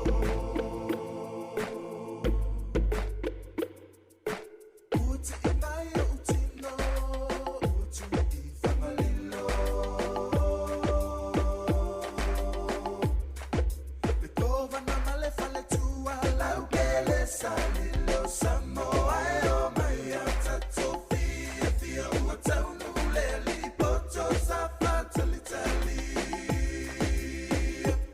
Tano se peo le nufo au mau I le lau mua ai aua masamala me I fati Tau ina ia malolo ina lau fia mawha a pea si o sinima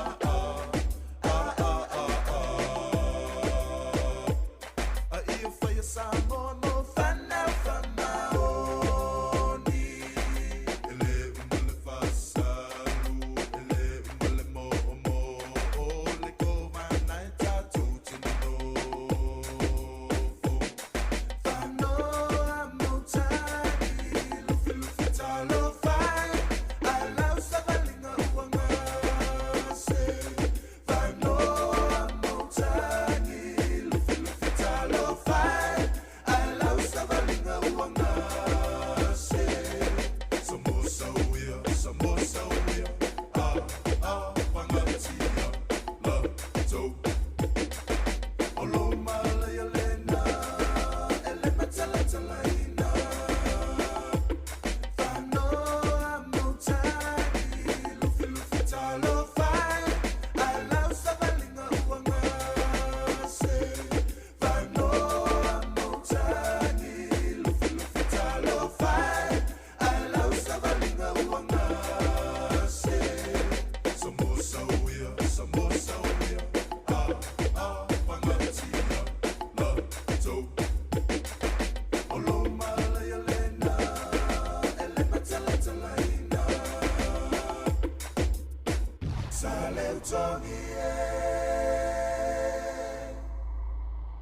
Sauna e alu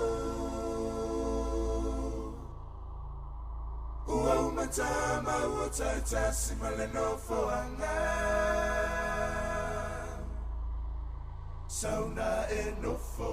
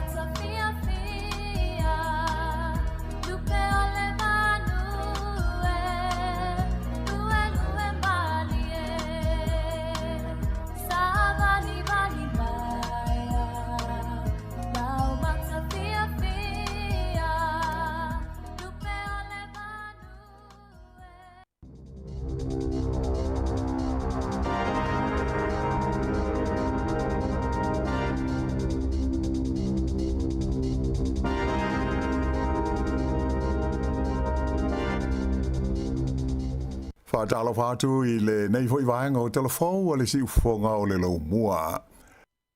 Ua whalawa I tele mai se fuafuanga le pāti o le Greens e a whiai le whaavaina leo se whalabo tonga fou o le malo e una I ai ma wha le leia le ati na o le malo si anga e ma whai o na whaafou ma mauti no ai e taungo fie le tise ma saonga le mu mea tau le malo si anga I le tonu o New Zealand I le lunga nai. O lea whaasa launga le Greens a tu ina mai o na tai so whaatasi ia Chloe Swarbrick ma Marama Davidson I le ai o Dunedin I la songo fua. Sa whaia lea whaalinga I le whalemataanga o le Dunedin Gasworks Museum o le nofuanga lea sa mua ngau si ai ia le kesi mai I le koale I le tonu o New Zealand nei. O le folfolanga a le pāti o le Greens e whapea o le amauti noa le pa uai o le tau o le tise a toa maisi malo si anga mo mia e le tunu u i le lātou fuafuanga le nei. E le ngata i lea, ai o le a whaingo fia fōi mo tangata e nofo maututongi whale o isi, ai whapea ai ma ainga i ai o lātou whale motu o na maua i le pāwa ma le malo si anga e mana na o iai. O leisi vaenga o folfolanga nei le Greens e au fi ai le whaavaina lea, o le se whaalaboptonga fō o le mālo o le a whaingoina o le Kiwi Power, e whaonga i ai le se leni e iwa se lau valu se fulu miliona tāla lea o le a maua mai i le lafonga mo le au mau mea pei ona mana o ai le Greens i le tonu o le whātausanga o lumanai. Ai o le tau amata e whaawai na ai le Kiwi Power e se lau miliona tāla. Ai e se ai le se lau whāsifurulua miliona tāla e whaangai o iai lea whaalapo tonga i le tausanga e tāsi.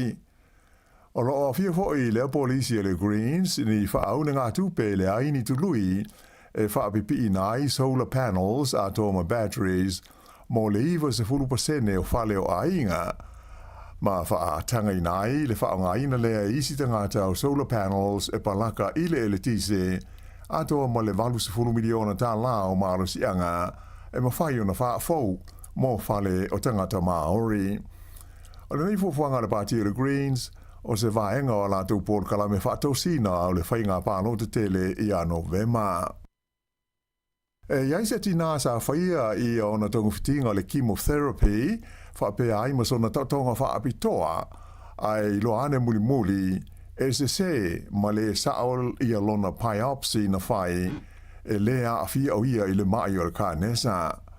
Na tupu le wha le tonu ia au ke topo le lua awhi luas fultolu, e na ua sua ina au i le ili lona biopsy sa whaia, e tangata e to mai whaapitoa o le company, le Awanui Labs, mai sa whautua ina i le neitina, o ia e maua i le kānesa o lona manawa whapea ai malona ala ai.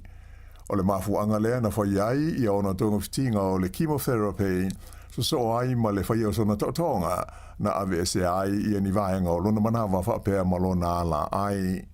Peita ai o nai masina mulmuria nei se isi suenga na whaia, na i loa ai e fō mai whaapitoa, e lea a fia lea ti nai le ngase o le cancer, e pei ono manatu ai mua.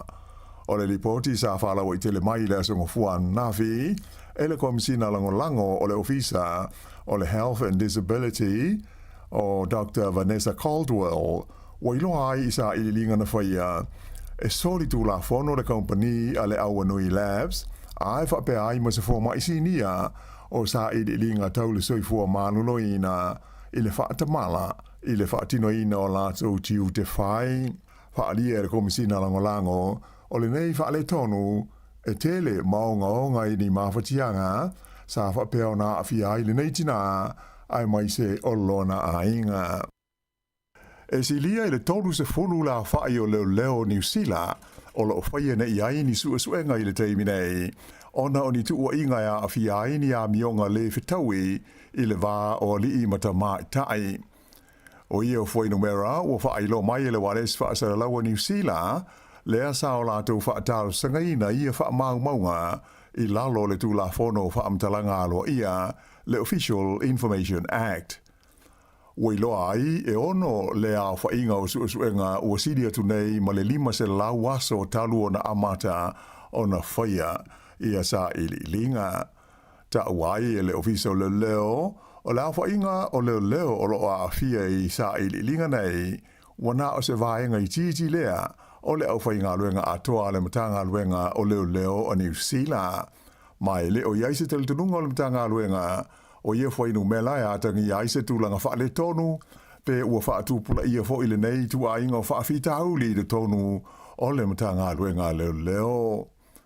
Ua whaailo mai ia whaamaumaunga e whapea, e o mai ile aso se fuluvalu o iuni, ua o ile lua se lau fitu se fultasi, ia le a whainga o suenga o lo whaanga solo i le tonu o le matanga luenga, e a awhia ai le tolu se lau luas fulmalelima o tangata whainga ruenga le matanga ruenga o leo. o le selau mo le iwa o ia mata upu o lo o ta ua e whapea o ni mata upu tau i ngā luenga. Ai o le isi vaenga uma e a awhi ai mea tau ngā luenga a e whapea ai fo i mo mata upu soli tu la fono.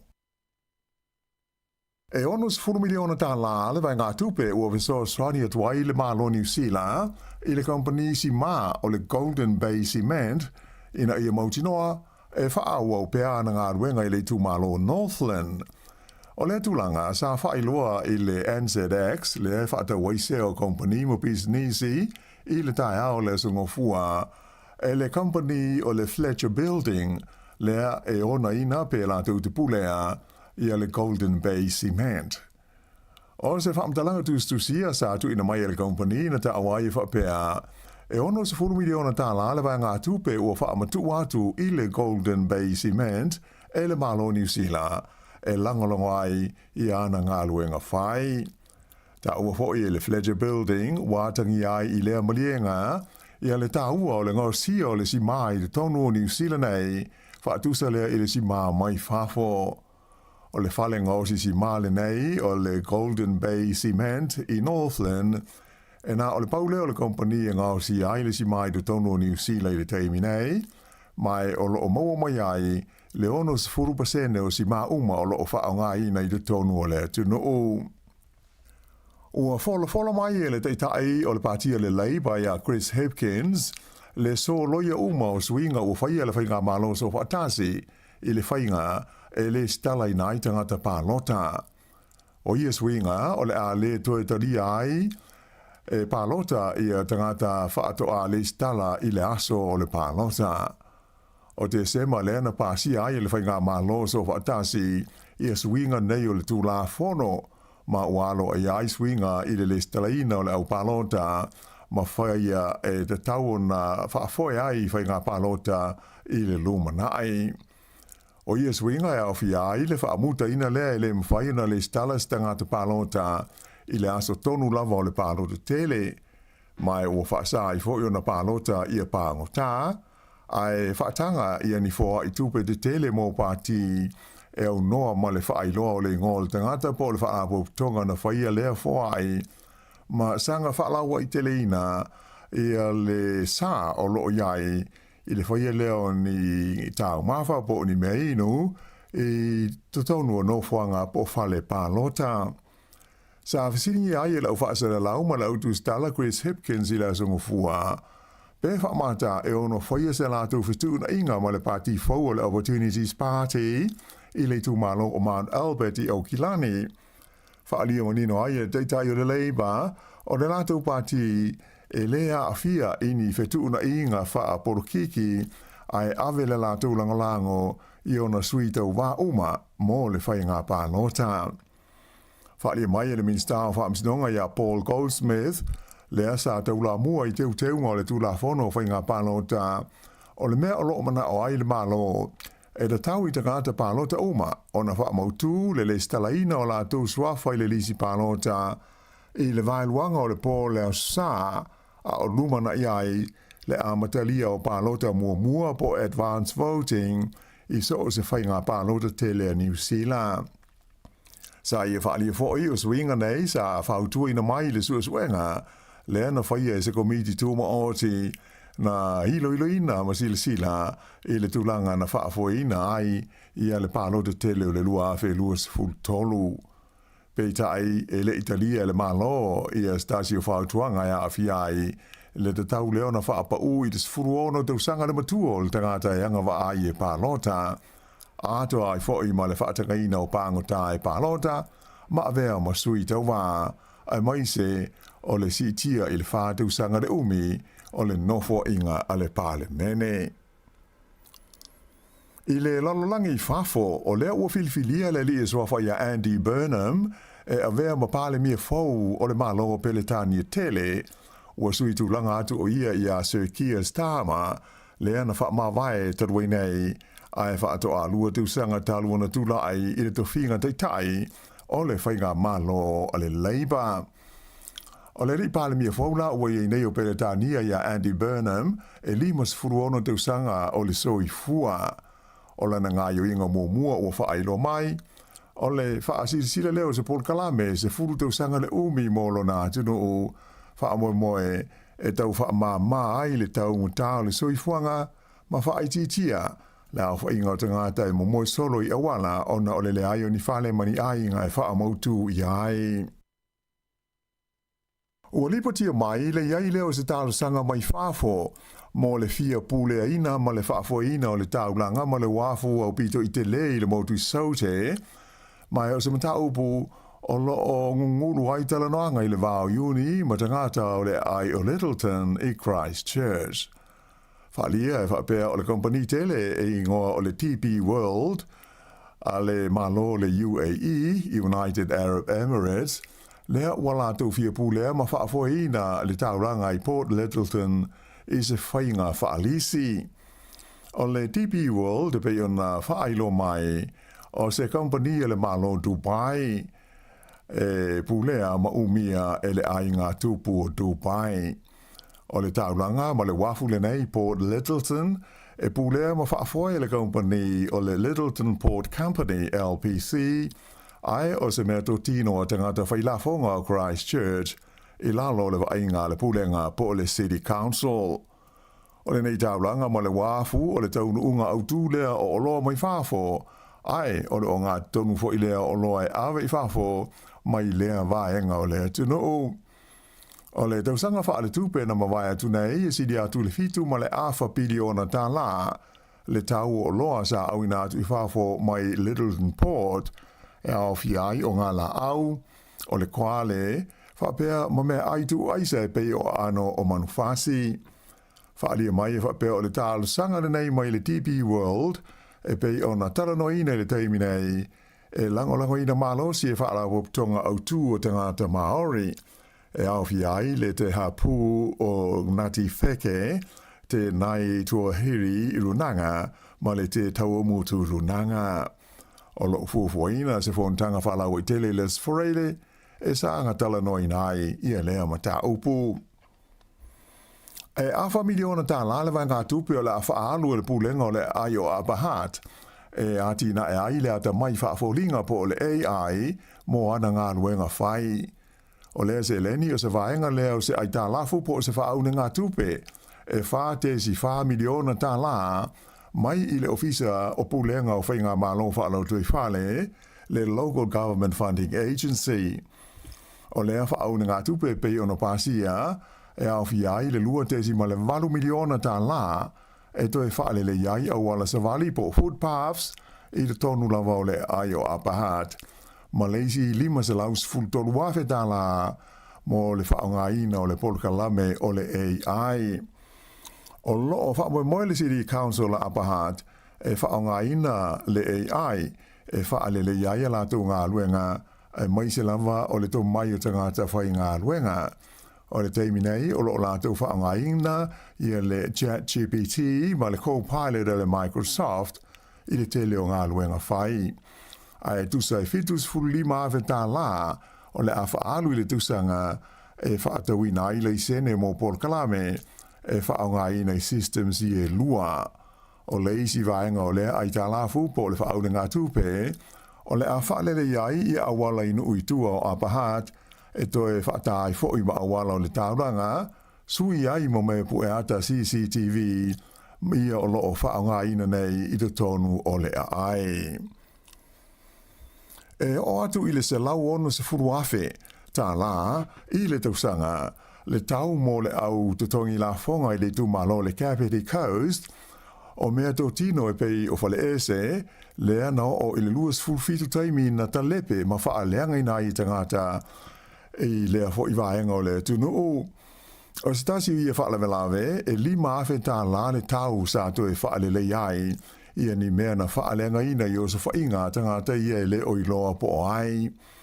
Whailo mai e le pulenga a le Kapiti Coast e whapea e o i se lau onus furuafe tā la ia le se leni sa whaaluina i le toe whaale le iai o mea tō tino ia na whaaleanga ma talepe e tangata i le tausanga e tasi e au fiai i a community halls o potu e sui ai o fupo changing rooms ato ai foi ma whale ese. O stasi o pili mo le wha lei o nisi o mea na wha lenga ina na o atu lava i le fase fulu a fe tā la. Wha tāl sanga ina i le City Council le Cavity Coast i le mamalu lo telo le tunu o ina ia wha i lo vave i leo leo ni wha fita auli wha penei pe a whai la tau te moli mawina. O le so lo na lua o aso le tau wanga tele o fe au singa i le Sami i Sāmoa le e whaingoina o le Festival of Ocean Swimming. O le nei tau wanga wha le tau sanga na amatalia i le songa fua nafi, mai 5 aso o lo wha ngā solo ai lea wha moe moe. O le tu unga tele lea na wha tino ina i le songa fua, ta ua o le Pacific Open Water Challenge, e se 10 kilomita le mamao, lea na amatatu i le Sāmoa Beach Resort i muli whanua, ai tini i le wafu i manono uta. To ono ali imata mai ta i mai New Zealand ma Australia sa tau wa ai le tu unga mua lea o le nei tau sanga. Ai o le tu unga tele whai i le so e 5 kilomita le umi le e wha ai ngoina o le Whaleolo Airport Swim e amata mai sa te puala ai tini ane i le whale teri malo le Sāmoa Beach Resort. O le isi vaenga o le Port Kalame pei o na wha alia mai ua wha ngoina lea o le Samoa Swim Series e tolu ni fe au singa e whai ai ino fuanga e tolu e amata atu i le solulu a tae ao. O le tu unga mua o le series e amata i le wafu i manono uta ai tini i le motu o manono. Ai o le astofi luas fultolu o iulai e amata le tu unga i muli vai sa fata ai tini ane i le faltari malo le Sinalei Reef Resort and Spa. Ma le tu unga autu mo le asfreile e whaatino ina i ngā tei whale o le Samoa Beach Resort i le mamao e 4 kilomita. Ai pei ona tā ua e to ono i lātou mai whāfo, to o whā mai New Zealand ma le to onua mai Australia o lo o tau wā ai tu unga au ia i Samoa. Ai e se ai tangata Samoa to a Louis Fumalilima o lo o tau wā ai le Samoa Swim Series a to a mai si tu unga au. Whaalia la, a mai ale tau wanga i le vai aso nei, o na malanga le isa vai o i lātou mai whāfo, whaatasi ai mo lātou ainga, e mai moa ma tā whawai, i le la lei o le motu tele isa la whai. O le tau wanga au le nei o le Samoa Swim Series, na moa i amata ia, i le tau sanga i lua awhi, furu mo le lua, mai whaia i tau sanga i tasi, se i wanga na ai le vai teimi o le wha mai koviti, lea na motu sia ai. Ua whaafia ina le pūlenga o le tālonga basketball a New Zealand, i le tūlanga 5 ai le lololangi, o le au i lalo le fulfitu tau sanga le mātutua ta mai tai New Zealand, i le tāmusanga o le ipu o le lololangi, lea sa whaia talua i nei. O le au le nei le under 17 a New Zealand, sa ta alo ai ma le au o saina, e sue ai le tūlanga 5 ma le ono, lea na manu malo ai i ai e filtus furono i le ono sfutasi. O se swinga tele lea pe a fua i lona tūlanga se furuma le lua na iai i le tausanga e lua o lua wha pele lua afe lua sfurulua ma le lua afe se furuma le valu. E 5 malo le au le nei ta mai ta i New Zealand i le tausanga o le nei tausanga ai lua la tau whai e ina. Na malo ia ai Kupito, Italia, Colombia, whapea mai Japani, ato ai Masaina, ai na whai ina i le tālonga ma Amerika, ma le au mai Kanata. O le whai unga le nao, tela whau.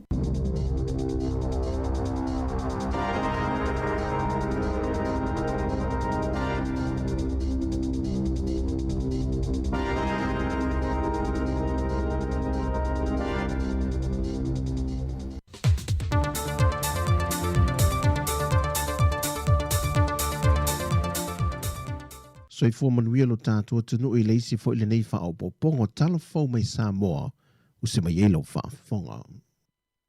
E tō lua te mai ta i manu le malo le ua wha malo lo le tu mau le temele nei. Ai wha tino so e suenga wha alo to i whale le mtanga ruenge mta opo e fito i tonu yanga tau sili e wha tino ai ngā ruenga li mta mai ta i manu le malo. O i la ui e tō lua ua wha sarina nei le mtanga ruenga ina ua o la leu sta ia se tasi o whainga wha avai al mtanga ruenga, e le te tau wai na tu uine lunga upenga te whai langi, e se li po se tamai tai malu le malo. Ni atau ni whaawalawe tutupo, ai pe whaatino i nai fo ni TikTok, e pe fo o niso tamai tai malu le malo na lapta ia mua, e na wola whaatino i nana TikTok i lungo pengta whaailangi, au la e ina le toni ngā leo.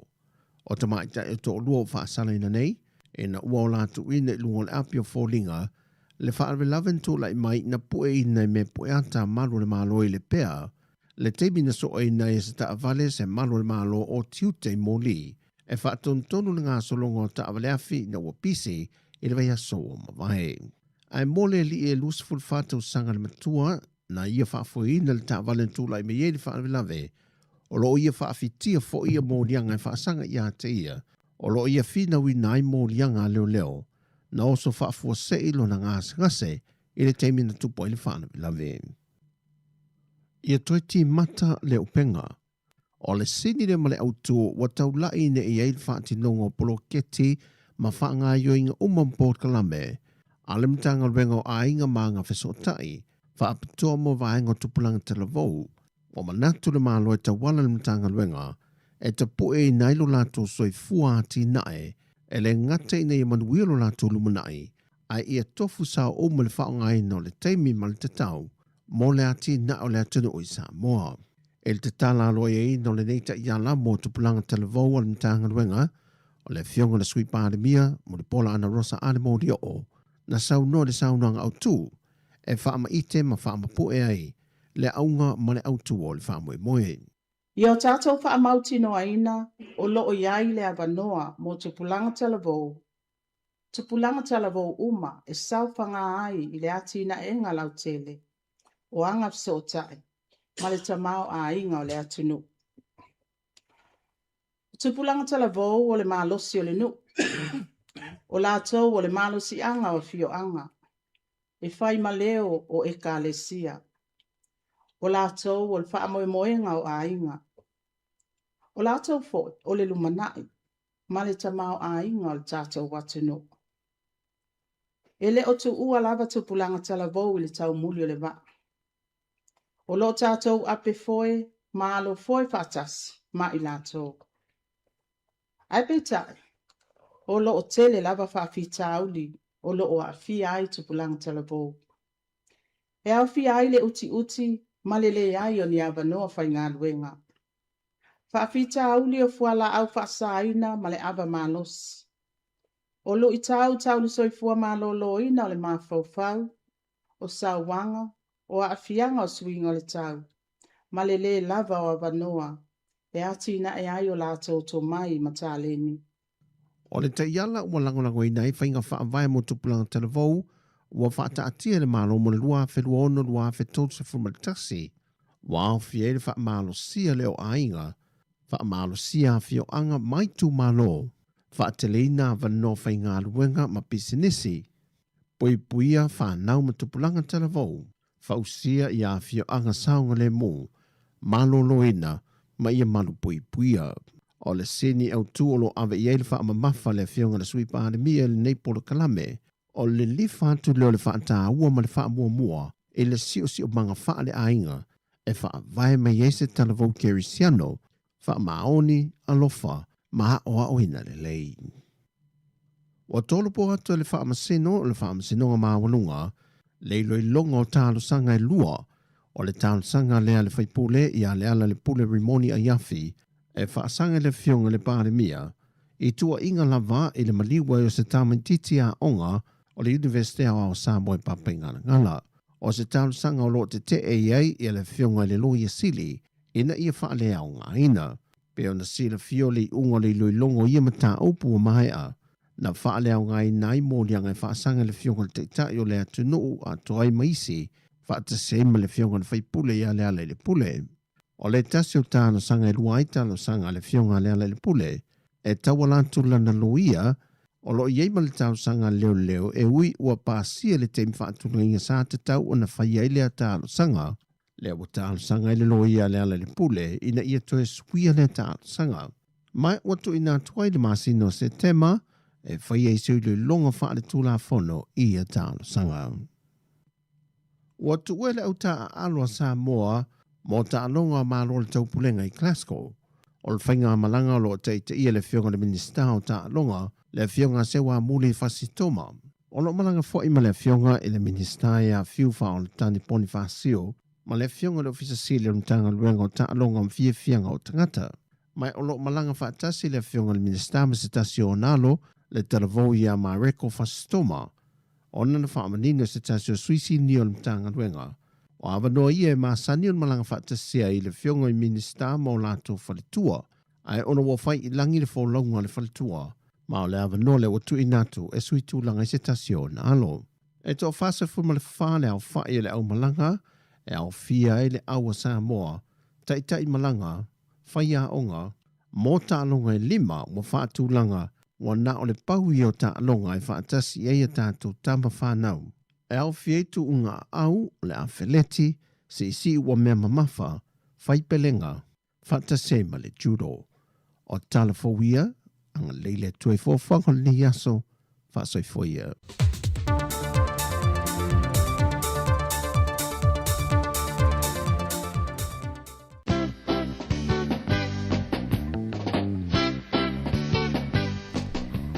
Nau mai atu le whaupunga o tatu talafo I lao li nei pe ona whungaina le whionga ia lau ano ati lao o talafo I New Zealand nei ia o talafo mai Sāmoa pe ona tapina ina ta se Salem Sam toi whatalo whatu tata o whafunga nei vaenga o le awauli ma lo lava le on sai ma lo le whaamalolosi ti u te mawhaiva o le nei aso lua whaamanu malu mai ia le tau ia tātou I nei porurua ia o te loana e langi le leifo I le tau I le telo vaenga o Wellington pe ona whaalongolongo mai ai I le talo le tau le tae awana le la. Lua sulvalu minute o te aile sifunu lua usi mai le whaafonga o whaafifianga sui whewhiloi mo le nei awa uli. Tau tuar si ufonga lau mua whaafitai lava le mafuta mai o le whaafifianga mai le tia maa ma le pese a we le tufa.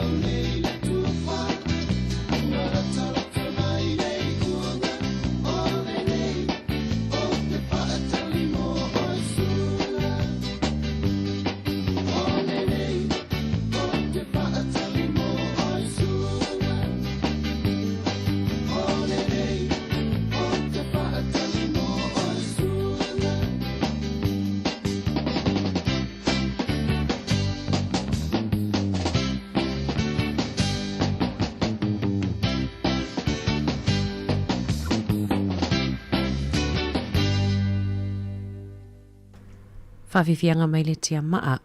E le tala le na o mai nei nungo le tio New Zealand le awa uli nei. E taua fo e longolongo pueli e fo il tato atunu. O le o misi lava se vai aso maa watu ia tala foi po tala fo ia oni fautuanga ma la pata inga. Mai le Consumer New Zealand e whatatau i le au tau whaase ma lau tau whaamalea. E la le upenga ta whailangi po le website o ta ua o le mai tamariki o lo whatawina i lunga ia ni o lo whaasalalawina e whaapela tu te whatawina ni o loa e whesosoani i le olanga o le ainga ni usila i aso uma. E whaapea foi o loa lato te whatawina o loa e whausia mga o sia te tono ni usila. Peitai. O le waitanga tawa ngau e tupe e o whaatau mai e o loa. Ai le mawane o le website po le upenga ta whailangi. O le upenga ta whailangi e whai mai i Hong Kong. E fo ia lato reviews ia po o whaatulanganga fo ia lato o lato au nanga i nungo le Facebook ma le Trustpilot. Ia le whapea o loa lava ia o lo i lunga o le mai tamariki. E mawhaiwhi ona o le fo i o lo whasala la wina i lunga o lo penga ta whailangi le AliExpress. O le la e saunoa le polisi le Consumer New Zealand John Duffy. Wa taatele lava ia le whawhitauli lea. Ona wa fausia le upenga ta whailangi tau whamalea. O loa ia tau whaatosina mai tangata. Ia le fo i wama whaiona sawa tu nungo isi upenga ta whailangi whaatau mai ai. Ia o loa whaapea. O le isi whautuanga le au mai e whaapea e ilo le lei. Ona o isi o loa le mai tamariki. O leo lo whaatawina atu i nungo upenga ta whailangi e Facebook po le marketplace le nungo o le Facebook. Whapea fo le Shopify. Ia maisi upenga ta whailangi. O lo mai whautuanga e te alu ilo le lei ia le nofuanga o lo iai le pisinisi po le au nanga lea. E mwhaiona e alu e whaile siaki lungo le Google Maps. E vai e pe sao le tuatusi pe sao le nofuanga le ta ua mai o lo o wha mautu wai ma o lo o iai ia le au nanga po se pisinisi. Ia wā ia whewha atawa inga whaasaunga le mu ia e tutono o le nei atunu. Tele ta wasau iluma le ia tangata tau whaase ia mawafia tupe 4 miliona tupe wa ngau ai. Ia le lawa whasota e atu le Radio New Zealand i le vaenga le whaangai o ia le mai tamariki ia mo se lato whaamatalanga. Ia onisino tala e whamanata toi per vaenga lava lea o le tau whaase i lungo o penga te whailangi ina nei te iwa mai mahau ai tupe. Ia wae lama lava e la vaenga ia e pie e lama tele lava ia nei tatou mātua matutua. E whaatou sina ia wae loa e pie se tiango fie i whainga whaapea. Whawhiwhianga mai a Marcelina Masoe i le mea auli.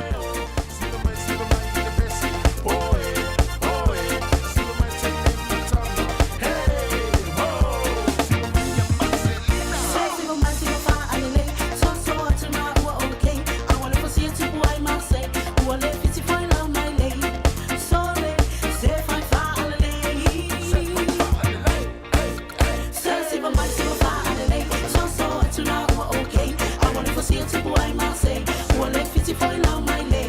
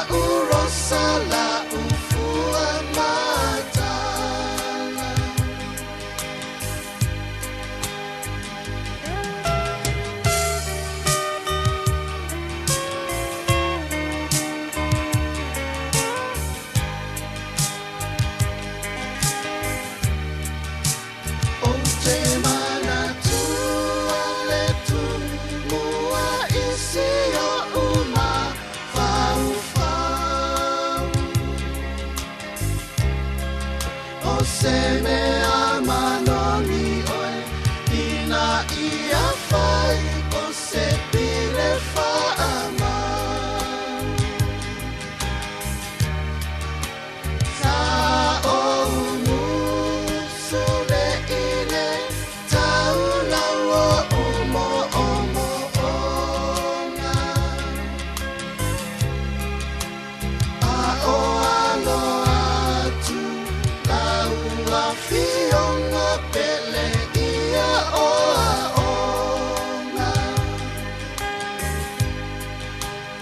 a o alo atu laua fionga pele ia o a onga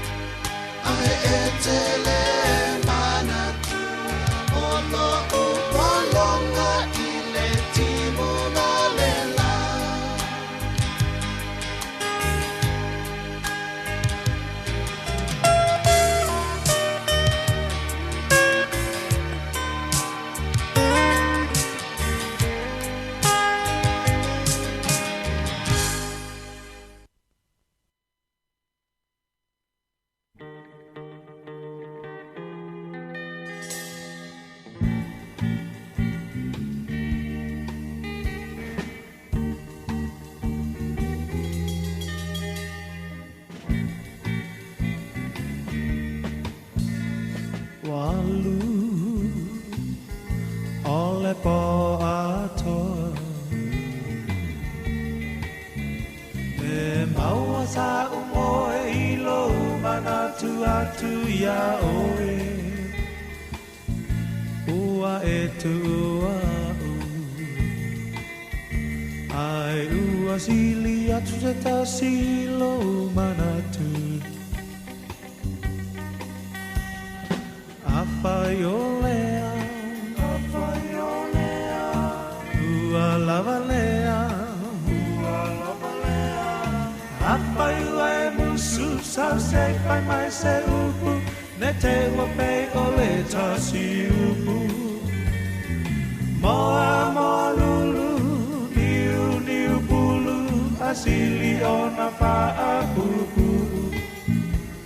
Nei e tongi le moa, ai ukulo na apa, ne peo le tasimu angangana. E pasia, o le ngata, ai kukula nai o na mata. E pasia, o le ngata, ai kukula nai o na mata.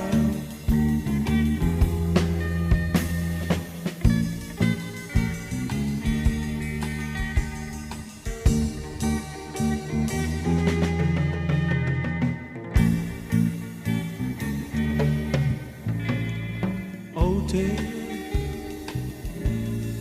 mana tuaina sa upu ole apai atua e pa amisa misa ai se ale pongai o amafu ai no fuli tua mai apai olea ua lavalea apai ua e musu sa se pai mai se upu ne te ua pei ole tasi upu moa moa lulu niu pulu asili ona paapupu ne etongi le moa ai umulo napa e mei ole tasimu angangana e pasia ole ngata ai bubula nai ona mata e pasia ole ngata ai bubula nai ona mata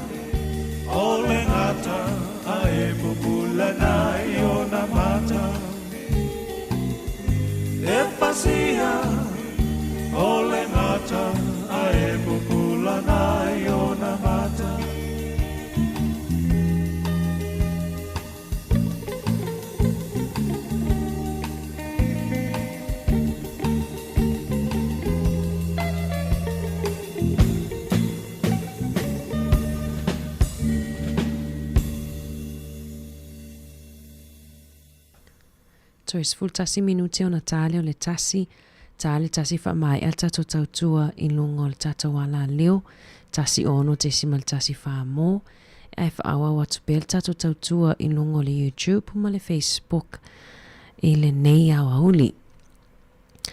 Inisi o tala ia olo o le ua wha amaunia ua si itia maurunga le tau o loa ma tau mafa, si itia le tau o soifuanga. Pito I mawalunga no na si itanga lea I tutonu le lua tau sanga. Peona lipotia le leti o New Zealand. O vaenga ie pito I mawalunga o le tau o le penisini, ia o te iloa na usila fia o me tātou, o le tau o le eletise, o tau o fale, ia o vaenga ie tolu o lo laualunga ia e mafua iona si itia le mafua iona mawalunga le si itanga le tau le soifuanga wha ale tau sanga. O lo wha maoni mai foi o le isi vaenga pitosili o mafuanga pitosili ona tangata ai le tau le soifuanga taimi nei. Ia o le tau lea I se sa e tonu. O le wato amatalia ia le tau I Iran, ia ua toi whaupopoi fo I le sitanga. Ia o te role e awhia umalawa tātou I le tawatao le soifuanga o iai nei ia e loa lava I tau sua au ia le ngatai leo tau pa se whe malanga iai ia ua le o toi taugofie ona ua taugatā le suāuu poloka foʻi le vainuu lea mai ia tatou suāuu maati leai ona taugatā ia e walu ai foʻi luga ma le tau o le kisi ma le pili o le moli ia o te loana e o loo fetuutuunaʻi lava e tatou i aiga ia ua foʻi ni vaega e mafai ona fetuutuunaʻi e tausefe mai seisi seleni auina atu pe tatou faafiafiaga sui fefiloi i lenei auauli.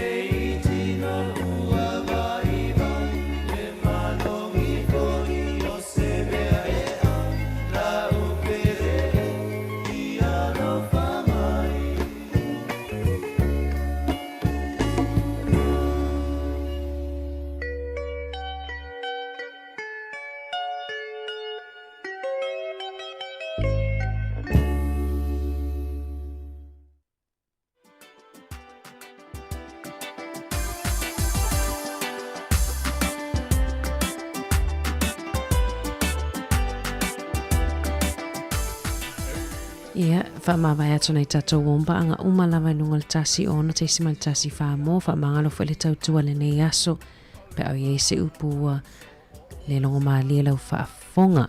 Ai, toi te tala atu tautua si ufonga lau mua le fitu le tae au a tae au. Mafuta mai manisi o lau whaingan wenga, ai mo le taimi nei whaatou whaasoifua atu i la tau umalawa i lunga o le tatou frequency, atou Fatalo fatia petelo alo sio le mafuta mai Perth, Mike Barton mai la tau umalawa lo mafuta mai ai mo la tau lungo le tasi ono soifua ia.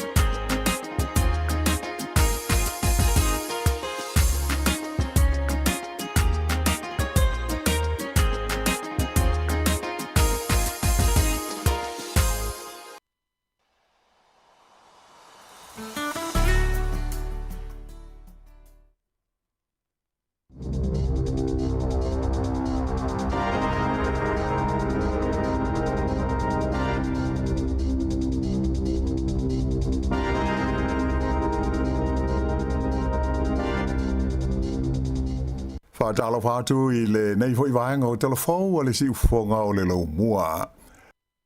Ua whalawa I tele mai se fuafuanga le pāti o le Greens, e a whiai le whaavaina leo se whalabo tonga fōu le malo, e una I ai ma wha le leia le ati na e le malo si anga e ma whai o na wha fōu, ma mauti no ai, e taungo fie le tise ma saonga le mū mea tau le malo si anga I le tonu o New Zealand I le lunga nai.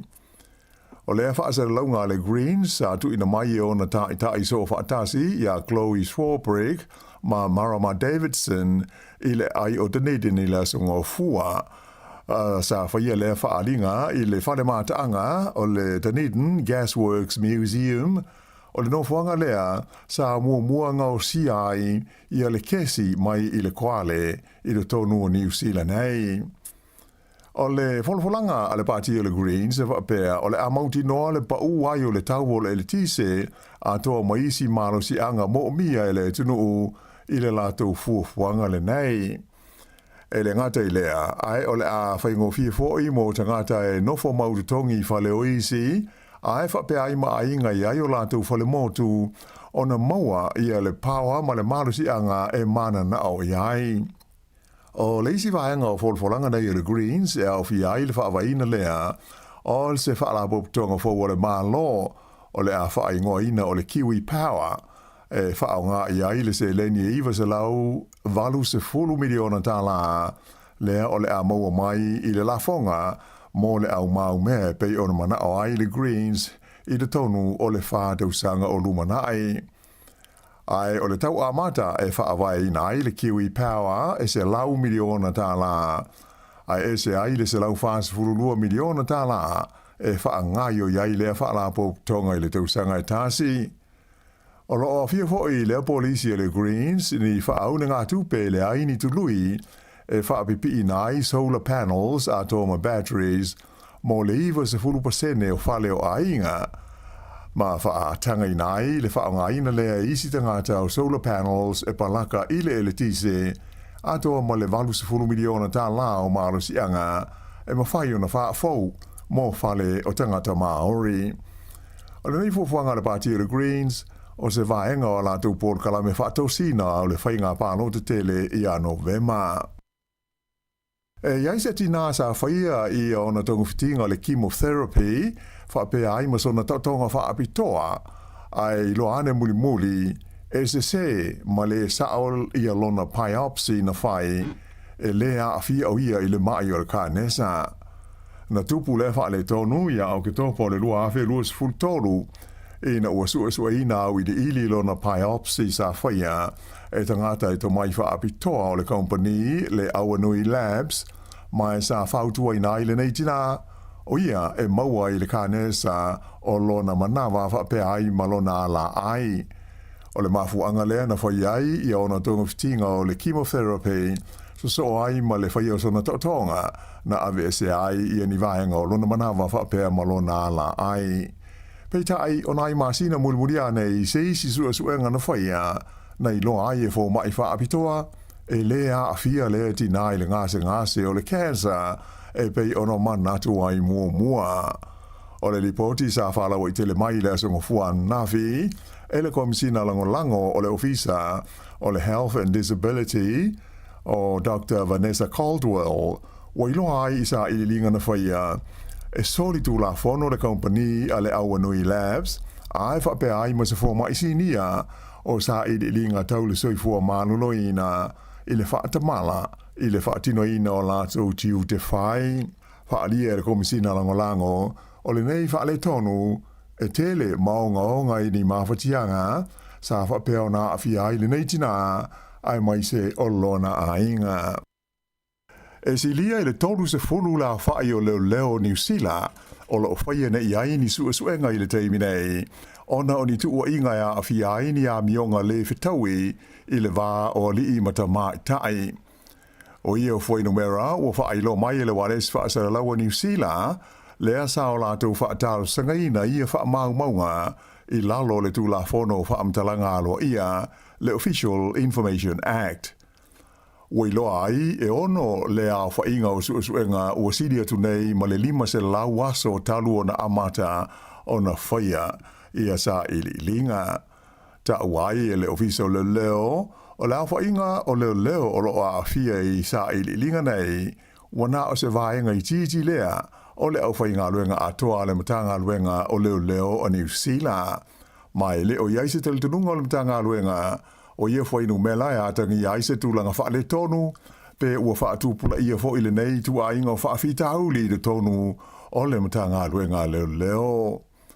Ua wha ailo mai, ia wha maunga e wha pea, e o mai ile aso se fulu valua iuni, ua o ile lua se lau fitu se fulu tasi, ia le awha inga o suenga o lo wha ngā solo I le tonu o le matanga luenga, e a fia ai le tolu se lau lua se fulu male lima, o tangata whai ngā luenga le matanga luenga o leo. O le se lau male iwa o ia mata upu o lo o ta ua e whapea o ni mata upu tau I ngā luenga. Ai o le isi vaenga uma, e a fia ai mea tau ngā luenga, a e whapea ai fo I mo mata upu soli tu la fono. E onus furu miliona tā la le vai ngā tupe ua viso Australia tuai le malo New Zealand I le company si mā o le Golden Bay Cement ina ia mautinoa e whaau au pēa na ngā ruenga I le tu malo Northland. O le tūlanga sa whailoa I le NZX le whaata waise o company mo businessi I le tai au le sungofua e le company o le Fletcher Building lea e ona ina pe la tau te pulea ia le Golden Bay Cement. O se whaamtalanga tūstusia sa tu ina mai le company na ta awai whapea, e ono se 4 miliona tā la le vai ngā tupe ua whaamatu atu I le Golden Bay Cement e le malo New Zealand, e langolongo ai I ana ngā luenga whai. Ta ua fōi le Fletcher Building, wātangi ai I lea malienga, ia le tā ua o le ngau sia o le si mai le tonu o New Zealand nei, whaatusa lea I le si mai whafo. O le whalenga o si male nei o le Golden Bay Cement I Northland, e nā o le paule o le company e ngā o si ai le si mai do tono o New Zealand le teimi nei, mai o lo o maua mai ai le ono se 4% o si uma o lo o wha o ngā I nei do tono o le tunu o. Ua whola mai e le teitai o le partia le Labour ia Chris Hipkins, le so loia uma o suinga o whaia le whainga malo so whaatasi I le whainga e le stala I nai tangata pālota.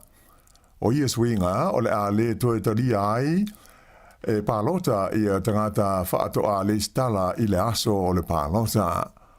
O te sema le ana pāsi ai le whainga malo so whaatasi ia swinga nei o le tūla whono ma ualo e ai swinga I le stala ina o le au pālota ma whaia e te tau na whaafoe ai whainga pālota I le lumanai.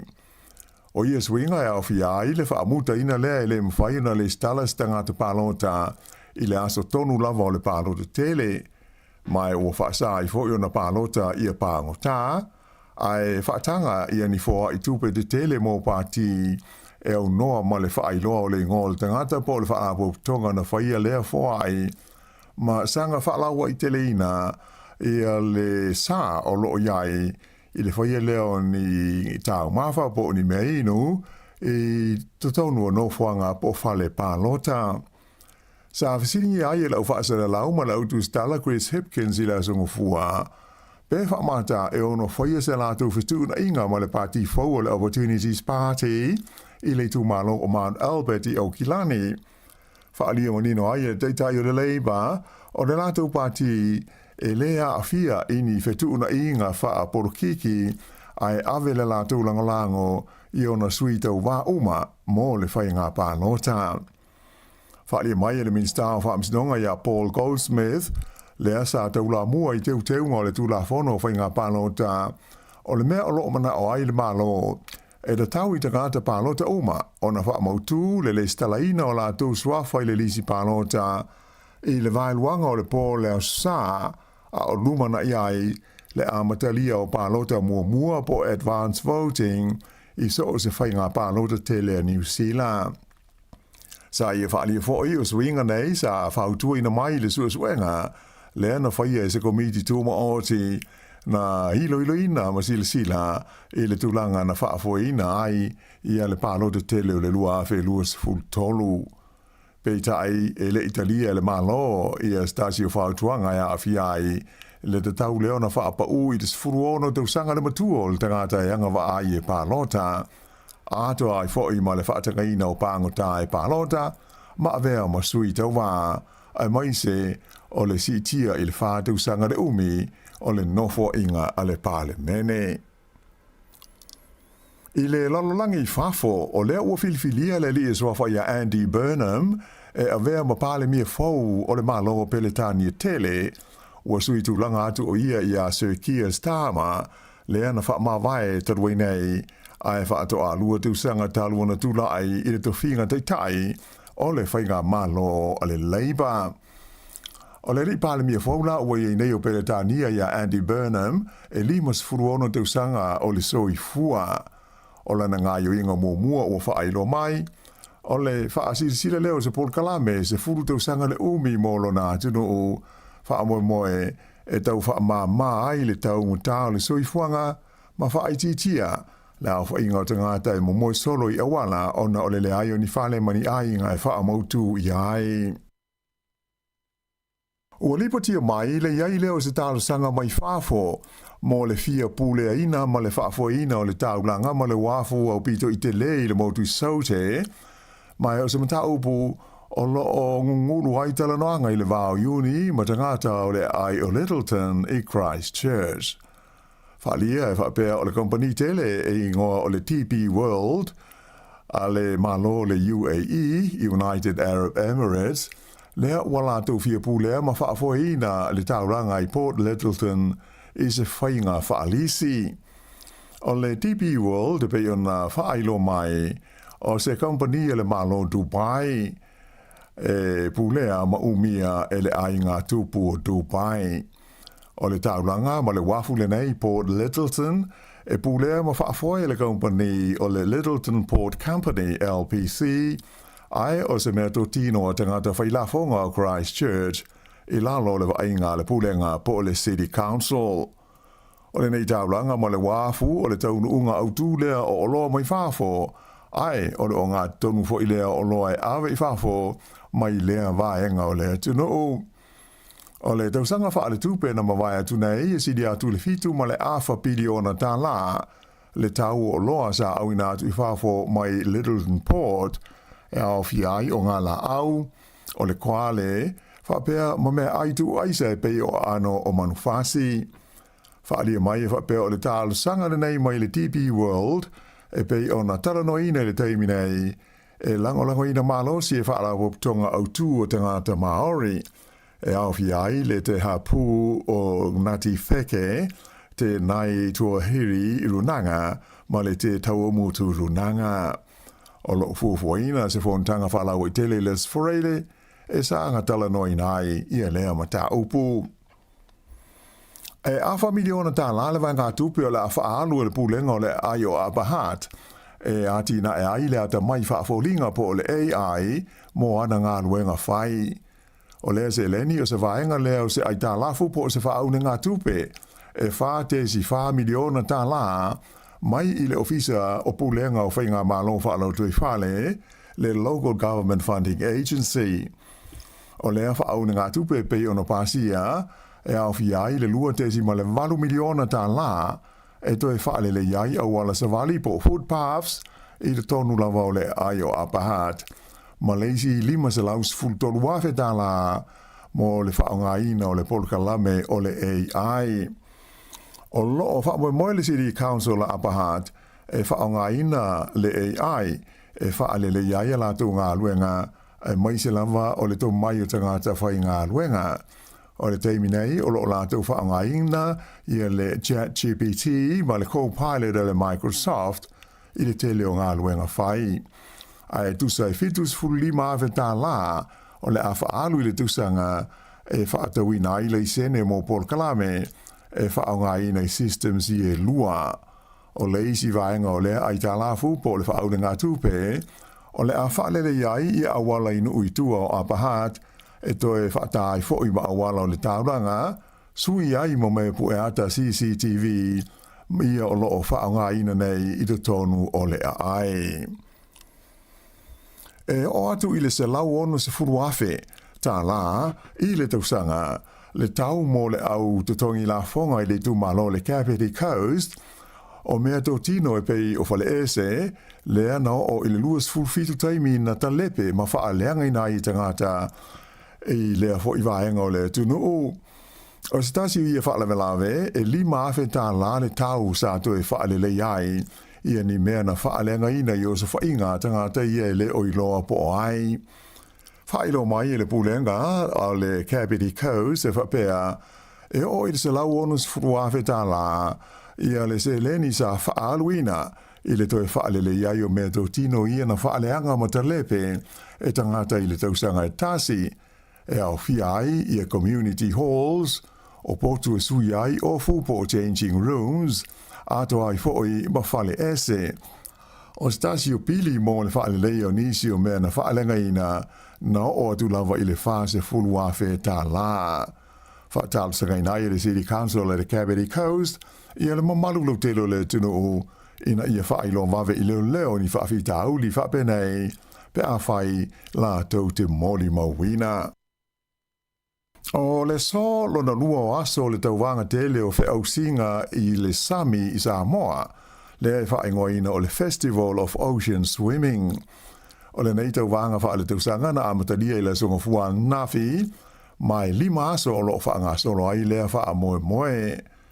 O le tuunga tele lea na whaatino i nai le songofua ta ua o le Pacific Open Water Challenge e se 10 kilomita le mamao lea na amatatu i le Sāmoa Beach Resort i muli whanua ai tini i le wafu i manono uta.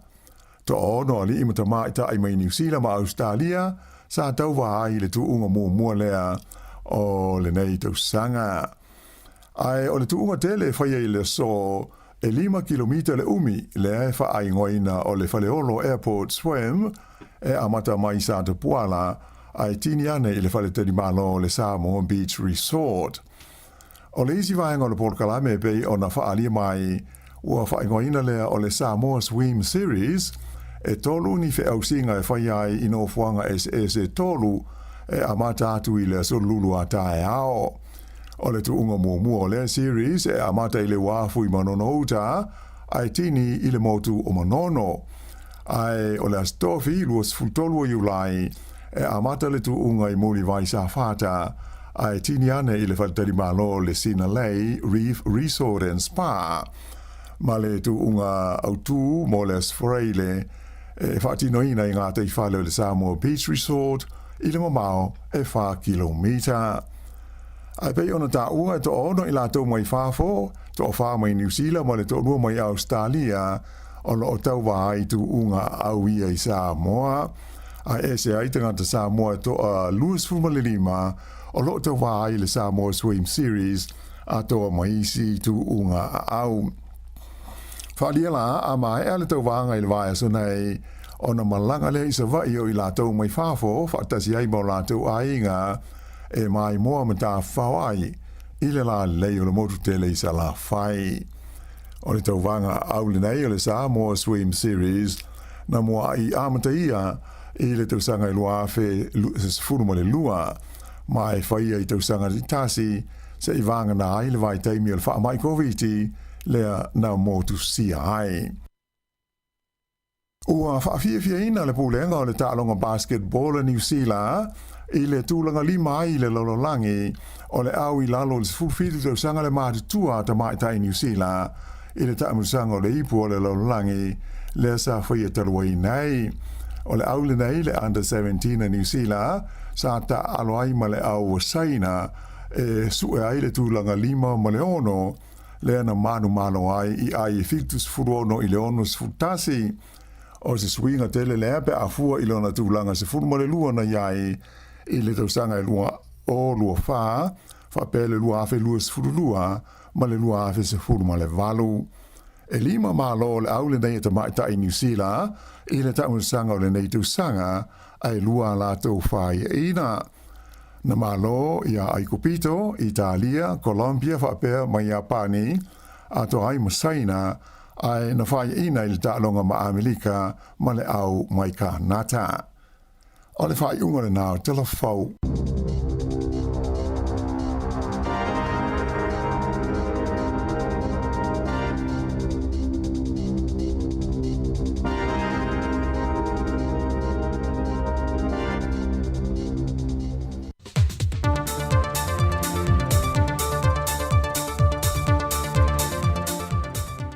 soifua manuia lo tātua tunu I leisi fo ile nei wha au popongo talafou mai Sāmoa o se mai elo whaafonga.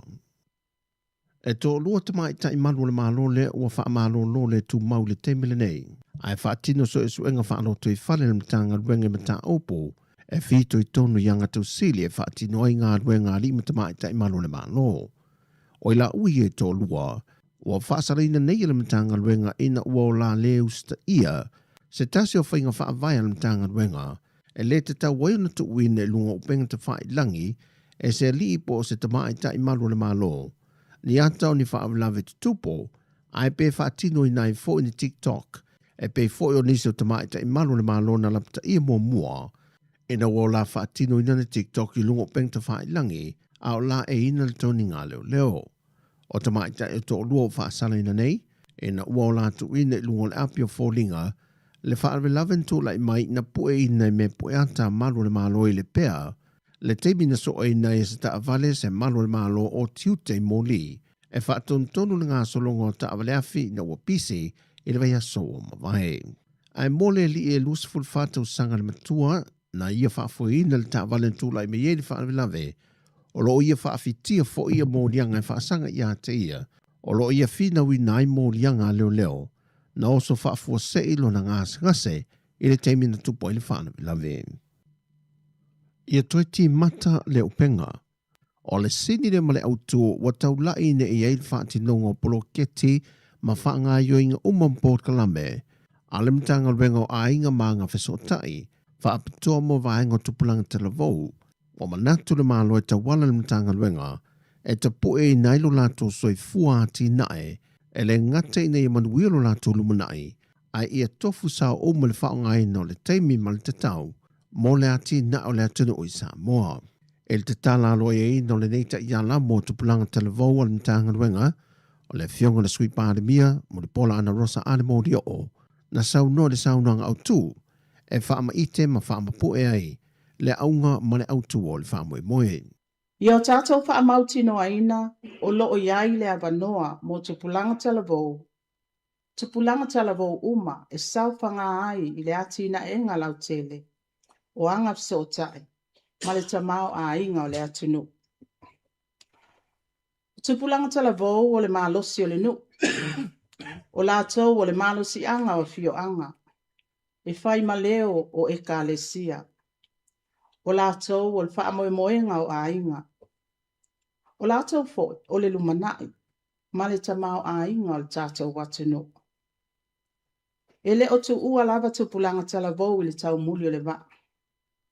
O lo tātou ape foe, ma alo foe fatasi, ma I lātou.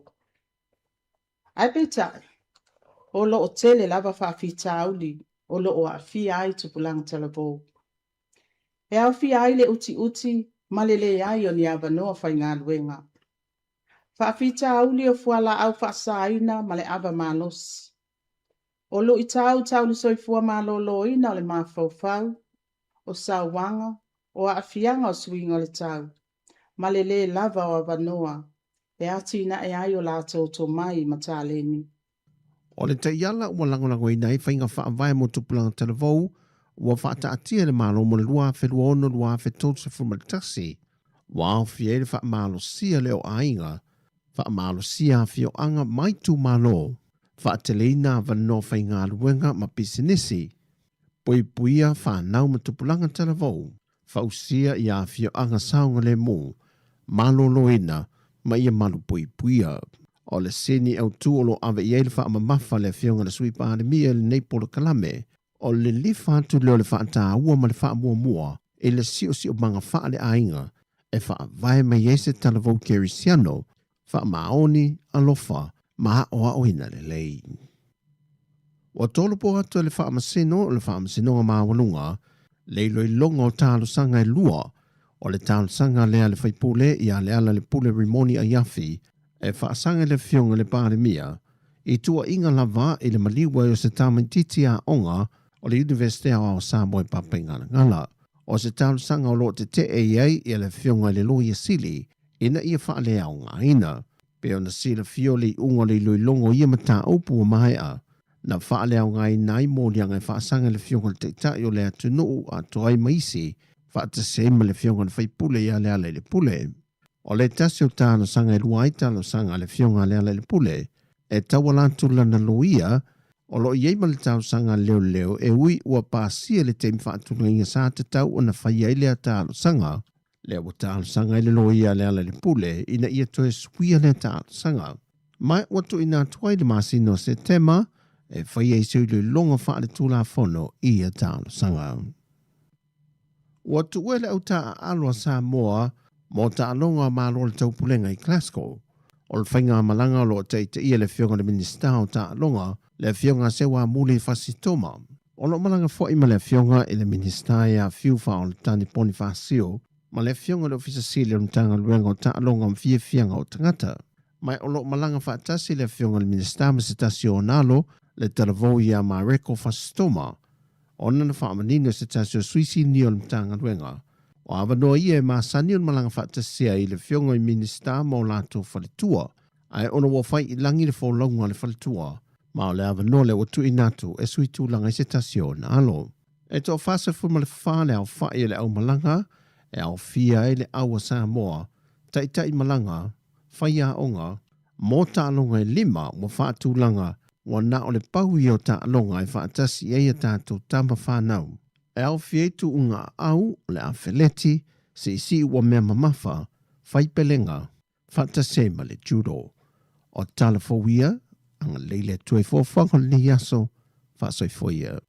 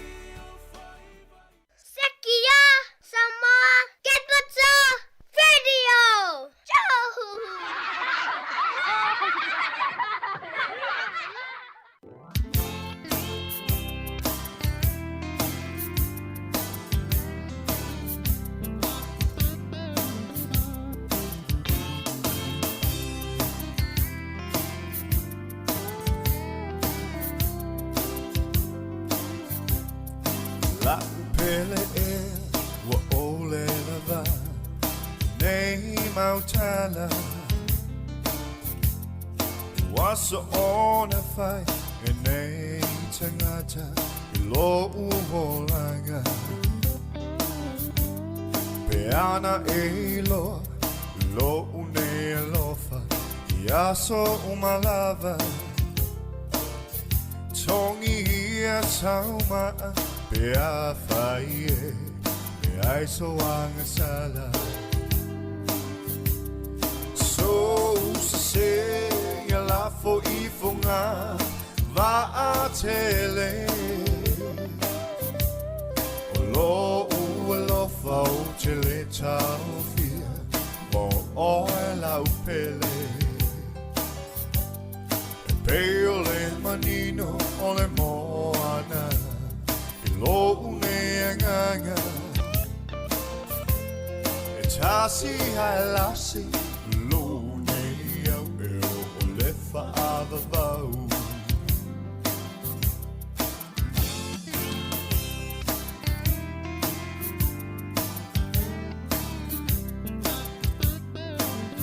Tinga ole o ona o te tau mawhai lava Ia malama lama Me umasata tala no ai O le a o whai O umawhau whaunga Ua sau tua lasi O orele lumanai Ne i o oli oli Ai umane Leo se mea moni So se ia la fo I fonga Va a tele O lo alofa o tele tau fia Mo o e lau pele Peole manino o le moana I lo une anganga E tasi halasi lo une au eo o le whaavavau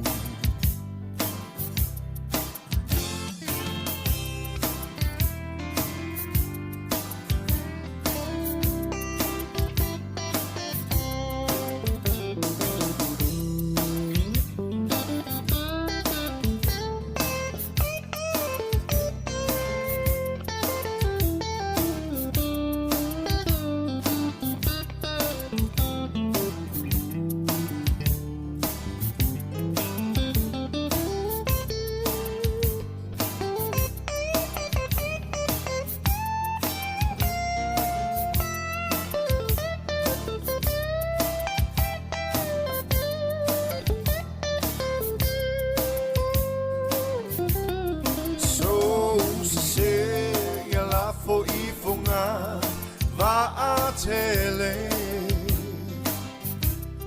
O lo alofa o tele tau fia Mo o e lau pele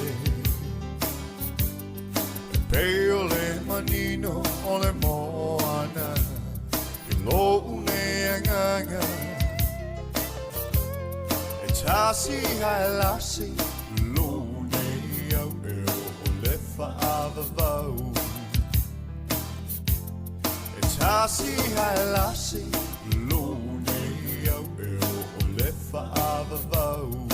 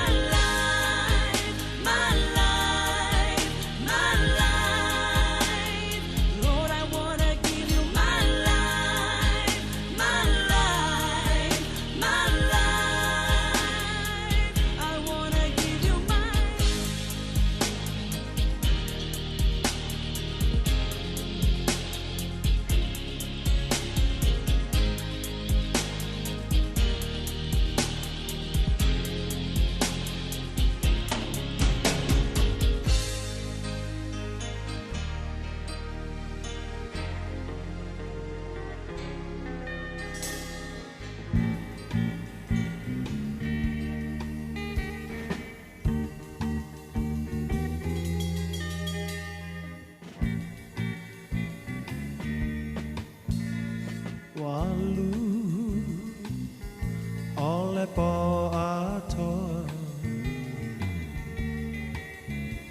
e maua sa umoe ilo mana tu atu ia oe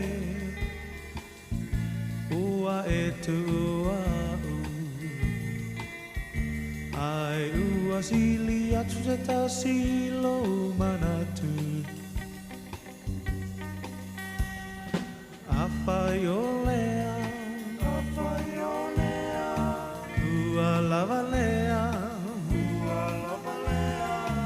Afai ua e musu sau se pai mai se upu ne te ua pei o le tasi upu Moa moa lulu niu niu pulu asili ona faa pupu Nei e tongi le moa ai upulo na apa ne pei o le tasimu angangana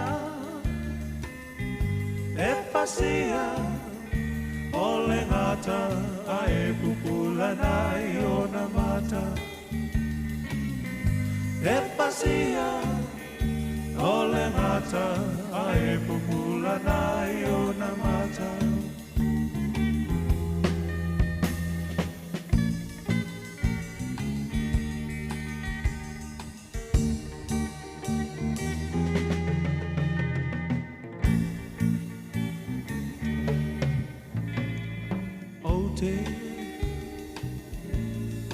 Mana tuaina Sa upu ole apai atua e pa amisa misa Ai se ale pongai O amafu ai no fuli tua mai Apai olea lava lea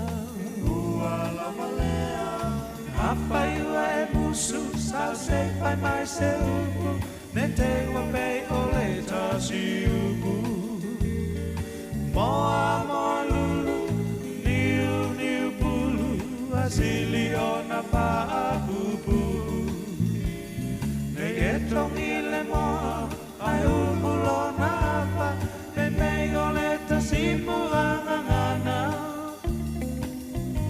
E pasia o le ngata ai pupula nai o na mata E pasia o le ngata ai pupula nai o na mata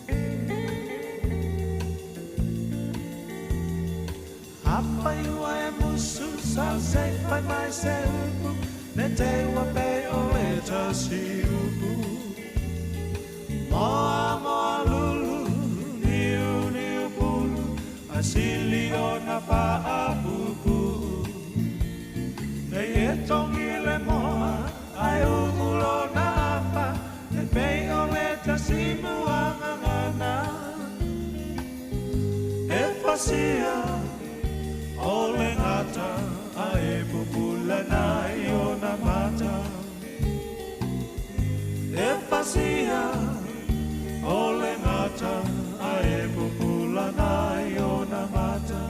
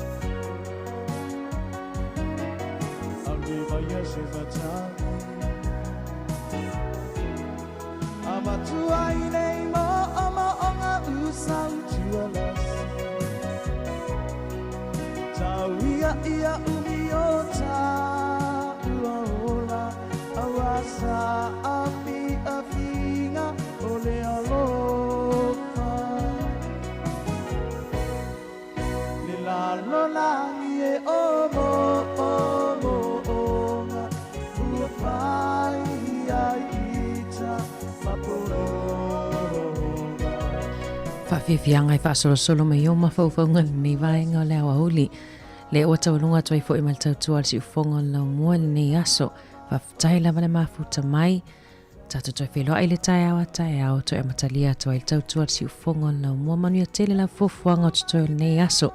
Whamanuia le atua ia I tiu te mawhaiva o tutoi o le nei aso lua.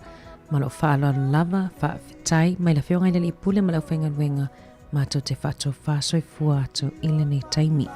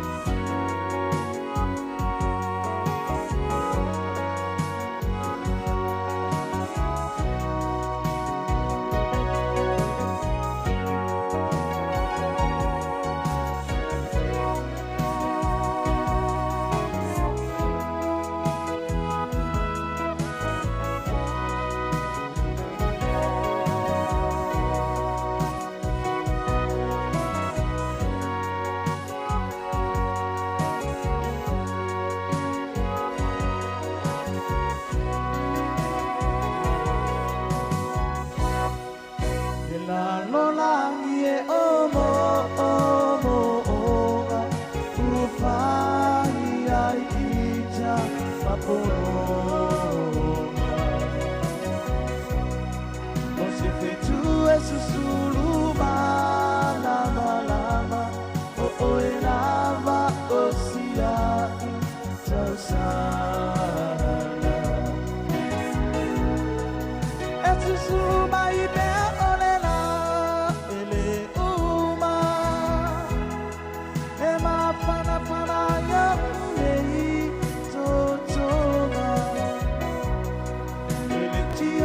mai mai ole poto solomona siriona me uma ole alofa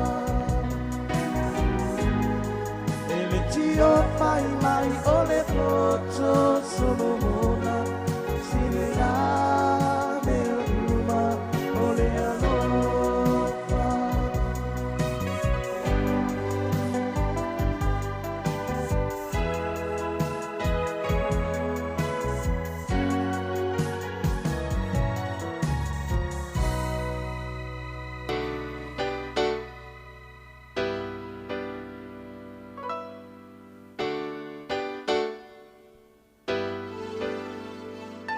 Awane imita mita setasi ilona malosi Aenga loai ole whaafetai Ia mawe ona whaafoi Ilena ia au mai ua mafuai Mana tua ia tali uole wa ane ingo telefonga tai Abele tamau ai nai tupe tele Tumai ai, isi o samale ai na pele So ani ole ai fo italo fa Se ifa amalo mai no ita uola malea ilo taola Awane imita mita setas ilo na malosi Aenga lo ai ole whaafetai Ia mawe ona whaafoi Ilena ia au mai ua mafuai Mana tua ia tali uole wa ane ingo telefonga tai E te ta amiloi tu e whaole ke lope Awane ingalo o lau telefoni Mili mai whaamole mole Le ai o se manu e lela e tau i le langi Na ole mamosina elele mawalunga ai talila na sua ile sani Awane imita mita setasi ilo na malosi Aenga lo ai ole whaafetai Ia mawe ona whaafoi Ilena ia au mai